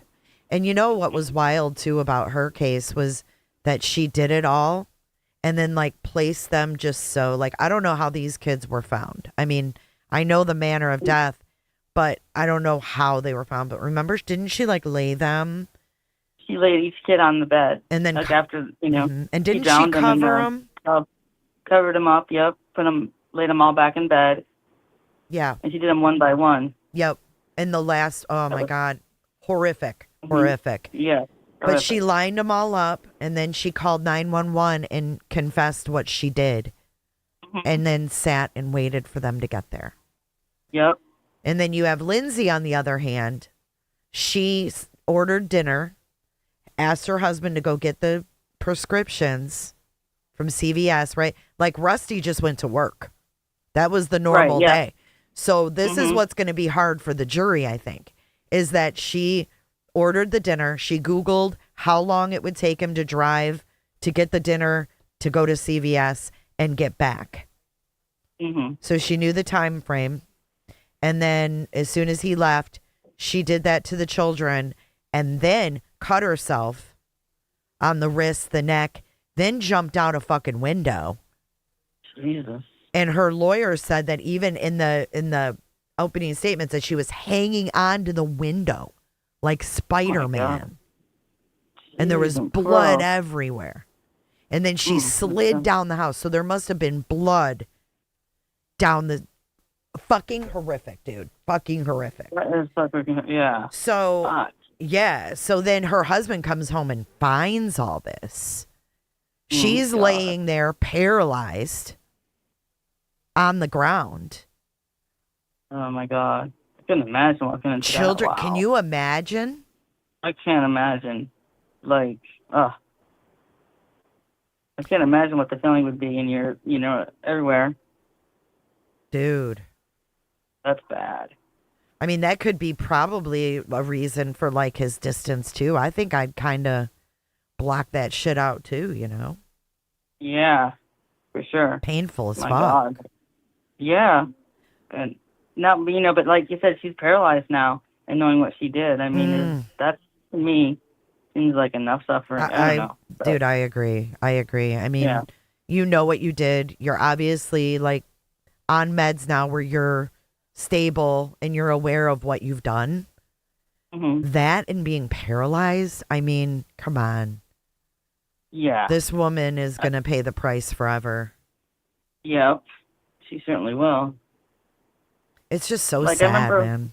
I know. I remember when I was having panic attacks and everything, and my ex, and he was like the same way, like, oh, it's just in your head or whatever. Yeah. And it's like, it's not. No, it's But when not. someone tells you, like, when you're, well, you're not, it's just you, or you're not acting right, or you know what I mean? It really can't get to you. It really can. And then you got to wonder what was going on in the marriage, right? We have all these issues, right? This is just part of the issues. And then you hear from him and it's like, I don't know. Oh, yeah, she drove herself to the hospital. It sounds like there was more going on in the marriage than just Lindsay's mental health episodes. Yeah, exactly. And I hope that comes out. I wonder if it'll come out and cross. It should. Probably will. I mean, if you're working at home, I get that you're, doing your thing. But he's like, I came up for lunch and like to say hi. So that tells me he didn't do shit with her and those kids during the day. And she was probably fixing lunch for him and the kids. That's what I would imagine. Yeah, she was. Yeah, exactly. Like, she was like, I'm working, and she's like doing all the work. You know what I mean? It's going to be a good cross, says Penny. It is. But I wonder if her lawyer would go like hard on him, knowing that he's also testifying for the defense. And I didn't know you could do that. I didn't know you could testify for both. I didn't even know that. No, I didn't know that either. Wow. Yeah. I wonder. I don't know. I just always get like, sometimes I get frustrated in these trials because we don't always get like all the dynamics in a trial because like the prosecution has like their narrative and all the defense has to do is prove or not really prove anything. You know what I mean? They really don't have to prove anything, but then the narrative from the prosecution is what tells the story that we hear. And regardless if there's other dynamics, if they don't bring those dynamics into it, we'll never know. Like, for example, the Chris Watts case. Like, since it never went to trial, we'll never know what, you know, really was the truth with Chris and Nicole Kessinger. Like, that's forever tucked away. So, like, with this trial, let's say he was, you know, on some online site or, you know, talking to someone or down in the basement emailing with someone. I don't know. We'll never know that because why would the prosecution bring that in? They wouldn't. No, because they don't want because, you know, they wouldn't want to bring that in to mess up their case. Like you said, they're only going to bring what they want in if it's going to be beneficial to their case. So would the defense bring something like that in, you think? If they, I think they could, yeah. If they got it out of like records or something? Yeah. And I'm not saying that he was. I'm just curious. There's always a reason for that distance in a relationship. And they're young, you know? They were young. Yeah. They're young parents. And it's a lot. Yeah. And we still don't know, too, if the pregnancies were planned. You know, was it something that they talked about? Or did she just get pregnant? Right. That's true. Everything like that, you know, it's always the dynamics. If you know that, then you know the case. You know what I mean? Well, I hope that her lawyer asks these questions. I hope it does too. Interesting. Hey, SC. Hold on one second, Mars. The woman on the left is Patrick Clancy's new wife, and the woman on the right is Lindsay Clancy. How old are they now? Who? The children? How old is she now? No. How old is Lindsay? Lindsay? Yeah. I don't know. Let me look it up. I think he was 38. I don't know if they're the same age, though. 38? Let's see. She's 35. Oh, okay. And when did this happen? 2023. Oh, okay. Let's see how old he is.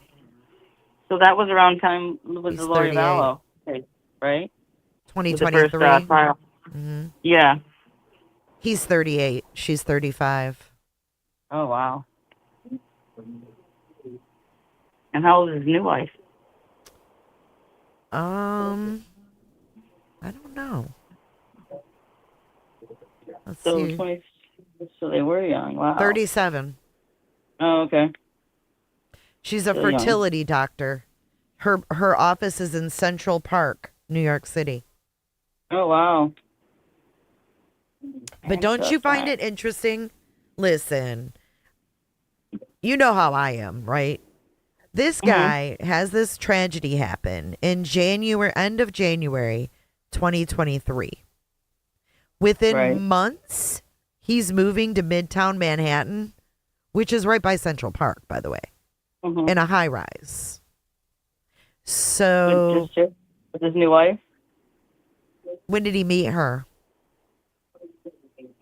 I don't know. When did he meet her, Marcy? I want to know when he met her. I don't know. What if Lindsay found out? What if we don't know? What if she found out that day and flipped the fuck out? I mean, that seems kind of fast, you know what I mean, after all this tragedy. Within months? Within months? That's a little odd to me. All of your family is in Massachusetts? Isn't that where they are, Massachusetts? Mm-hmm. Yeah. So all your family is in Massachusetts. You have this tragic event. Your entire family's gone. Your wife you knew, your children are gone. All you really have is family. He moves to Midtown Manhattan. I'm just saying. And then the girlfriend's right there. Or the wife, the new wife. I That's don't know. I mean, I don't know. With all that tragedy, I wouldn't be looking to be hooked up with anybody. Like, you know what I mean? There's like, that's a lot of stuff to go Just through. makes me wonder if he hadn't checked out prior to this. A long time ago. Yeah. Ooh, I think so. Otto just said something. What if Lindsay introduced them, being that she worked around nurses and doctors? What if she came there for a conference or something? Right, being that she's a fertility specialist. Mm-hmm. And Lindsay Yeah. works in labor and delivery. Mm-hmm. It's a little weird. I want to know how they met and where they met. Damn it. Exactly. All that. I bet you there is something about that. It's I just bet you he so was helping quick. down- I could see Yeah. if it was a year later, but a few That's way months. too quick. Yeah, like, what the heck? Moving your entire life. I mean, I could see running away from the situation too, though. Like I could see it Yeah. on that side of things. But they had to meet Yeah. somehow. If this chick's in New York and he's in Massachusetts, he just moved to Midtown Manhattan and met her maybe there. I don't know. Yeah. That is, yeah. I mean, I kind of That'd be get, something for- I could get running Good. away and being like, maybe Microsoft, is in New York, based in New York, his office. And he said, F it. I'm just Mhm. going to move there. Yep. I Try don't to get know. all away from it all. Sounds like a Lifetime movie to me. It does, huh? Kind of, Do a sort of deep dive does. on it. Do a deep dive on it. I could see not wanting to be in that house for sure. Yeah. Yeah. I wouldn't want to stay in the house. All that tragedy. I mean, but she did have a lot of support. She had the nannies. Right? Did they have cameras nannies? inside? Good question, She had Teapot. nannies too? 2 nannies. Wow. Wow. At different times. Yeah. But- Oh, okay. Yeah. But I don't think they were like daily, 8 hours a day. I think he said it was like 12 hours a week. Oh, okay. I mean, that shit is expensive. Yeah. But you know what? He got paternity leave as well. Yeah, that's right. And now she wasn't working at all? Oh, you should have She worked. never was a nurse, went too. back after the last child. She never Oh, okay. went back. But he said even after the first one, she had major anxiety about going back to work. She didn't want to be separated. Right. Wow. This Wow. is crazy. It is It is crazy. crazy. Huh. Like, yeah, I'd like to know. I'd like to, like, have to look into a lot of, you know what I mean, to see, like you said, all the dynamics. There's got to be something.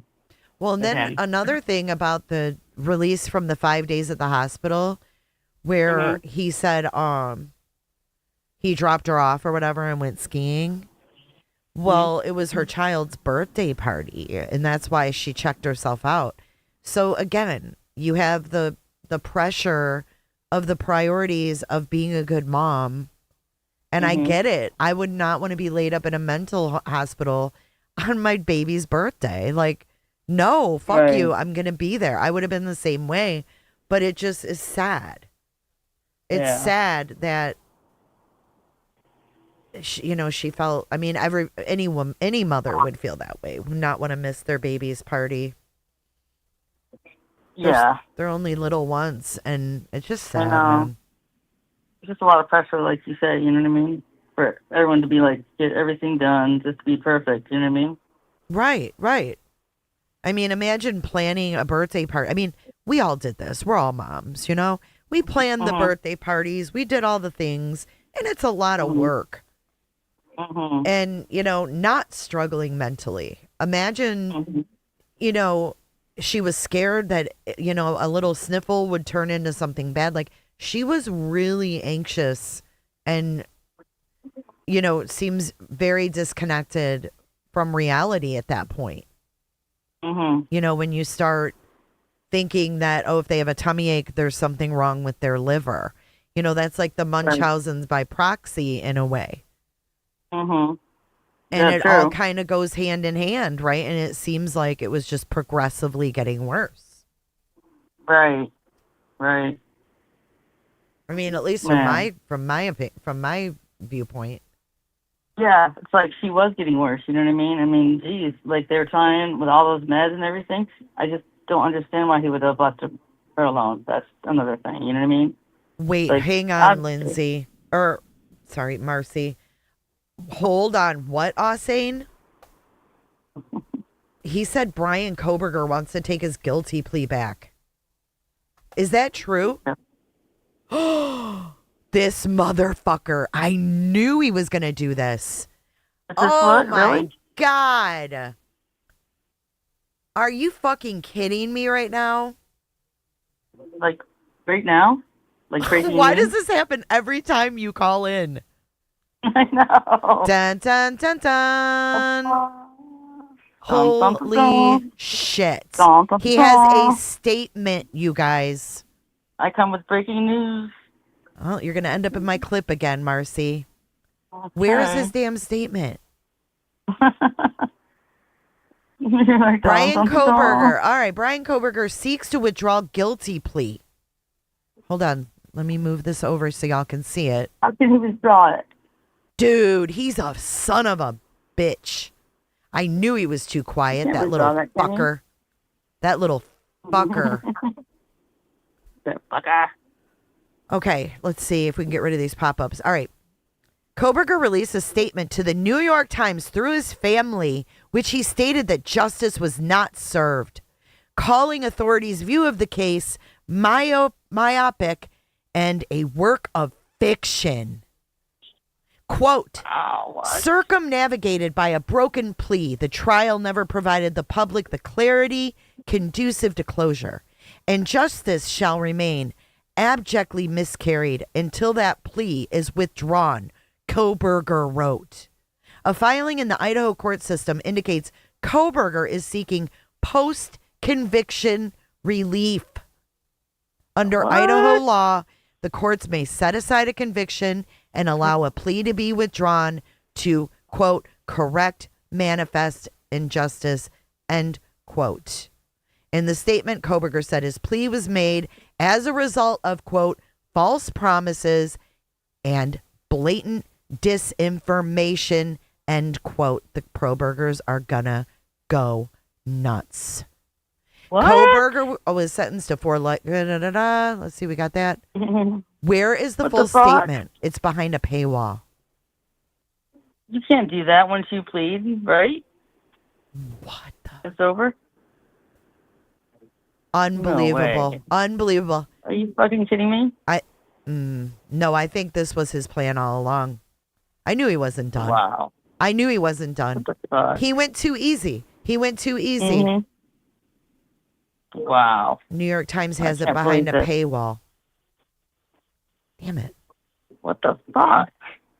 Okay, here it is. Here it is. Wow. Over a year later, it is self-evident. Should I pay for it? Mm-hmm.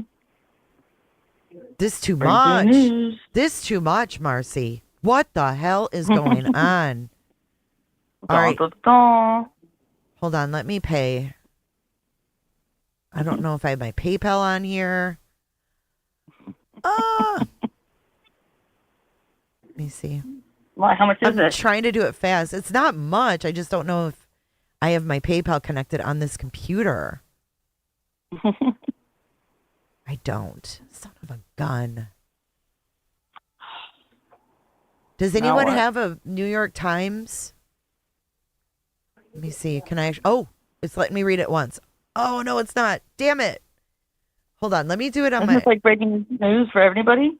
Yes, this just came out and I need this article. All right, stand by. God, this is nuts. Is this really real? Yes, it is. It is. What you are witnessing is real. Yeah. No, The guys, actors? it's not the. It's really real. It's not the cost. It's just that I don't have my pay things on here.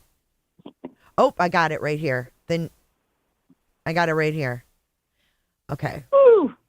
She saved All the right. day. Are you guys ready? This is Bryan Kohberger's statement. I'm just going to go back to the waiting of the trial here while I read this. Oh, I got to buy it on my other computer. So just give me 1 second. Sorry, guys.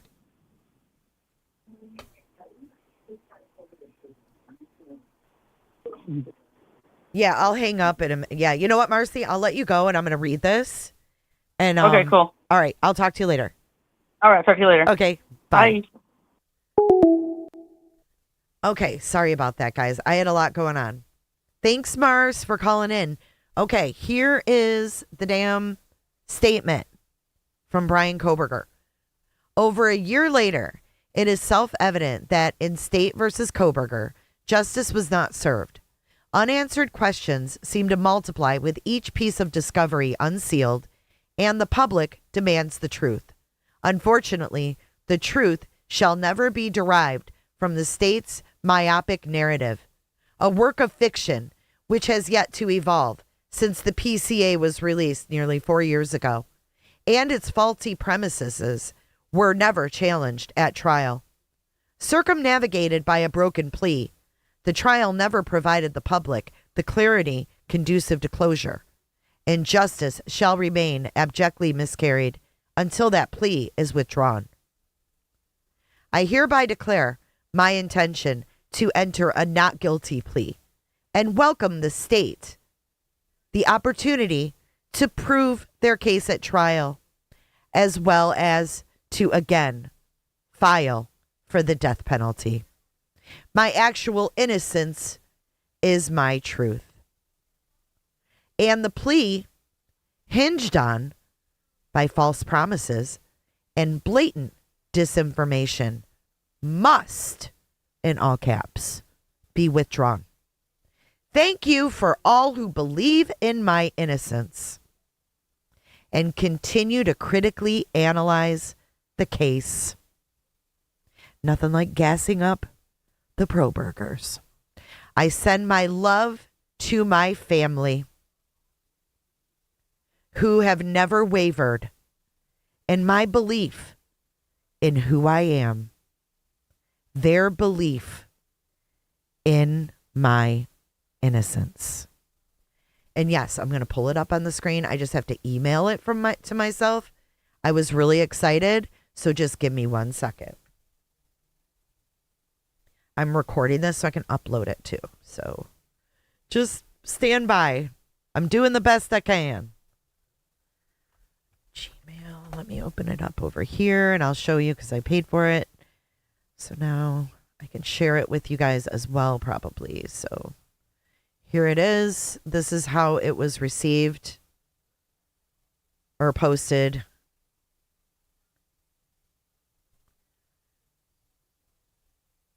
Hold on, let me take the call button down. This is insanity. Insanity.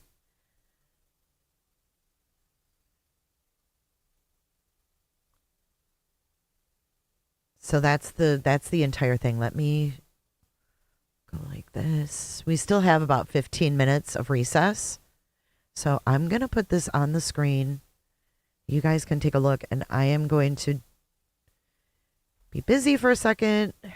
I'm going to upload this. So just give me a few minutes, guys. Wow. Ausane, you are amazing. Where did you hear that, Ausane?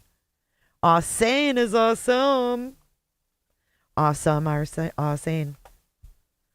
Ausane, are you my new producer? This is crazy, y'all. Oh my God. I just can't even believe it. I mean, I knew.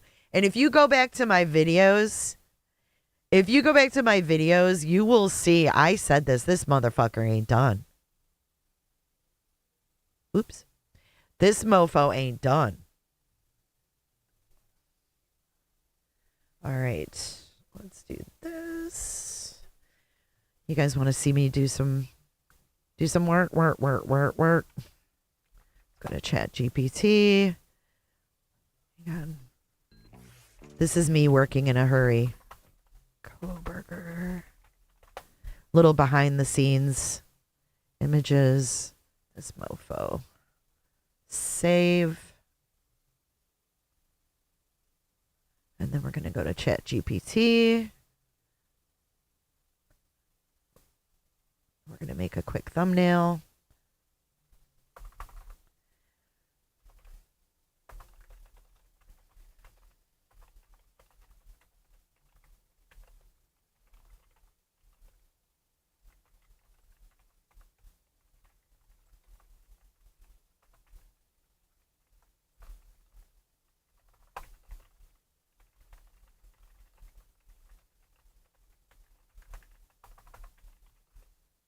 Okay, so you'll see ChatGPT in action. Dude, this is crazy. Hey, Kate. The Gonsalves is going to be, I don't know how they'll feel, to be honest with you. What a fucking asshole. I mean, what a whirlwind. What a whirlwind. Oh, I'm taking a fucking plea. Great job. Great job.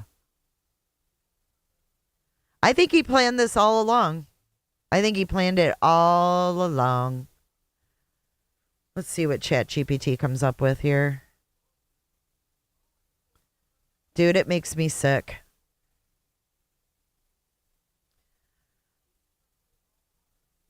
Okay, we're still waiting there. There's the statement. I'll read it again if you guys just joined. Over a year later, it is self-evident that in State versus Kohberger, justice was not served. Unanswered questions seem to multiply, with each piece of discovery unsealed, and the public demands the truth. Unfortunately, the truth shall never be derived from the state's myopic narrative, a work of fiction, which has yet to evolve since the PCA was released nearly 4 years ago, and its faulty is that right? Were never challenged at trial. Circumnavigated by a broken plea, the trial never provided the public the clarity conducive to closure, and justice shall remain abjectly miscarried unless that plea is withdrawn. I hereby declare my intention to enter a not guilty plea and welcome the state the opportunity to prove their case at trial, as well as to, again, file for the death penalty. My actual innocence is my truth, and the plea, hinged on false promises and blatant disinformation, must be withdrawn. Thank you for all who believe in my innocence and continue to critically analyze the case. I send my love to my family, who has never wavered in their belief in who I am, their belief in my innocence. Okay, dude, sitting in your boxers with gloves on at 3 a.m. Oh my God. Why isn't it? Things that piss me off. Oh God. Unbelievable. Mother, why isn't father answering? Mother, where's father?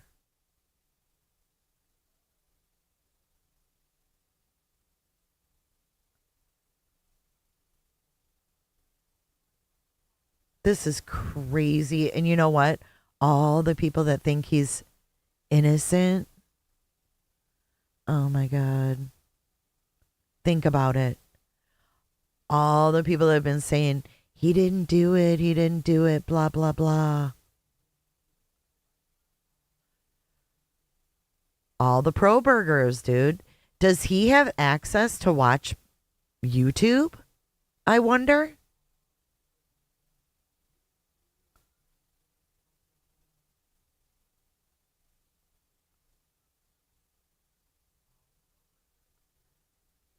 Oh, I can download the original document too. Okay, cool. I'll post this in my community as well. Here's the link to this article. You guys want to pull it up yourselves? It should work. I'm not sure. Click on it, see. He used the title Broken Plea. Yeah, he did, didn't he? He wasn't going to go away that easy. He wasn't going to go away that easy. He did too much copying of, other serial killers and shit like that.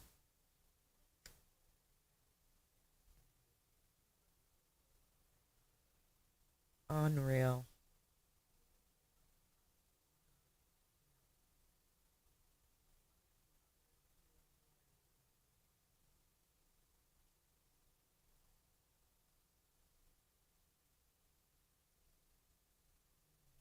I wonder how the Gonsalves family feels about that.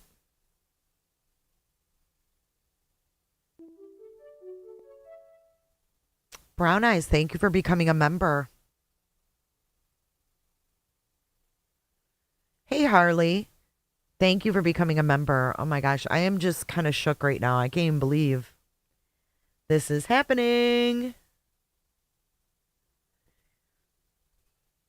He totally did. He wasn't going to go away that easy. Oh my goodness. He's a game player. He's a total game player.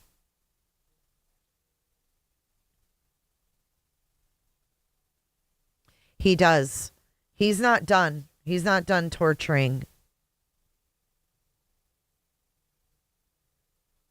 God, I can't even imagine what those awful people that give the Gonsalves such a hard time.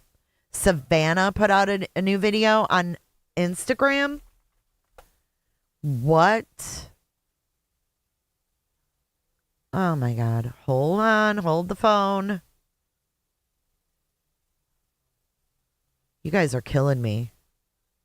Absolutely. Okay. Savannah Guthrie. Oh my God.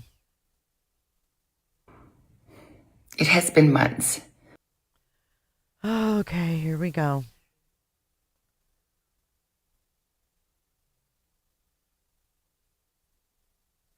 Since our mom was taken from us.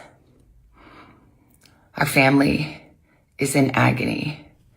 We are in a nightmare that will not end. Nothing about our situation has changed. We have done our part, and we will never stop looking for her. We will always ache for her and feel that hole in our hearts. The world can be a cruel and unforgiving place, and I know that you have tried to do things the right way. So I'm asking you, begging you, to do the right thing now. Make the right choice. Help us find her. Tell us where to look for her.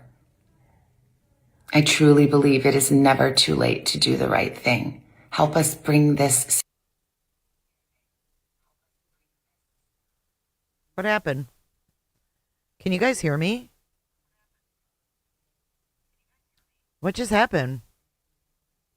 What is going on?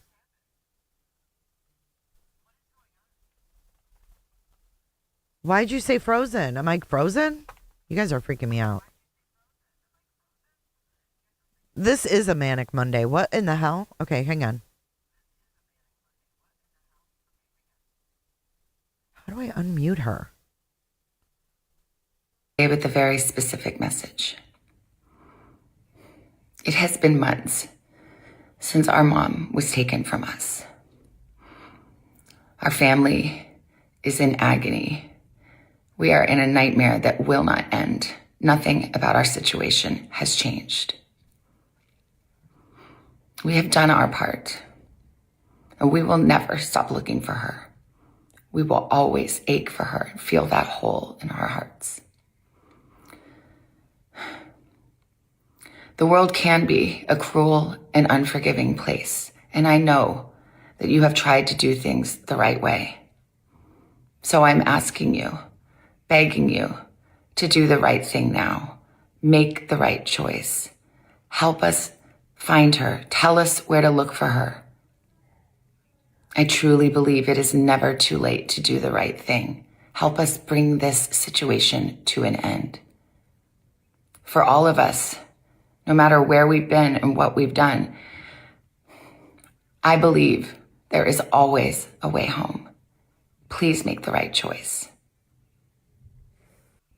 I'm coming on today with a very specific message. Holy crap. This is crazy, okay? What? We tried to do things. I know you tried to do things the right way. What? Yeah, I don't understand. I don't understand. She sounds like she's talking to the perp. Yeah, here. Watch it again. It has been months since our mom was taken from us. Our family is in agony. We are in a nightmare that will not end. Nothing about our situation has changed. We have done our part, and we will never stop looking for her. We will always ache for her and feel that hole in our hearts. The world can be a cruel and unforgiving place, and I know that you have tried to do things the right way. So I'm asking you, begging you, to do the right thing now. Make the right choice. Help us find her. Tell us where to look for her. I truly believe it is never too late to do the right thing. Help us bring this situation to an end.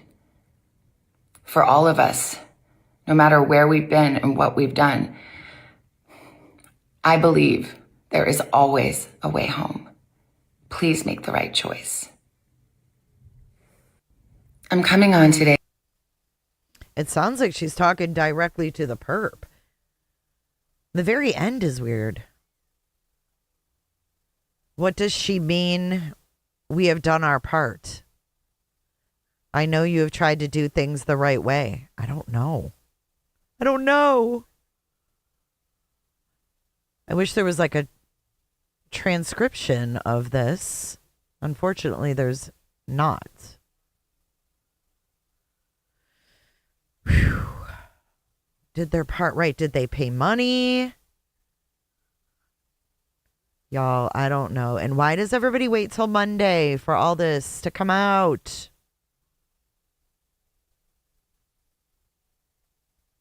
All right. Well, that's your breaking news. Back to the trial here.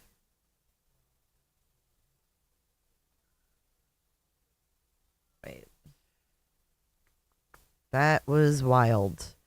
So, to sum it up, we have Bryan Kohberger releasing a statement to the New York Times stating that he wants to pull back his guilty plea.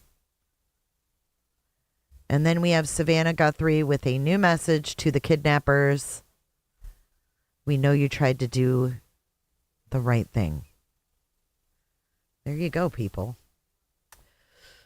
Oof. Don't mind me. I'm just going to be over here uploading a couple videos on this breaking news. This is crazy. Thanks for calling in, Marcy. Appreciate you. So right now we're just waiting for the trial to start. But I will upload Savannah's video and then we'll get a transcript and we'll throw it into ChatGPT on the next break and see what it means, okay? So that's the plan. We'll throw it into ChatGPT after I upload it to YouTube. Who tried to do things the right way? And what is the right way? What's the right way to do something? Is she saying that the person who contacted in the beginning, who said, remember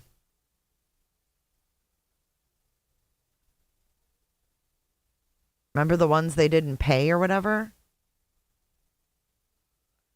And they said time is of the essence. And then they were like, oh, time's no longer of the essence. Remember that?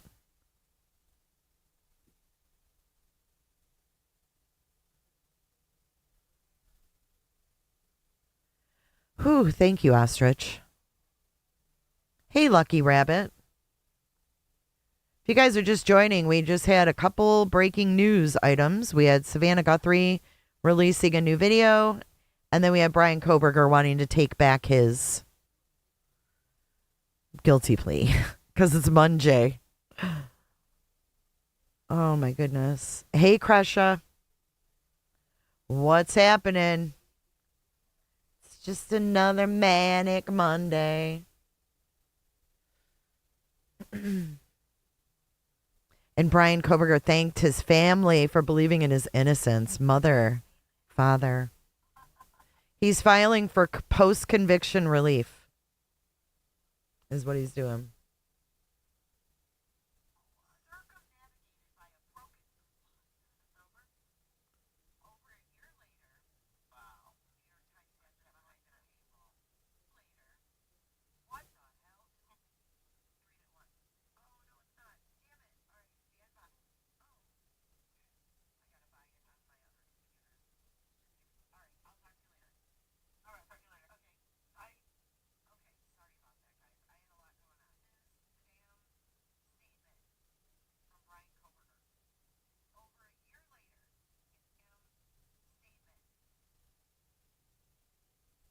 Sorry, I'm editing a video back here. There's clearly more that we don't know.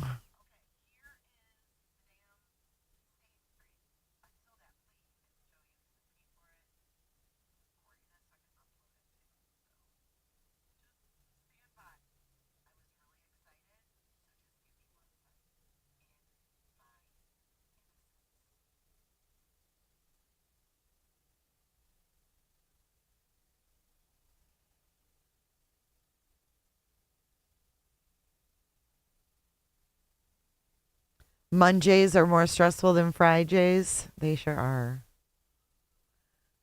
They sure are.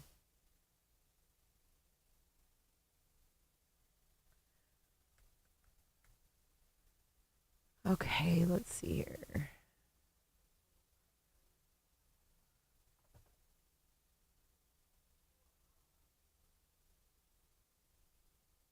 I just can't believe it. Frickin' Kohberger. Wow.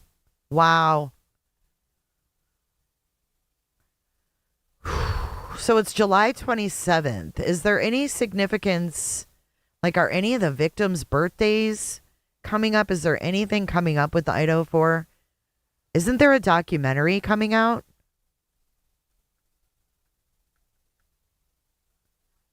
On the Idaho 4?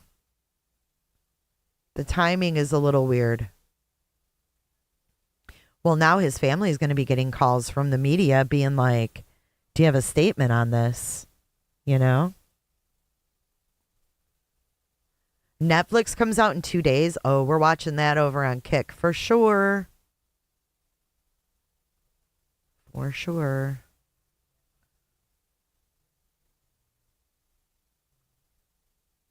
Yes, Lauren is at this trial, unfortunately. And so is that Jess Mikado girl.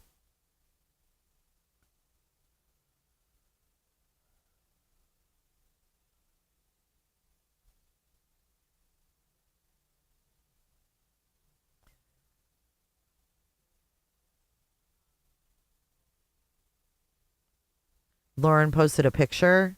Where? On her community wall?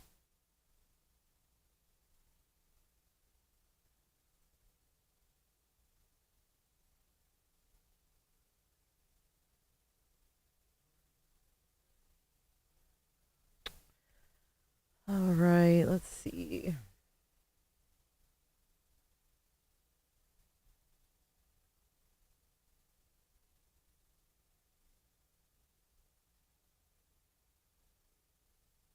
On Wednesday, it comes out at midnight or what?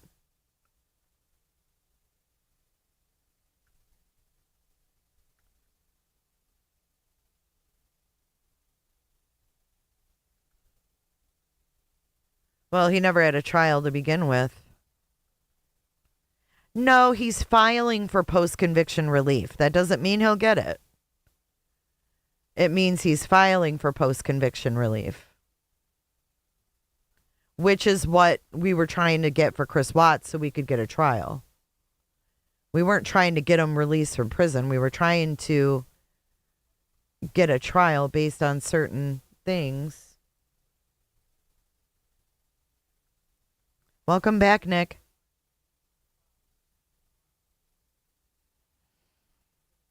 I wonder if what Miss what's her name thinks about this. Ramsland. What do you think Ramsland thinks?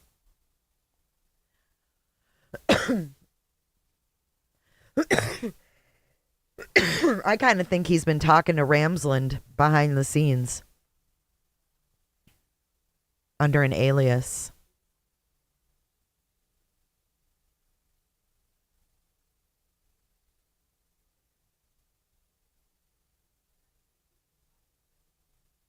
I don't know. We know there was a sloppy investigation. You just felt a tremor. You did? Are you okay, Brendan?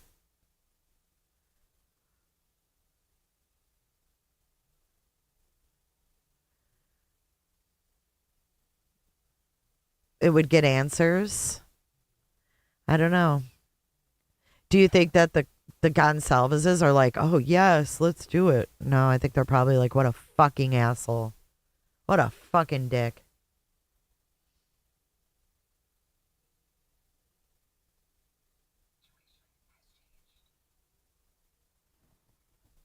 It wasn't a fight for Chris Watts. It was a fight for a trial. There's a difference, Vibrator. For answers, for the truth, because there could have been a third party in there. His girlfriend. I think she was going to be the star witness. And I would have loved to see her take the stand.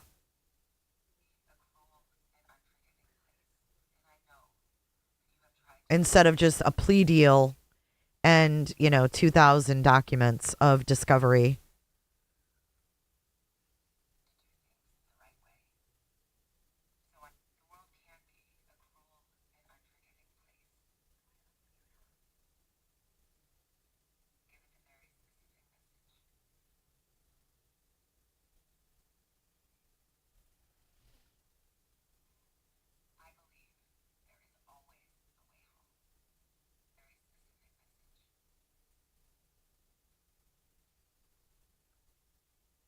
I know, but that's what people say, Vibe. Why do you fight for Chris Watts? Are you in love with Chris Watts?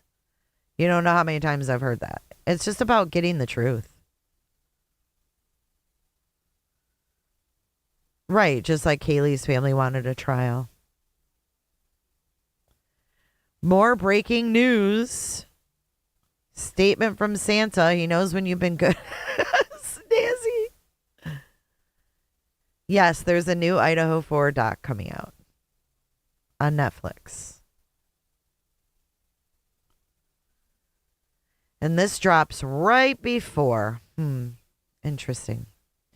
Very interesting.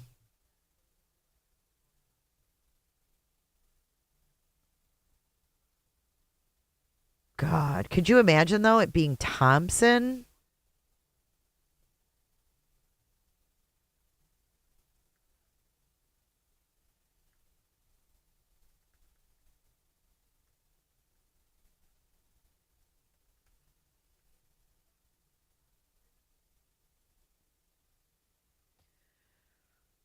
No, I know you haven't asked me about him. It's just always worded that way, and it really wasn't about him. Okay, looks like they're coming back. The camera's moving. This is back to Lindsay Clancy now. Let's shift our brains. We've been a little rocked today.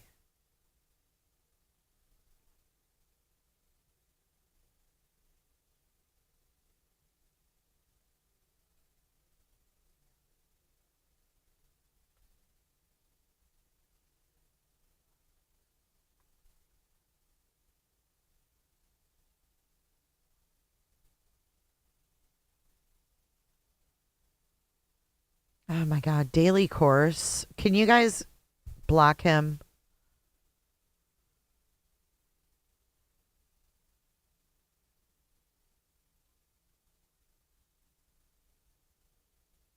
Well, I guess they're not coming back yet. They're 10 minutes late.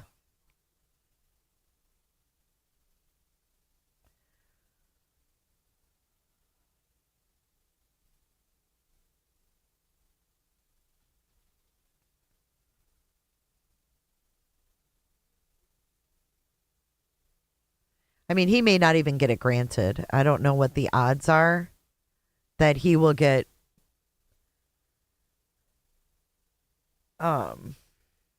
post conviction relief.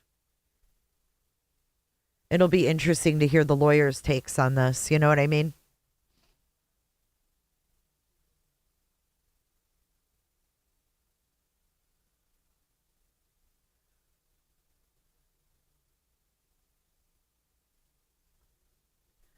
All right, I'm going to go over here and post this statement.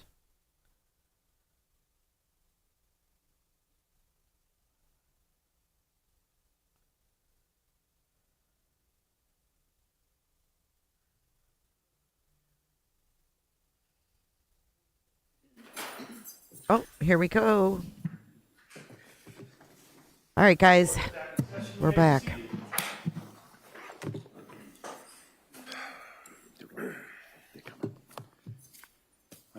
Anything we need to talk about before we bring the jury in? No, Your Honor. Did you want the witness on the stand now or after? Well, if we've got a couple of seconds, the jurors are coming in right now. If you want to have them take the stand, that's fine. Patrick's back on the stand.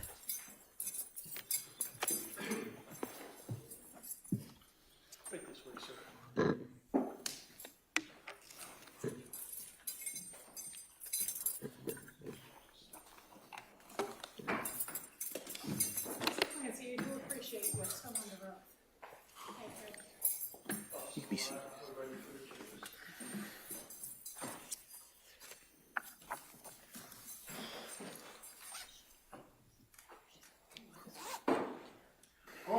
All right. Stand up. Thank you for 27 months, Evelyn. Wow, it's been a long time. Thank you so much. I appreciate you. Thank you, Evelyn.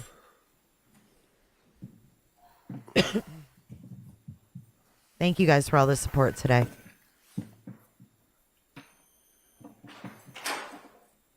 This court's now in session. Please be seated. Your Honor, for the purpose of the record, we return back to the trial in the matter of Commonwealth versus Lindsay Clancy. All parties are present, including the defendant. All right. Thank you. Thank you, members of the jury. Attorney Sprague? Thank you, Your Honor. Sir, before the break, we were talking about Lindsay's stay at McLean Hospital, correct? Correct. Were you aware that she was discharged on January 5th, 2023? Yes. And did you, in fact, bring her home that day? I picked her up, yeah. Were you aware that she had a follow-up appointment with Dr. Jennifer Tufts the following day? Yes.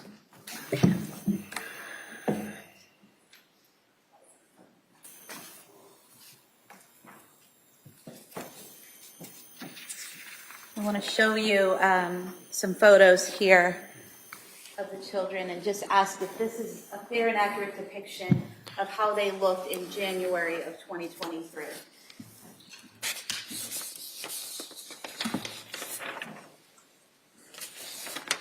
Yes. Thank you. You could have them mark this in its 4 exhibits. All right. They may be marked.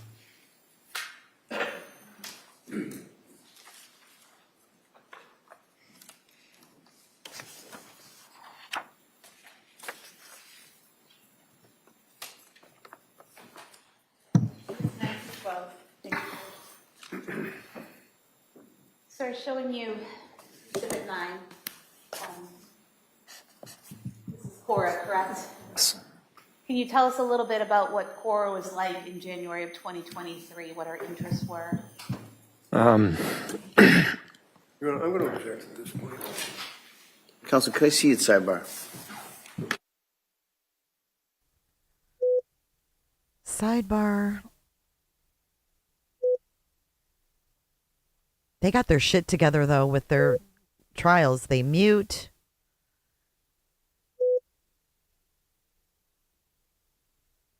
You'll see the ticker across the bottom letting you know what's going on.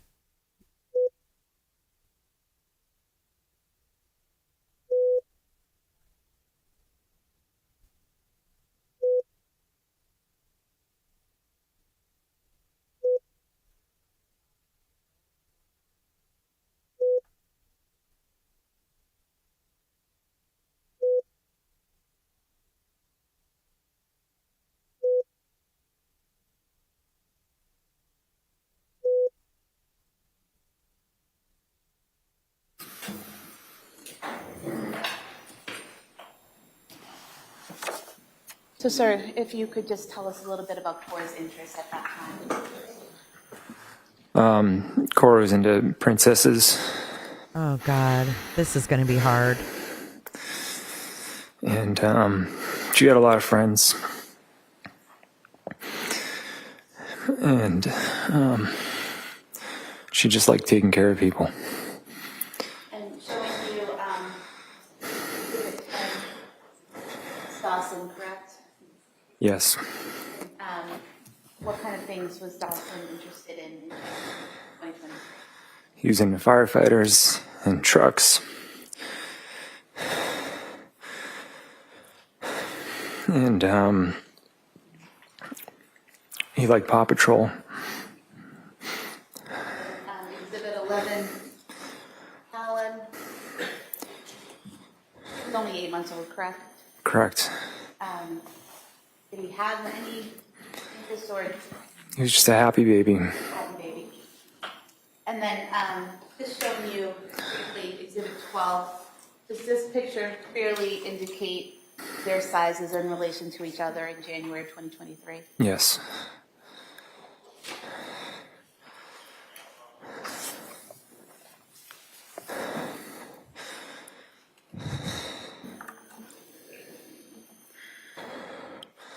After Lindsay was released from McLean Hospital, was there a birthday party for Cora on January 7th, 2023? Yes. And who had organized that birthday party? I think we both did. And where was it? It was at Nova in Plymouth. And was Lindsay present for the party? Yes. And do you recall who got all the supplies and everything for the party? I think Lindsay did. We could play a video. I'm going to ask you to look at a video and just tell me if you recognize this as a video from the party.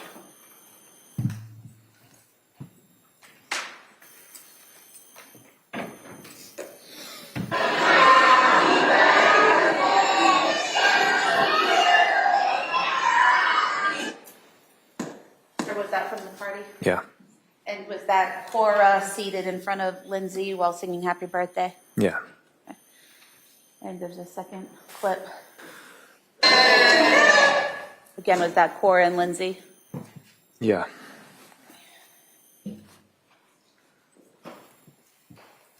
Hope to have the birthday videos as the next exhibit. That may be admitted. 13 so far.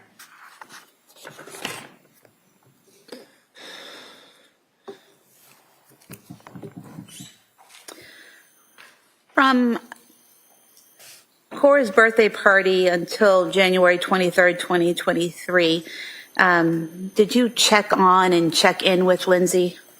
Every day. And how did you do that? I would ask her in the morning how she's feeling, how she slept. And did she tell you that she was sleeping better? Maybe a little bit better, but she's still struggling.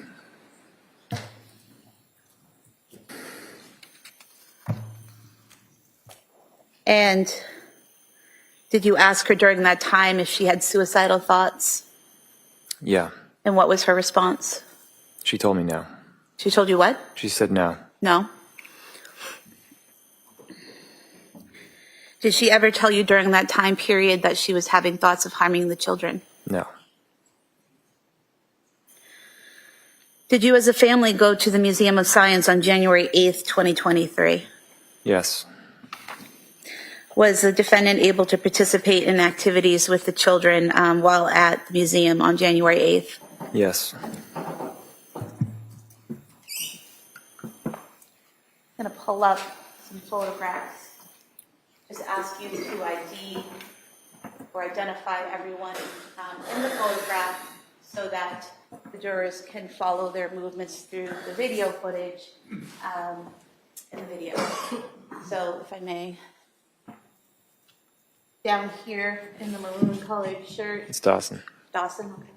And in the red skirt. Cora. And in the gray jacket. Lindsay. And here, pushing the carriage. That's me. And is Callan in the carriage at that time? Yeah.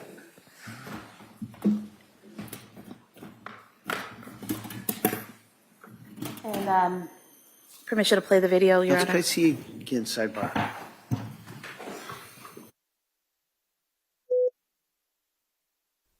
Another sidebar.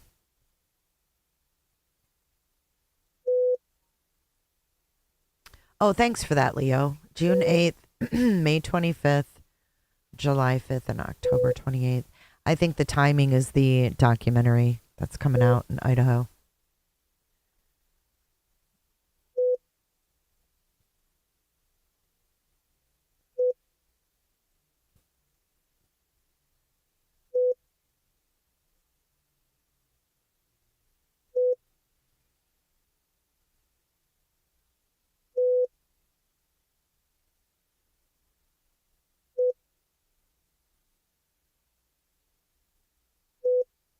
I remember that, Michelle, and yeah, he kind of does. Her attorney wanted to limit, or his? I thought it was his attorney.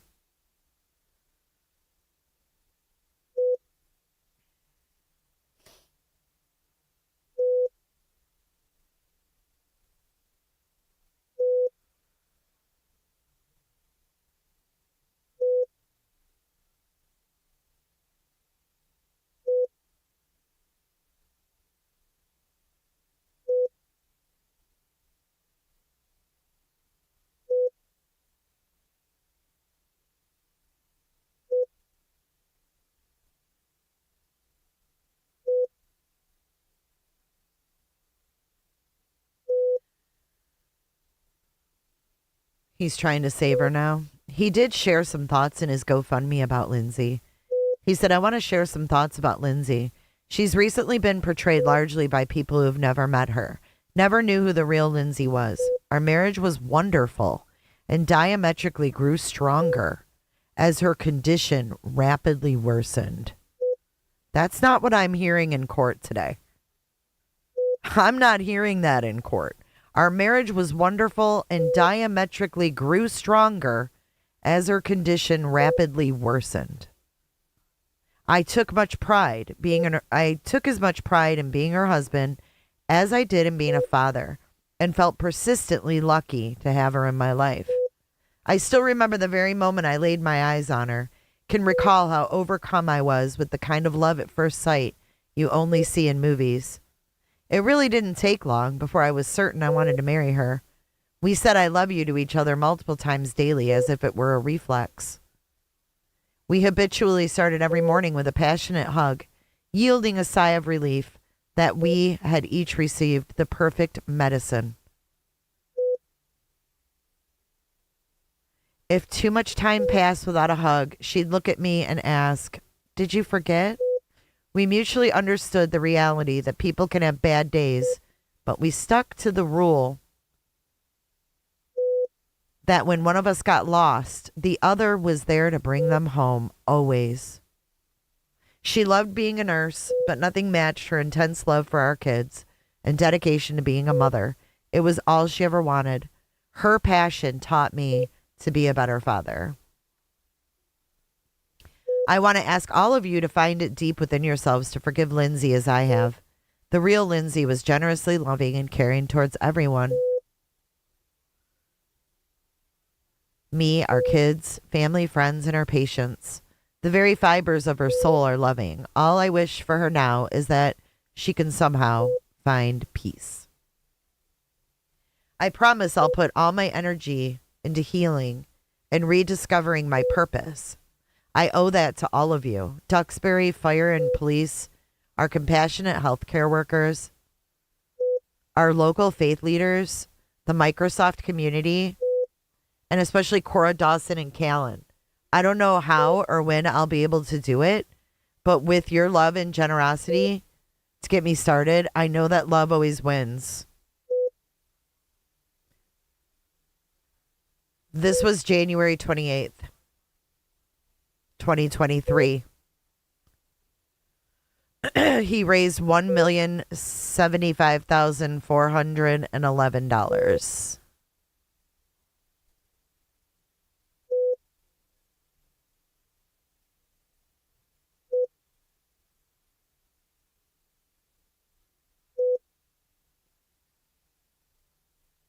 Hey, Molly.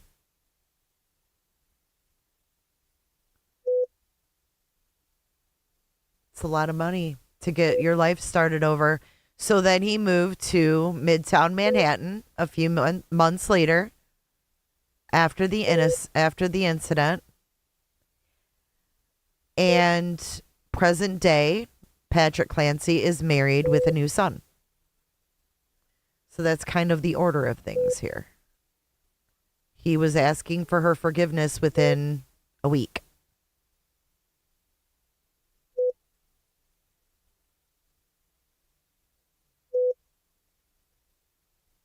This is a long sidebar for this video.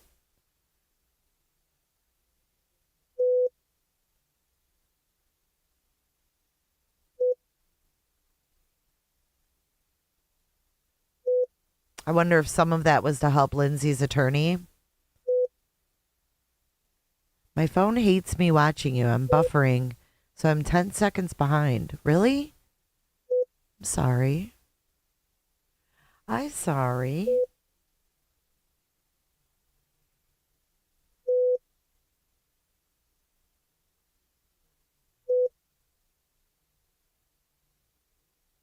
Did you guys see that TikToker got murdered by her husband? She outed him as a pedo.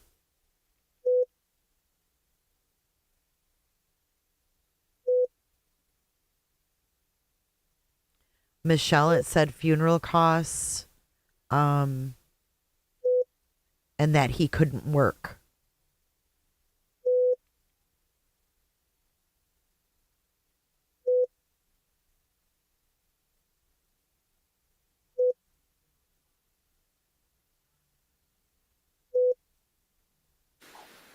Okay, here we go. We're back.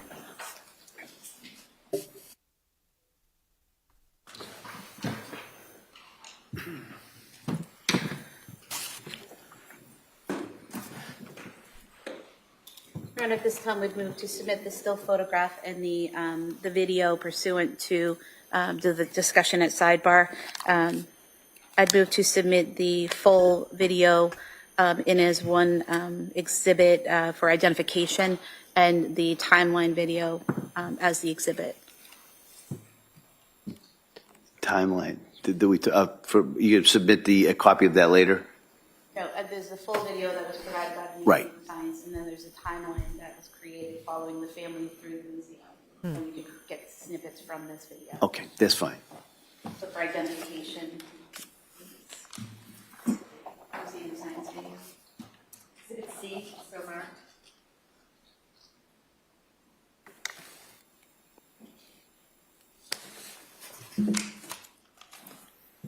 And the museum timeline for the next exhibit, exhibit 14, so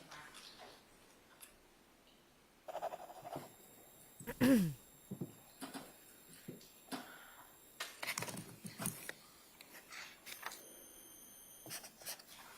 Sir, after going to the Museum of Science, well, let me go back to that for a moment. At the Museum of Science, do you recall the defendant being able to interact with the children at exhibits that required, manipulating knobs and materials and showing the children how to do those exhibits and interacting with them at those exhibits? Yeah, Lindsay was always able to interact with our kids, even including at the Museum of Science. Okay. And then after your trip to the Museum of Science, do you remember going to the Charlie Horse restaurant with the kids and Lindsay? Yes. And how soon after the Museum of Science was that? Do you recall? I don't recall the exact dates. Okay. And what type of place is the Charlie Horse restaurant? It's like a family restaurant with games. And how was the defendant's demeanor at the restaurant? It was good. I was hopeful. Why were you hopeful? Because she seemed much better. And then on January 14th, 2023, were you able to go to brunch with your friends while the defendant was home with the children? Yeah. And about how long were you gone? About 2 hours. Were there any issues or problems that you were aware of while you were gone? No, she encouraged me to go. She said, "You've just been inside a lot. You should go out," and it was fine. And while you were there at brunch, she send you photos of the kids and text messages? I think so. Yeah.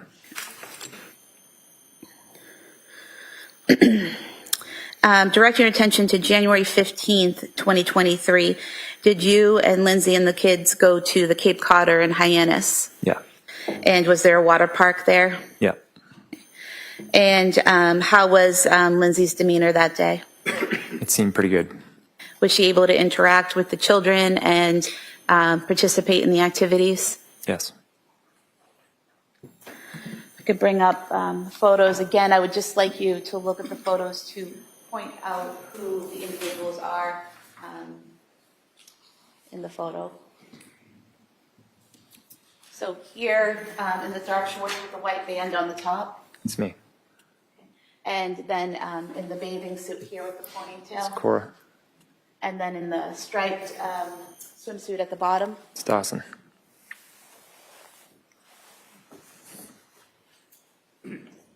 And then here in the black bathing suit without shoulder straps. Lindsay. Lindsay. And is that was Cora with her? Yes. And in this third photo, is that Lindsay with Callan in her arms? Yeah.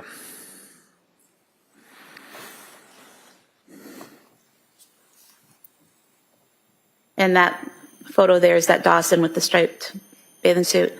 Yep. Okay. We can go to the video with the court's permission. Along.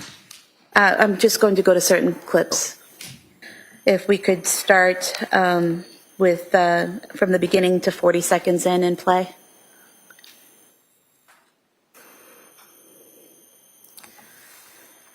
Sir, if you could tell us who, well, can you confirm that that's you and the children and Lindsay arriving now? Yes.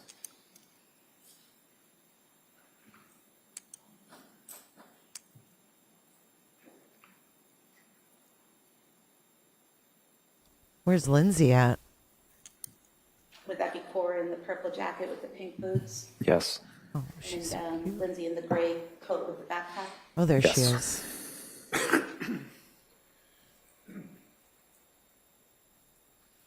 And then if we could go to 139.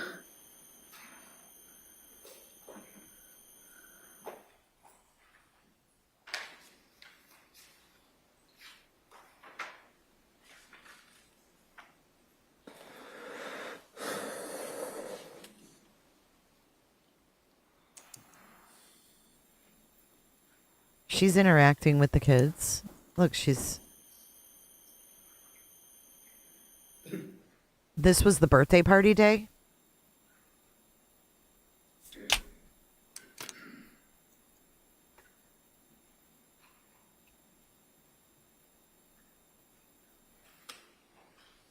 I think they're trying to show that she was interacting with them. Oh, this is the museum day? And during this time, are you waiting to check in and get your wristbands and all of that? Yeah.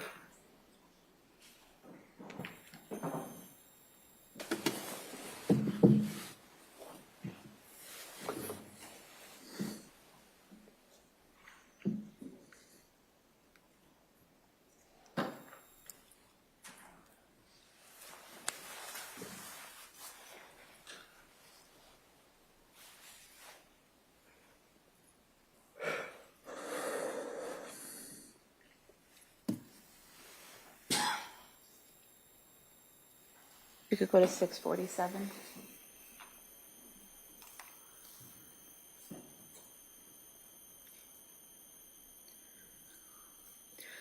Do you recognize this play area? Yes. And did you and Lindsay and the children go over to this pirate ship area? Yep. Showing you here, is that Cora that just went down the slide? Yeah.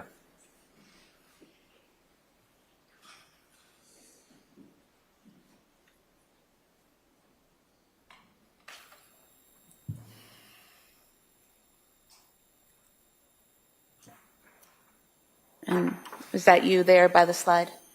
Yeah. We can go to 1122.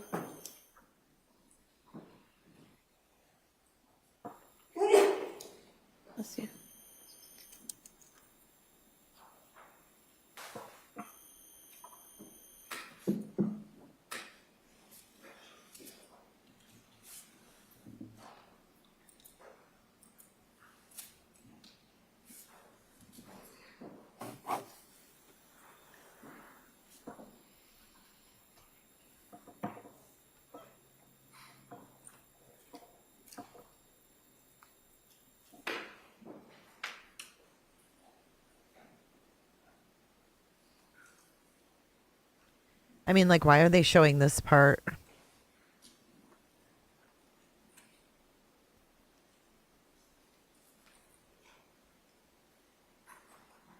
Is that Patrick right there or something?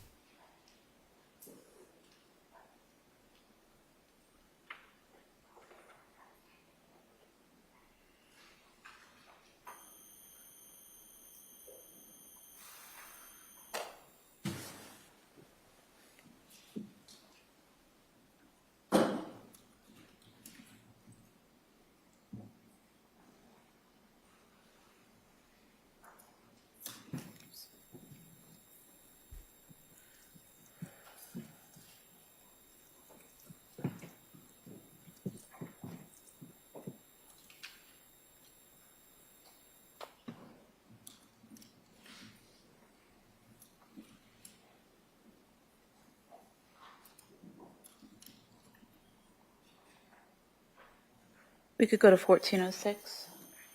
Oh. I don't know how this proves that she wasn't having an episode that day. That she did this. With all of the past warnings and cries for help, medications. You can hide it pretty well. Especially if there's a lot of distractions. 1625.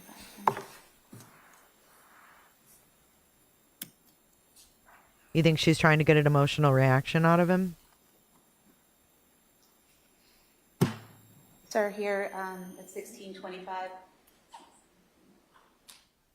That Cora and then Lindsay that go down the slide together. Yeah.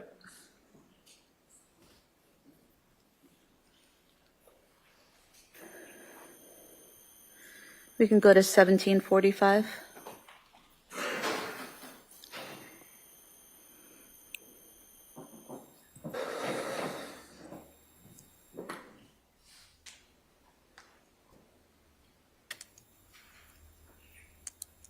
Got the same thing here. Yeah. So she's able to interact with Cora and the others, participate in the activities. Yeah. Is that her right there? If we could go to 4753, please. Sorry, let me mute.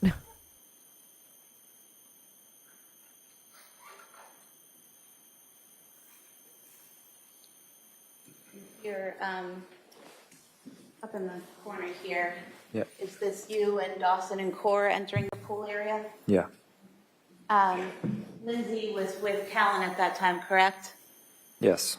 So you were comfortable with her being off in a separate area with Callan while you were with Cora and Dawson that day? Yeah. Okay. That's all. Thank you. I move to submit the card photos and timeline. Again, let me just see over here just briefly, just so I have that straight.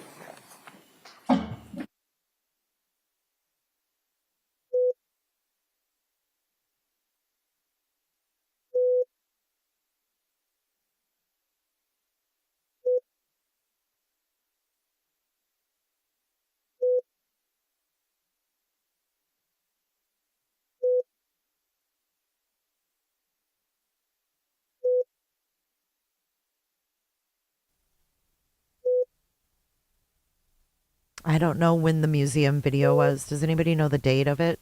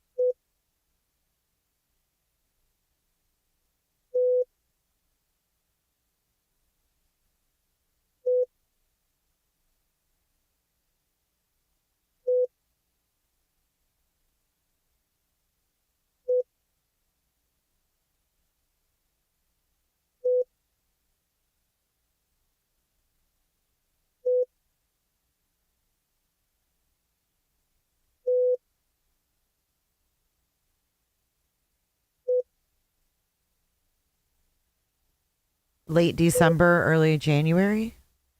January 22nd was the museum the day before. Oh, wow. This was January 22nd, 2023. Thank you, Glass.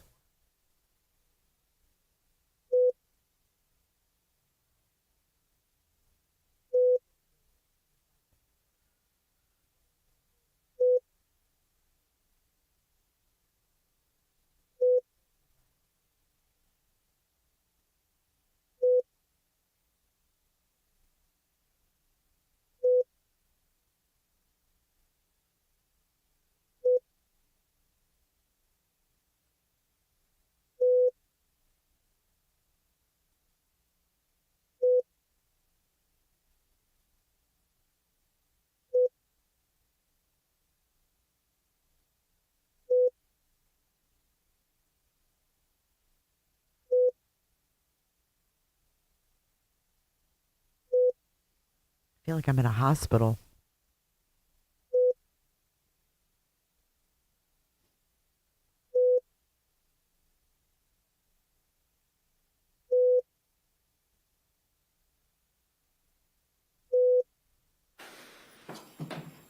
So to admit the exhibit with the guidelines at sidebar. All right, pursuant to our discussion, that portion may be admitted. 15 somewhere. What's it, 15? Okay, thank you.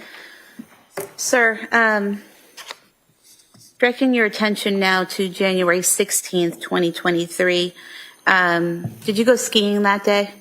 Yeah. And who did you go skiing with? Cora. And was it just the two of you? No, we went with another dad and his son, And who was that dad? Adam Schwabach. And was Lindsay home with Callan and Dawson that day when you went skiing with Cora? Yeah. Were there any issues or problems that you're aware of when she was home alone with the kids all day? No. And was she able to communicate with you throughout the day? Yeah. And how was that communication done? Text. I might have called her. I'm not sure. And do you recall texting each other back and forth photos of you with Cora and the boys at home and what they were doing? Yeah. And so she was able to take those photographs and send them to you without any apparent problem, correct? Correct. Oh, wow. She took photos. Big deal. Weak. It almost feels like they're really not trying. With the attached photos.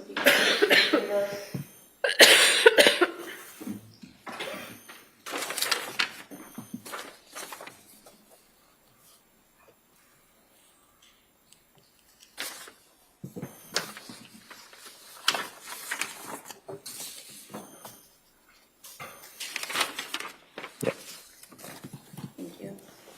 And sir, are these accurate copies of the text messages with the photos that were sent between yourself and the defendant on January 16th, 2023? Yes.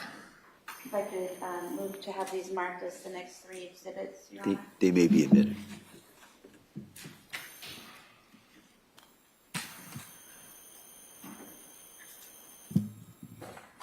Is he a paid lawyer? He's not a public defender, is he? Pretty sure she has a lawyer. Exhibits 16, 17, and 18, Your Honor.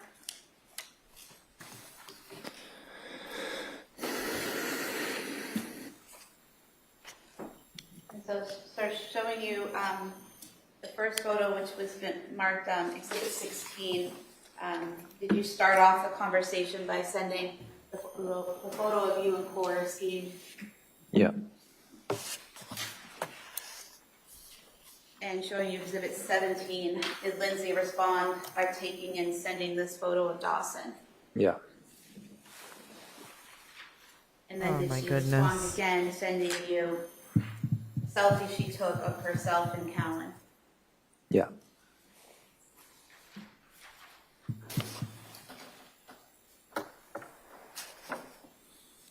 He is very good. And you felt comfortable leaving Callan and Dawson home with her that day? Yeah, And why is that? she seemed to be doing a lot better. In what ways did she seem to be doing better? Her mood seemed better. She was more active, and she was able to partake in more things. She was also going to the gym during that time as well, correct? The Kingsbury Club? That sounds right, yeah.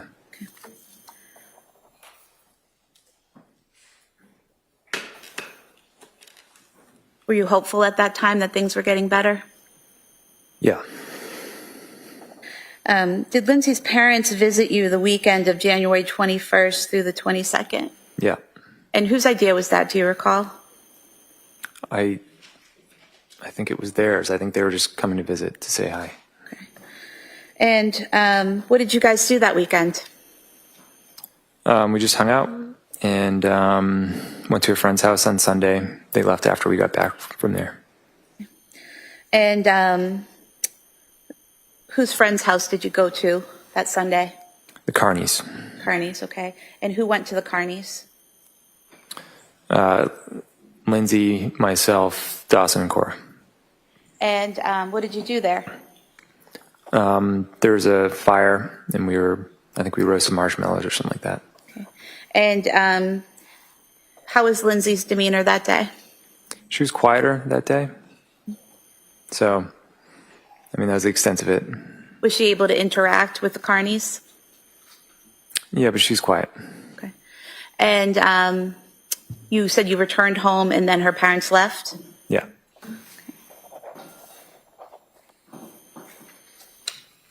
Mind you, she had already told her dad she wanted to kill herself.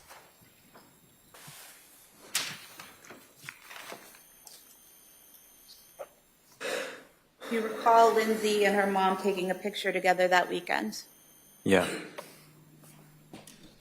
Lass, are you still here? Is this that photo? Yeah, that's it. You could have this marked as the next exhibit. That may be admitted. Exhibit 19. Thank you so much, Nick. We love you too. It's nice to have you here. Lindsay seemed to be doing better that weekend, correct? Overall, yeah. Were you aware that her mother had sent her a text saying something to the effect of, "I'm glad you're doing so much better"? I became aware of that later, yeah. And just showing exhibit 19.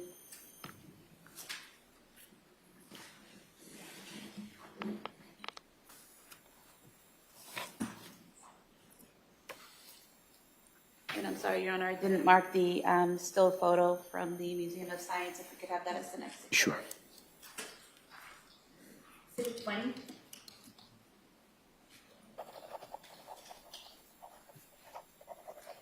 Thank you.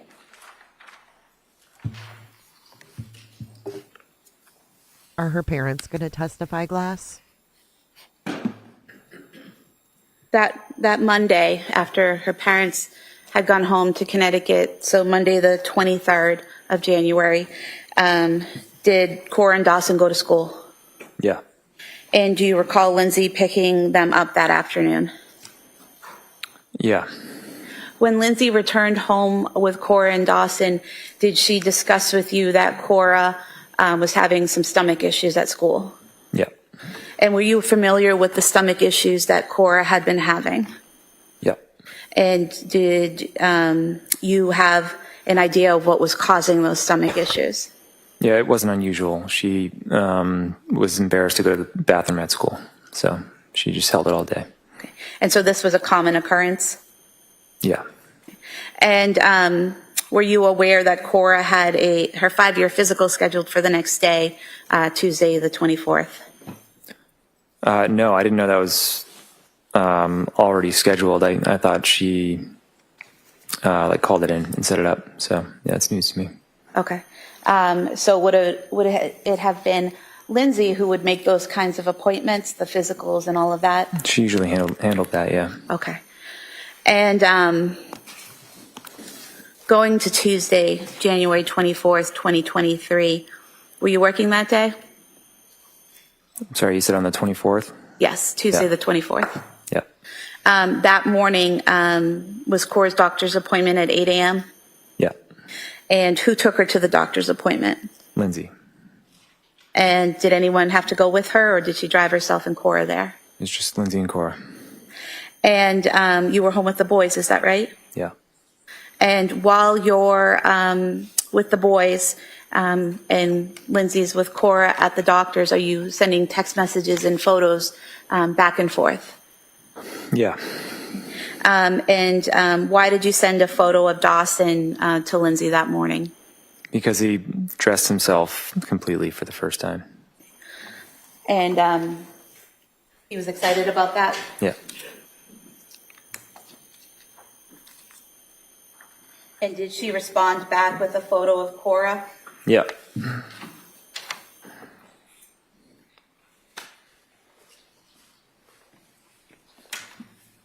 Are these the photos you sent back and forth? Yeah. I could have the photo of Dawson as the next exhibit and the photo of Cora as the following. All right, they may be admitted.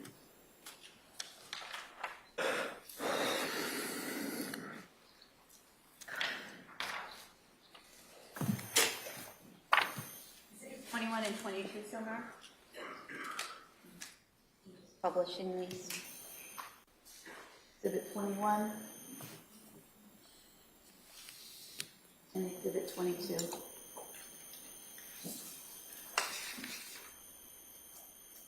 And while you were texting with Lindsay back and forth, were you able to understand her text messages? Yeah. Did she seem to understand yours in response? Yes. Did she return home? Yes. And do you recall around what time she got home that morning? 8:30. And once she got home, what did you do? I think I got ready for work. And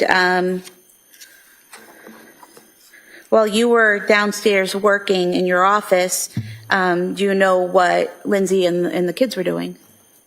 They built a snowman and they did some art projects. And how did you know this was happening? She texted me a picture. So Lindsay was continuing to text you and send you photographs throughout that day? Where were you? Yeah, dude? and I went up to say hi at one point. Okay. Oh. He went up to say hi.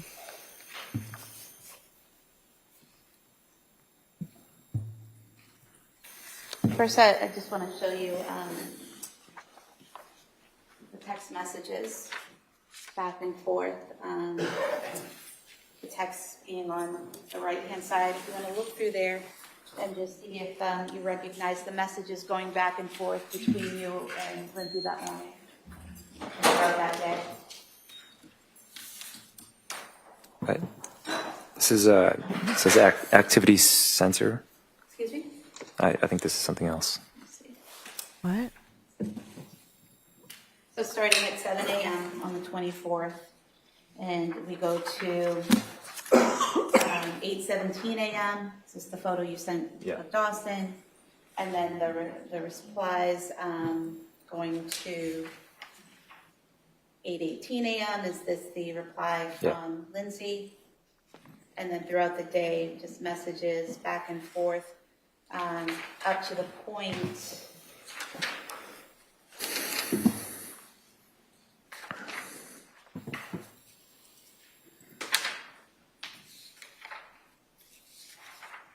Page 940, where Lindsay's sending you the photos of the kids in the snow. Is that correct? Yeah. Okay.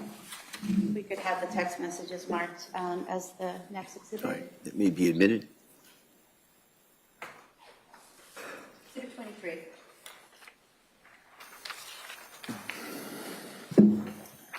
And just look at one photo. Is this one of the photos you sent?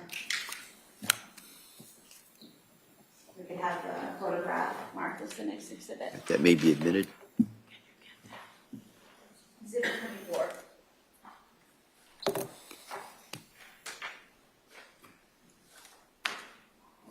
How often do you think or do you remember going upstairs that day to interact with Lindsay and the kids? Once or twice. It was a busier day than usual.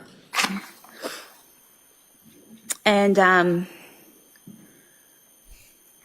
when you did come up to interact with them, how was Lindsay's mood? She seemed happy. Happy? And how could you tell that? What was she doing? She was playing with the kids, and she seemed in a good mood. At any point during that day when you came up or while she's texting you, did she tell you she was having suicidal thoughts? No. Did she tell you she was having thoughts of harming the kids? No. Did she ask for help or anything that caused concern? No, she was having one of her best days. One of her best days? A lot of suicidal people have their best day on the day that they take their lives, too. I want to direct your attention to 4:53 p.m. that day. Did you receive a text from Lindsay about dinner? Yeah. And do you recall what it said? Something along the lines of, do you want to get takeout? I haven't planned anything. Do you recall it saying, any chance you want to do takeout from 3V? I didn't cook anything. It's been a long day. Yeah. Had you been to 3V restaurant previously? Yeah. Alone or with the family? With the family. And approximately how many times had you been there to eat? Probably 3 times. And so you had all gotten in the car and driven from your home to 3V restaurant in Plymouth approximately 3 times? Yeah, sometimes we were already out somewhere, but yeah. Okay. But been there 3 times. Yeah. Had you ever done takeout from there before? No. Where would you typically do takeout when you were going to do takeout at home? The Chestnut Grill. I think another one was West End Grill. Were those closer than 3V to your home? Yeah.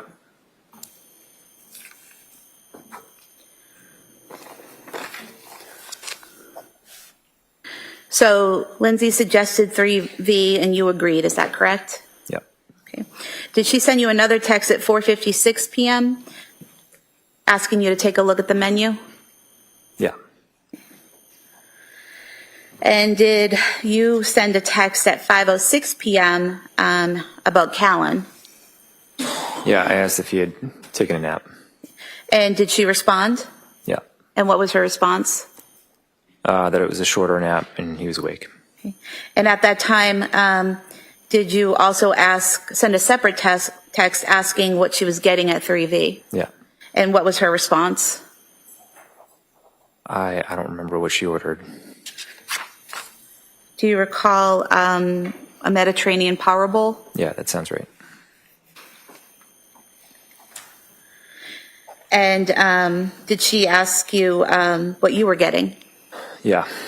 And at 5:08 p.m., did you respond? Yeah. And what did you tell her? I forget what it was. Do you recall scallop and pork belly risotto? Yeah. That was it? Yep.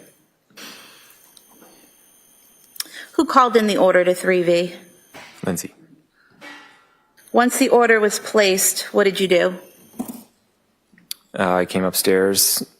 I took Callan for a minute, and I rocked him by my knees, kissed Cora on the head, and I said, I'll be right back. And what was Dawson doing when you were leaving? He was eating chicken nuggets on the couch. And do you recall if he was using a bowl or a plate? It was a bowl.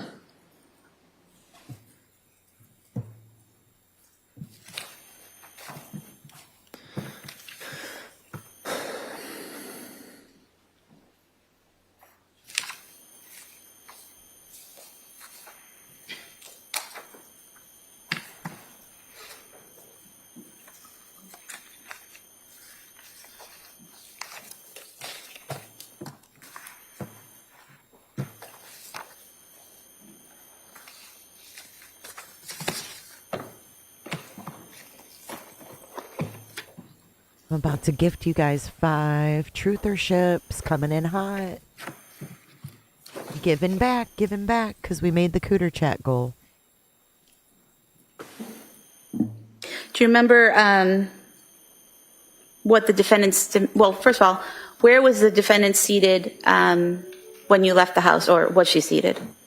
She was standing in the And where doorway. was she? In the doorway of the living room. And was that the doorway by the front door or the doorway by the basement door? It was the doorway by the basement door. And did she have Callan or where was Callan? She had Callan. Okay. And what was her demeanor? Normal. Counsel, could I see both sidebar here? Why does the judge want to see them both? We can't even watch the sidebar.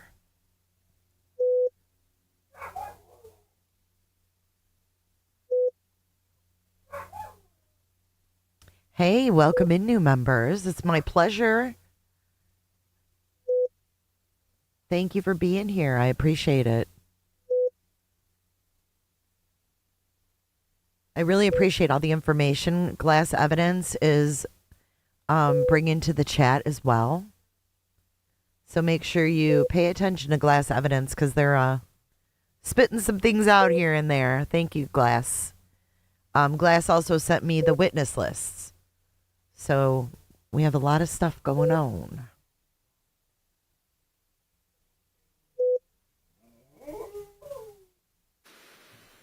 Summer says hi, by the way. Yes, we're going to watch it on Kick, Vogue. All right. Members of the jury, we're going to break at this point for the day. Oh. All right. So what we're going to do is... Wow, what? I'm going to excuse you till Wednesday morning. All right? So you don't have to come in here tomorrow. Just remind you, What I'm going to ask happened? those same questions I asked you this morning, whether or not you did any research or you saw anything that would affect your ability to remain fair and impartial. You have to still keep an open mind. So don't do any research. Don't talk about this case with anyone. Don't go online, look at anything. Don't take any road trips. And we will see you on Wednesday morning. Same with the same instructions that you got from the officers in regards to that. So again, thank you so much for your time and your effort. And I'll see you on Wednesday. Okay? All rise. Good. Go please. On your chairs. Follow me.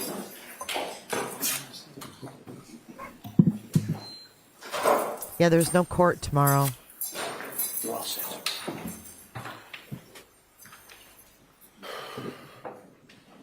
Wild.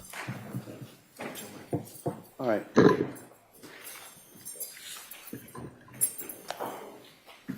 Well, let's see what happens when the jury leaves. Oh, they don't even let us know. What the heck? Oh my God. Like, why did they do that? I will, yes, Chica, I'll be here on Wednesday. What the, let's go to Court TV and see if they're still live. Let's see what's going on here. Hang on.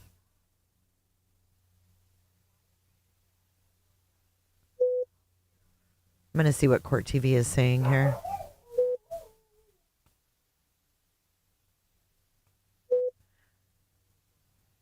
Some people are saying the jury is struggling. I don't know if that's it.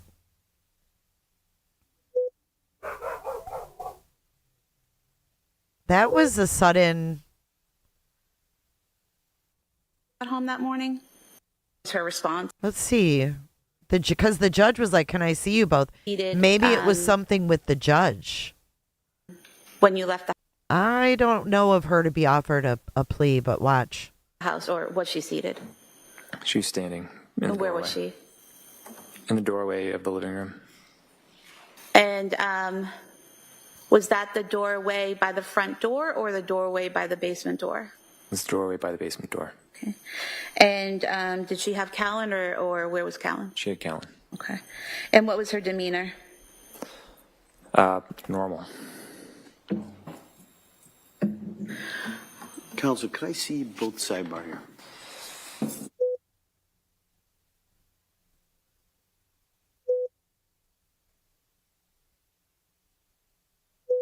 And that was it. They broke for the day. I don't know where she's being housed, to be honest with you. I think she's in, like, the medical ward. But don't hold me to that. Who posted what now? Andrea, CH, what? Andrea posted the filing?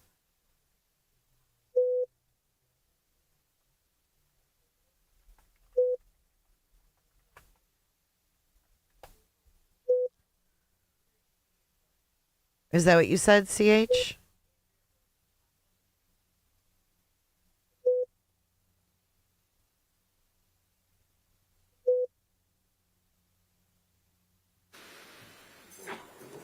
I don't see it. All right. Okay. Members of the jury, we're going to break. Yeah, that's it.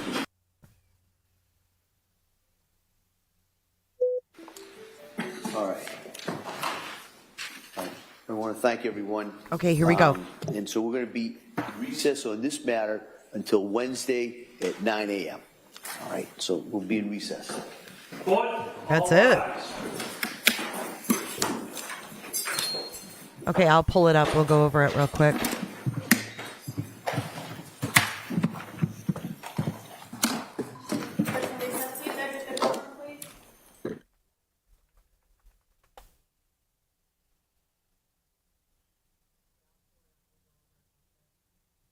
Nerdy posted it. Okay.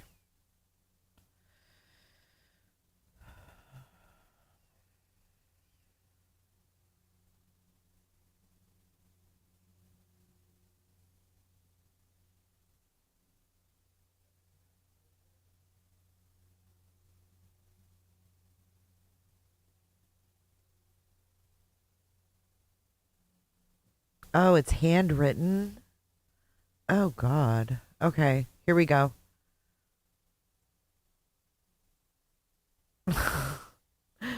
I can't even believe that this is a Monday.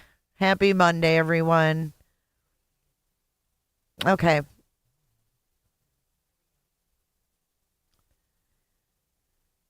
And here we have an affidavit of facts in support of post-conviction petition.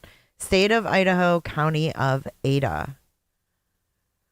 Bryan C. Kohberger, being first duly sworn on oath, deposes and says, it is hereby declared that during attorney-client discussions, most of which included all members of Bryan C. Kohberger's immediate family, petitioner was convinced to falsely confess to capital murder and felony burglary by coercion, disinformation, false promises, and the withholding of exculpatory discovery.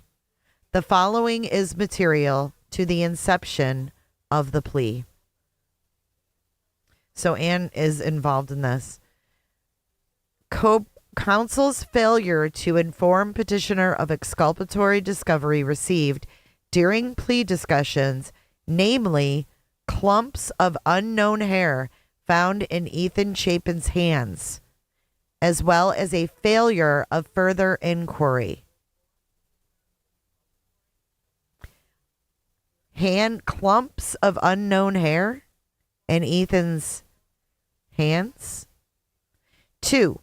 Petitioner was convinced that actual guilt was not an important factor in considering the plea acceptance. Death row was imminent, and advised to lie, petitioner was to gain a, quote, legal victory in entering a false plea. 3. A gross misrepresentation of and promises regarding what a life sentence would immediately afford petitioner, and a gross misrepresentation of death row in Idaho, including an elaborate, fabricated story of counsel's horrific experience touring an actual 6x8 death row cell. All communicated to petitioner and his family by IDOC through counsel, thus constituting threats and promises made to induce a plea agreement. Further, your affiant saith not. Signature of affiant Bryan Kohberger. And then here we have this. Date 7/22/2026. Marcy, thank you for gifting 5. Oh my gosh. He hand wrote it, y'all. Look. Thank you for 5, Marcy. I appreciate that.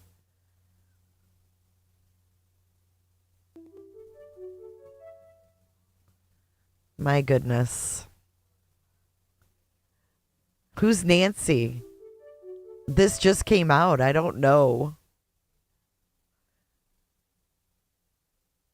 It says right here, unknown. He wrote the unknown, namely clumps of unknown hair found in Ethan Chapin's hands.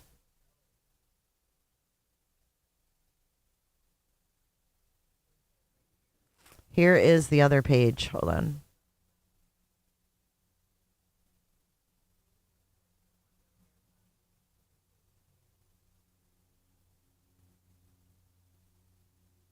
I can't with him and his corrections. He's such a nerd.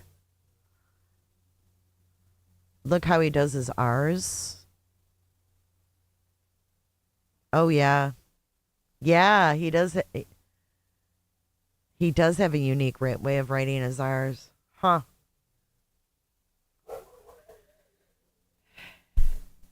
He does them backwards, it looks like.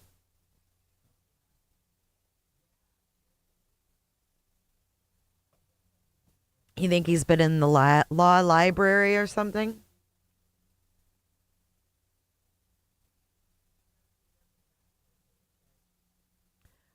Sally, no, nothing should be beeping right now. It was when we were watching court. He's not going away, dude. This guy ain't going away. I mean, it may get denied or whatever, but still, the families have that gut punch of seeing this in the news. Think about it. It's still tormenting. Yeah, I mean, sure, yeah, they can surely deny it. Hey, Crystal. I mean, as long as he can make filings, he can do this kind of crap. Think about this coming up in the news today for the Gonsalves family or whatever, you know. It's gut-wrenching. Even if it's just a report on Kohberger, I'm sure. Think about it. I'm sure anything that comes out in the news that has to do with him takes them right back. Yep. He's not going away, Otto. I'm telling you. He's like a fucking parasite that won't go away.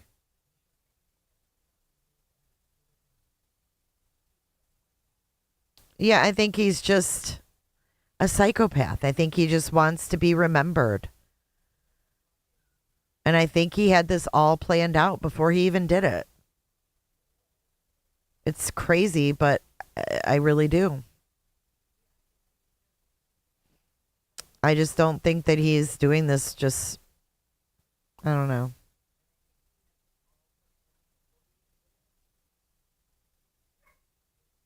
I don't know. I mean, Vogue, we've heard about a lot of things being effed up with the evidence. I don't know if that would sway a jury or not. I mean, how could we know that? Unless it goes to trial. It's a little scary if you ask me. Especially with all these people out here that believe he's innocent in some way. I mean, you never know who's going to end up on a jury. Hey, Megan. Yeah, you missed it all.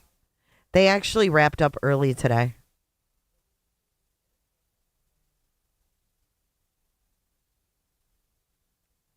Yeah, it'll never make sense. It'll never, what he's done and what he continues to do will never make sense to anybody. I don't understand his brain.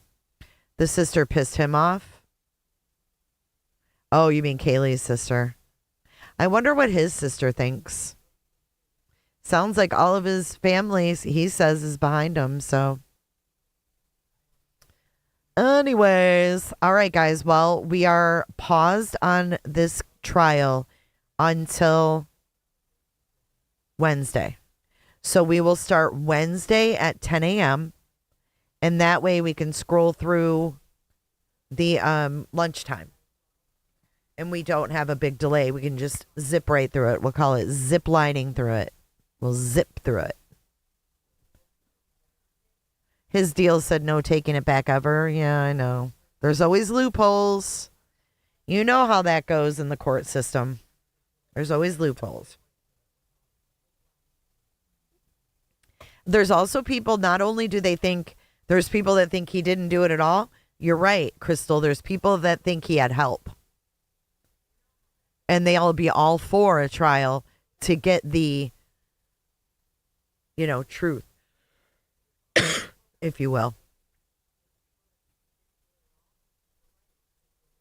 Oh, interesting, Pines. Thank you guys for being here. Yay, Nick. I'm liking the time change for us. Will he be using the same lawyers? I don't know. I think he has to get it approved first. He just filed for post-conviction relief. So I guess, I don't know. The next thing is, I guess, a judge decides. I'm not sure how that works. Or like they'll give him a hearing, maybe. Yeah, they'd probably like set a hearing if they're going to give him a chance. So we'll wait and see.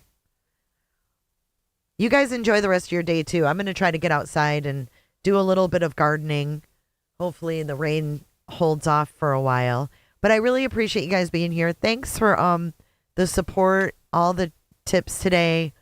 You guys make my day, and I appreciate you. Let's roll our credits and get the heck on out of here.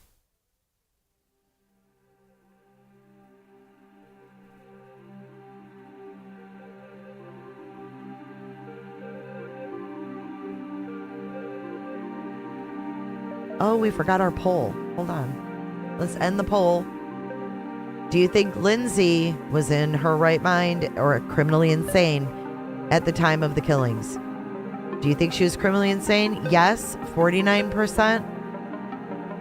Unsure, 31%. No, 20%. That's with 392 votes. We will do another vote on Wednesday. Thank you guys so much. I'll get the event up soon. Be looking for it so you can hit that reminder. Have a great day.